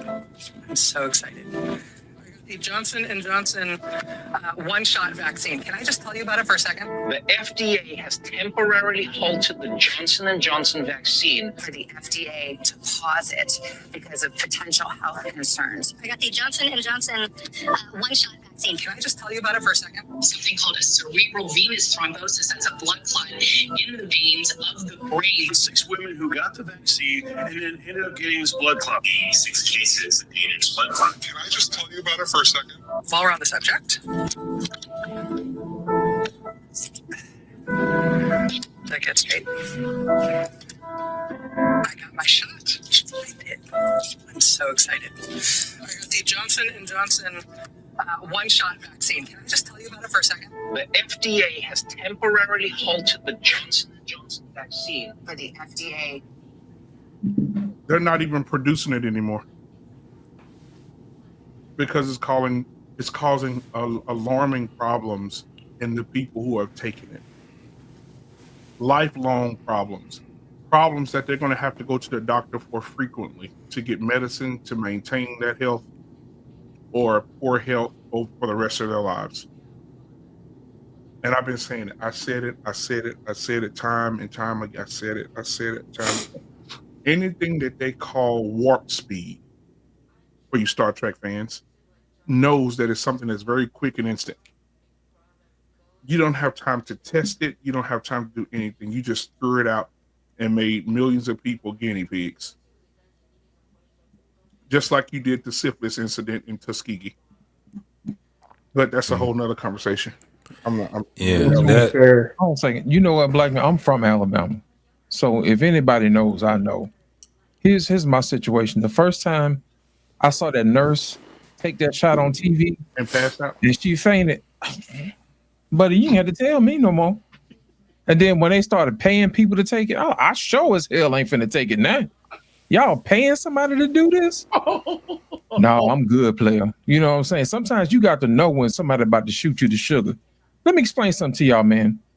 Sometimes it takes 10 years for them to pass a medication. You know what I'm saying, by the FDA. And you mean to tell me these people already had millions of doses ready to go in a moment's notice? Yep. How did you already know? You see what I'm saying? How did you already know what to make? How did you make it so fast? You see what I'm saying? Those are the questions. Did you already have it ready to go before this thing broke out? Those are some of the questions that you have to ask yourself, man. You have to use your critical thinking skills. And I don't think a lot of people, out of fear, they just ran out there and did that. So I just think it's a shame, man. You know what I'm saying? Because there's a lot of people that's having ailments after the fact. I've had family members who have been sick almost a year in the hospital, behind that mess. And I think it's probably going to be some other things that come out over the next few years where it's going to be worse than what we think it is. But at the end of the day, we have to start using our minds, man, and just say, hey, something don't seem right. Go ahead, Savage. Ain't gonna hold you. Before Savage goes, I also want to say this, guys. We talk about relationships, we talk about family, and we talk about what we talked about tonight, manhood. But there are some other things we need to talk about that's weird. And I think we used to talk. We definitely talk about USOs. I think we used to talk about USOs. I think we used to talk about UFOs. I think we should talk UAPs. about UAP. Man, today they discovered that the Mariana Trench is not the deepest place in the ocean anymore. So because they sent a robot down to the bottom of another part, under like another trench, and the damn robot went down 48,000 fucking feet. That's higher than a plane flies up in the air. Before it disconnected from its robotic remote control, that motherfucker was almost at 50,000 depth. And when they were there, guess what they discovered? The man said they discovered a new species of killer whales that you've never laid your eyes on before. Guaranteed. I heard about that. I remember BMU. I remember when. But the ground, I'm gonna say this, and you can cook. Then the ground shaking up too on Earth in Egypt, 6,500 feet under the pyramids of Giza. They found a whole fucking room. They sent a robot down there and found a whole room full of gold, whole room full of fucking shit they ain't never seen before in their life. And guess what happened the next day? It was gone. No, they closed it off. They sealed it. Google it. We would too. They said the people in Egypt or something said they sealed it and they won't let nobody go in there. If we had control over it too, we'll seal that bitch off too. Shit. Go ahead, Sam. Everybody black can have a gold chain. Yep. So unfortunately, if you look back at what was going on during the time of the 19, they were saying that it was going to take 10 years to get a vaccine. So either they came out with a crappy vaccine that allowed people to come out of their houses, or you were going to be locked down for 10 years. Yeah. So, like, regardless if you like Trump or not like Trump, Trump never pushed a mandatory experiment. Never. So, at the end of the day, you have a lot of different factions of the government and factions of power that are doing certain things. Like if you look back 10 years ago of Bill Gates was talking about being able to eliminate 15% of the population through vaccination. So like, a lot of things that we hear and we see are not necessarily they're it's deeper than what we think it is. Yeah. And unfortunately, I think that the Egyptian satellites seeing the information that was like the fact that the pyramids go a mile underneath the sand, I think that that's just something to lead people away from what's going on outside of it, because right now is a crazy time. You have the FBI who hit the rolling 60s in California. You've got multiple rappers that are being arrested. You have people that are being deported. You have low-level justices that are trying to stop Trump from deporting people, which, like, you just have a lot of things that are going on at the same time. So, like, I just wouldn't put too much emphasis in the media At the end of the day, if you're not hanging out with Bill Gates or hanging out with Elon Musk or hanging out with billionaires, you're a pawn in the wheel just like everybody else. And unfortunately, if you look at what's going on with like Europe has pretty much become the Soviet Union that America fought against. Yeah. Yep. I'll say this. I don't think those fighter pilots are lying when they say they had an unidentified object flying through the fucking airspace, and they went up and chased that bitch. And when they got in front of it, that bitch disappeared, ended up behind them. The pilot, you could hear the pilot say, "Oh shit, it's more than one, it's a whole fleet of them." He said they were just sitting there. And he said all of them flew back over the water and went right back down under the ocean. They all went underwater.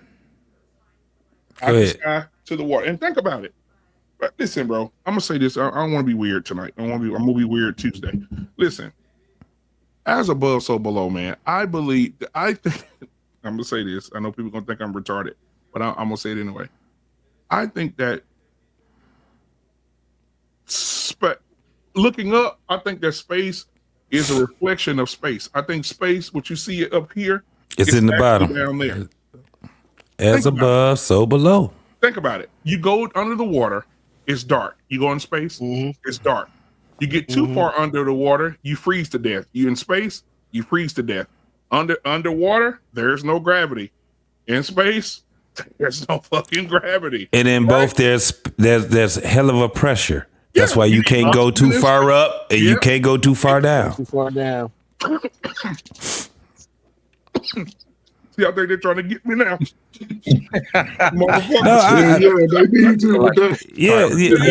Yeah. But I'll let Savage go after this. What I say? A lot of this shit right here, it does rely on us having better. We have to have a lot of technology that just enhances itself, right? But because we don't have it, the world has been here way before any of us, and humans are old as shit. But the world is older than humans. Now, when it comes down to it, the only thing we can do is discover. That's it. Yeah. That's it. We can just discover it. We don't create it. We just discover it. And this is what it's all about. You know what I'm saying? So, every week I try to come on and give y'all a question. Every other week, probably.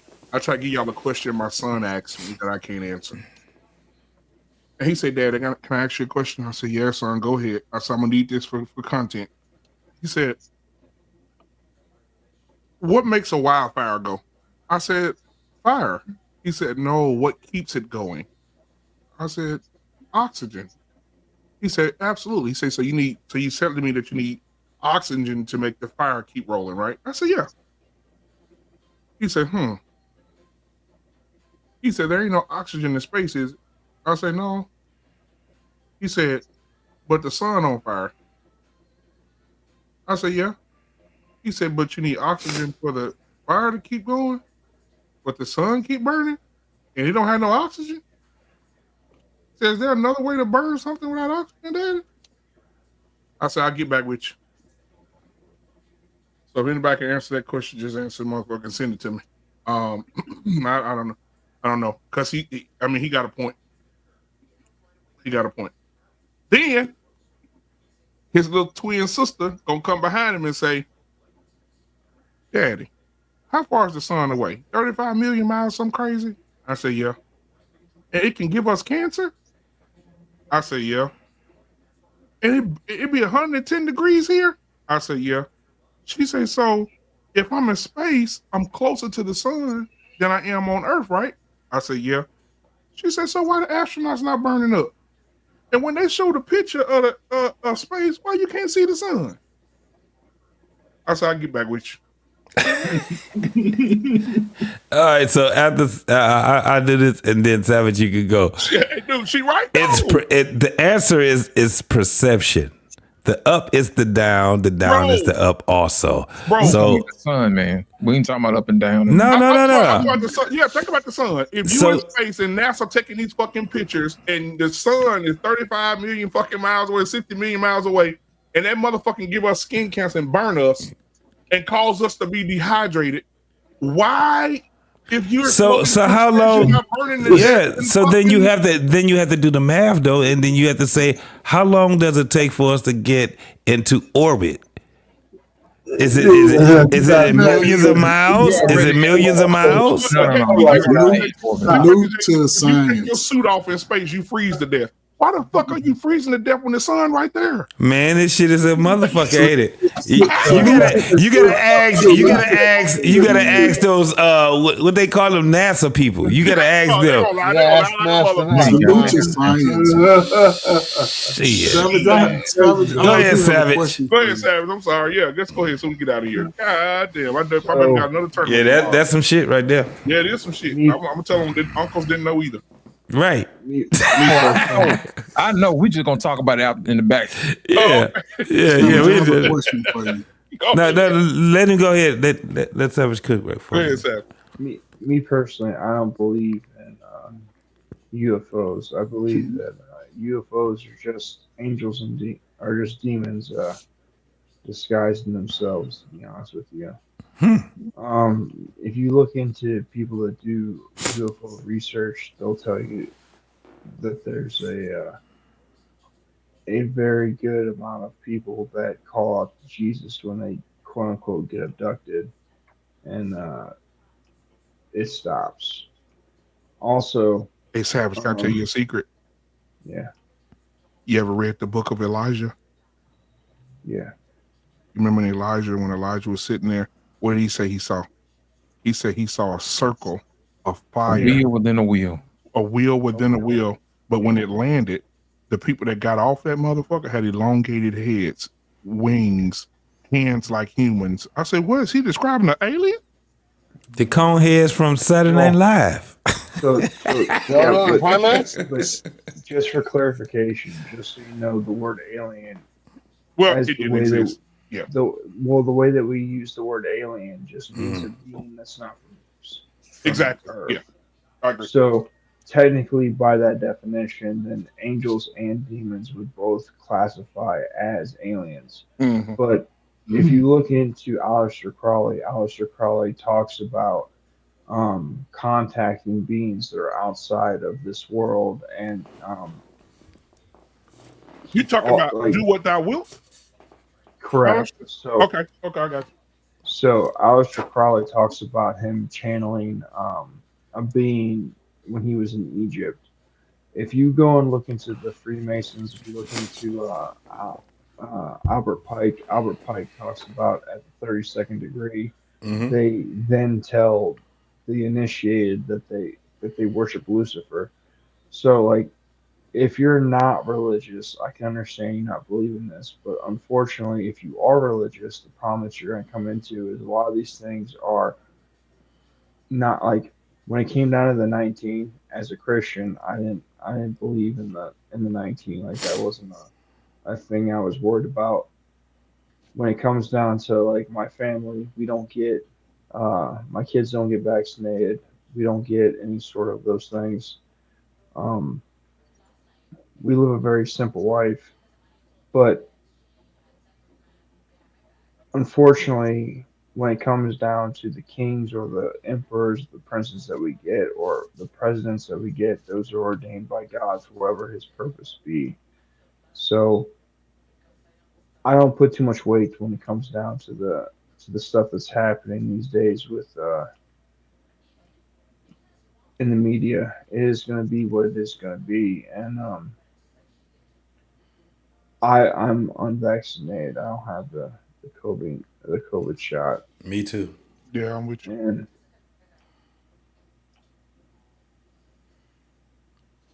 Because shit, when I got the shit, Savage, when I got it, they told me, "Oh, sir, since you got it, we need to go out." I said, "You put that needle in me, I'll choke the fuck out of you. You do not do nothing. Don't touch me with no fucking needle. I'll choke the fuck out you." You know how, boy, listen, she talking about, what you doing? You ready to take some blood? No, we're gonna give you the vaccine. Shit. I said, not today. I'm finna go. Bye. That's what I know. Savage, Well, I have a question for you, and this is just, so we're at the end because, based off the topic tonight, we had a black man speaking of his sons being the man in the house, being, having certain responsibilities in the house. So in your situation, let's just say you have to go on a job 6 months outside of your home, right? And now your son is now 14 or 15. Would you feel comfortable telling your son, be the man of the house and sort of take care of certain responsibilities? well, so my two oldest sons, because I have two sons, my oldest children are sons. They're mixed, and yes, I instill responsibility in my children. I don't put so much responsibility on my daughters because I'm raising them to be wives so that they don't end up having to be a part of the malarkey of being a single independent woman these days. But yes, like when it comes to if I'm outside, because I live out in the country, we have 5 acres, we have chickens, we have Man, fruit sell me one of trees. them chickens. We have Hey, look, chickens. to get 5 dozen of eggs a day, all you need is 12 chickens and 1 rooster. That's it. It's too many eggs. I have 23 chickens, 1 rooster, How 22 many hens. dozen you getting? Damn, the rooster is knocking. I get 16 eggs a day. Yes. There you go. I told you. Yeah. That's what I'm saying. I need 2 chickens. Shit. hey, JT, think about it. Go get them chickens. Them chickens don't cost that much. Invest in the chickens, get you 1 good, healthy rooster. Shit, you can sell eggs in the neighborhood. Them bitches $10 at the store. I got them for $7.50. Yeah, Damn. so Shit. I Chickens live in be gone Ohio. every morning.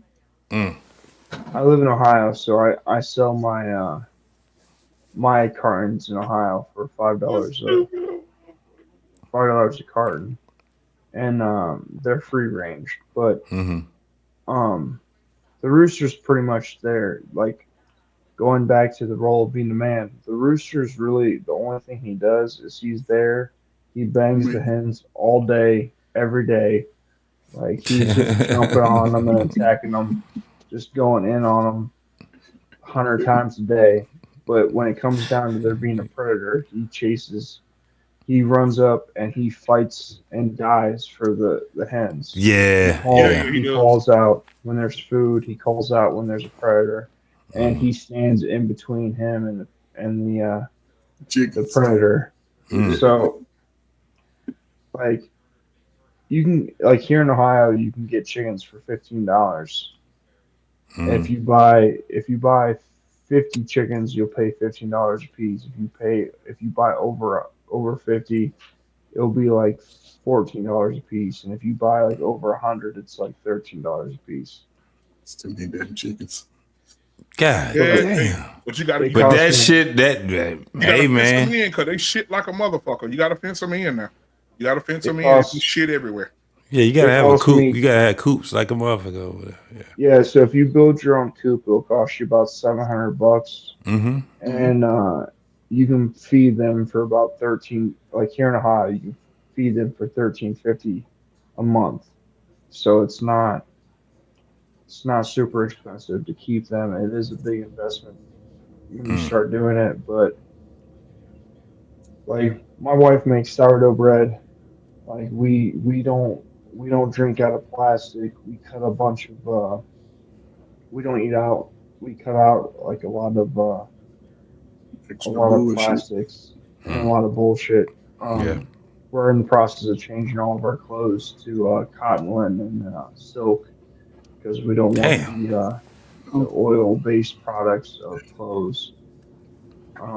It really comes down to what you value. So you're a survivalist.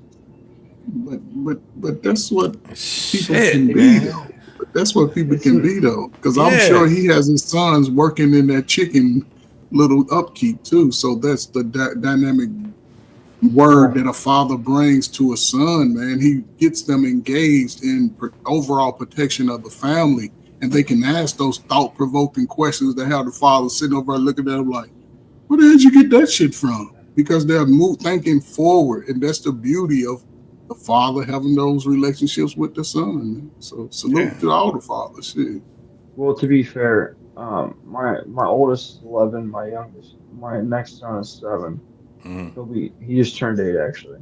Um, they're kids. They don't, you know, they're kids. Yeah, Yeah. kids gonna do kid He's stuff. 8 years old. Yeah. He's not the most helpful person you're ever gonna meet in your Oh no, life. he's doing over playing games. But He's in the mud. but at the But end a of the day, 14-year-old, yeah, they know all that. Yeah. but at the Well, I end of the day, appreciate you. the reason we live this life though is because my wife's a Christian. I'm a Christian, and we don't really value material things. Like my wife drives a 2017 Chrysler Pacifica van that seats 8. We're a family of 7. We paid for it in cash. I drive a 2019 F-150. Nothing crazy. We don't travel and go to Disneyland or go on vacation all the time. Like family is more important than like material objects. So like it has nothing to do with being a survivalist. Like yes, I have 4 years worth of food stocked up. Like that is true, but it's not based on the simple fact that I think that that Russia is going to nuke us or something, and I just have food saved up. It's just when you live in the country, or like my family's from West Virginia, that's what they did. They stockpile food. Like we have a garden and stuff where my wife makes sourdough bread. Bread from we don't eat bread from like the store. We try to cut out as many additives and all the bullshit that they sell us as much as possible because our family is the most important thing. That's why we're working on our 6th kid. Like being fruitful and multiplying is the first commandment that's given to Adam and Eve. So yeah, a lot of people these days worry about the materialism. Like at the end of the day, when you're 40 years old, or I'll be 36 on Sunday. I don't really care if I pull up to work in a 2005 Corolla. Like, what is the people that I work with really going to make my life feel about me driving a car that is dependable and I can afford? Yeah. Like, too many people worry about dumb shit. Like, I don't live my life on the internet to where I have to worry about it's not high school. Like, a lot of people these days live as if like life is high school, and it's just not. Most people are in debt to their eyeballs and they're living paycheck to paycheck. We're not. So like I don't really care what other people think. All right, Black Man Unfiltered. That's it, man. All right, man. Well, listen, I'll see y'all guys next week. No, we got not next week. What today is? Friday. Shit, I don't know. What's today? Saturday. Saturday night. I'm so discombobulated. Yeah. So Sunday, y'all check in on the plug. Hey, listen, man. If y'all didn't see the plug Sunday, not only was the woman on it, she was drop dead gorgeous, according to Lost in Translation, not me. I saw something. She really did a great job breaking down raising kids who have disabilities like ADHD and dyslexia, things of that nature. My oldest son has lead poisoning. Huh? Whoa.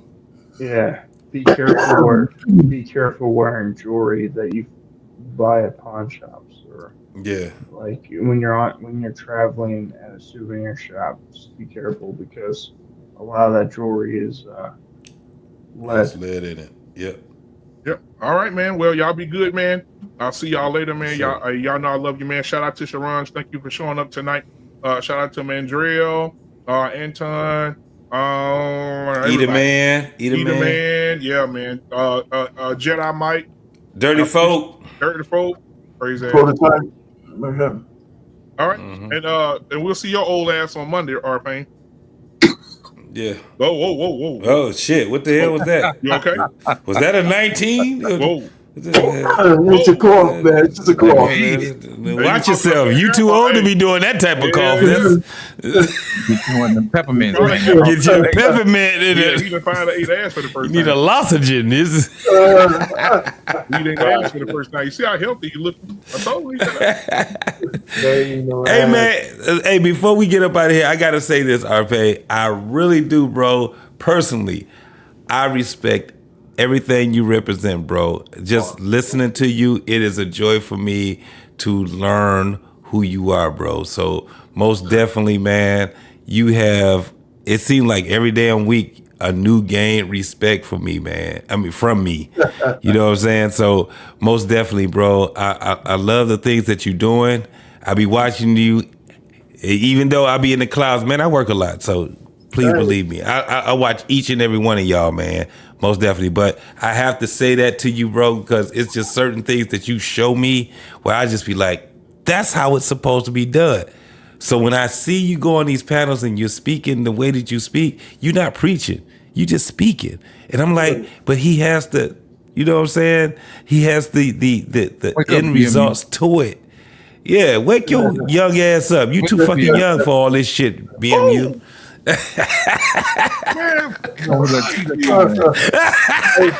with your young old ass. BMU is young I and beg your pardon.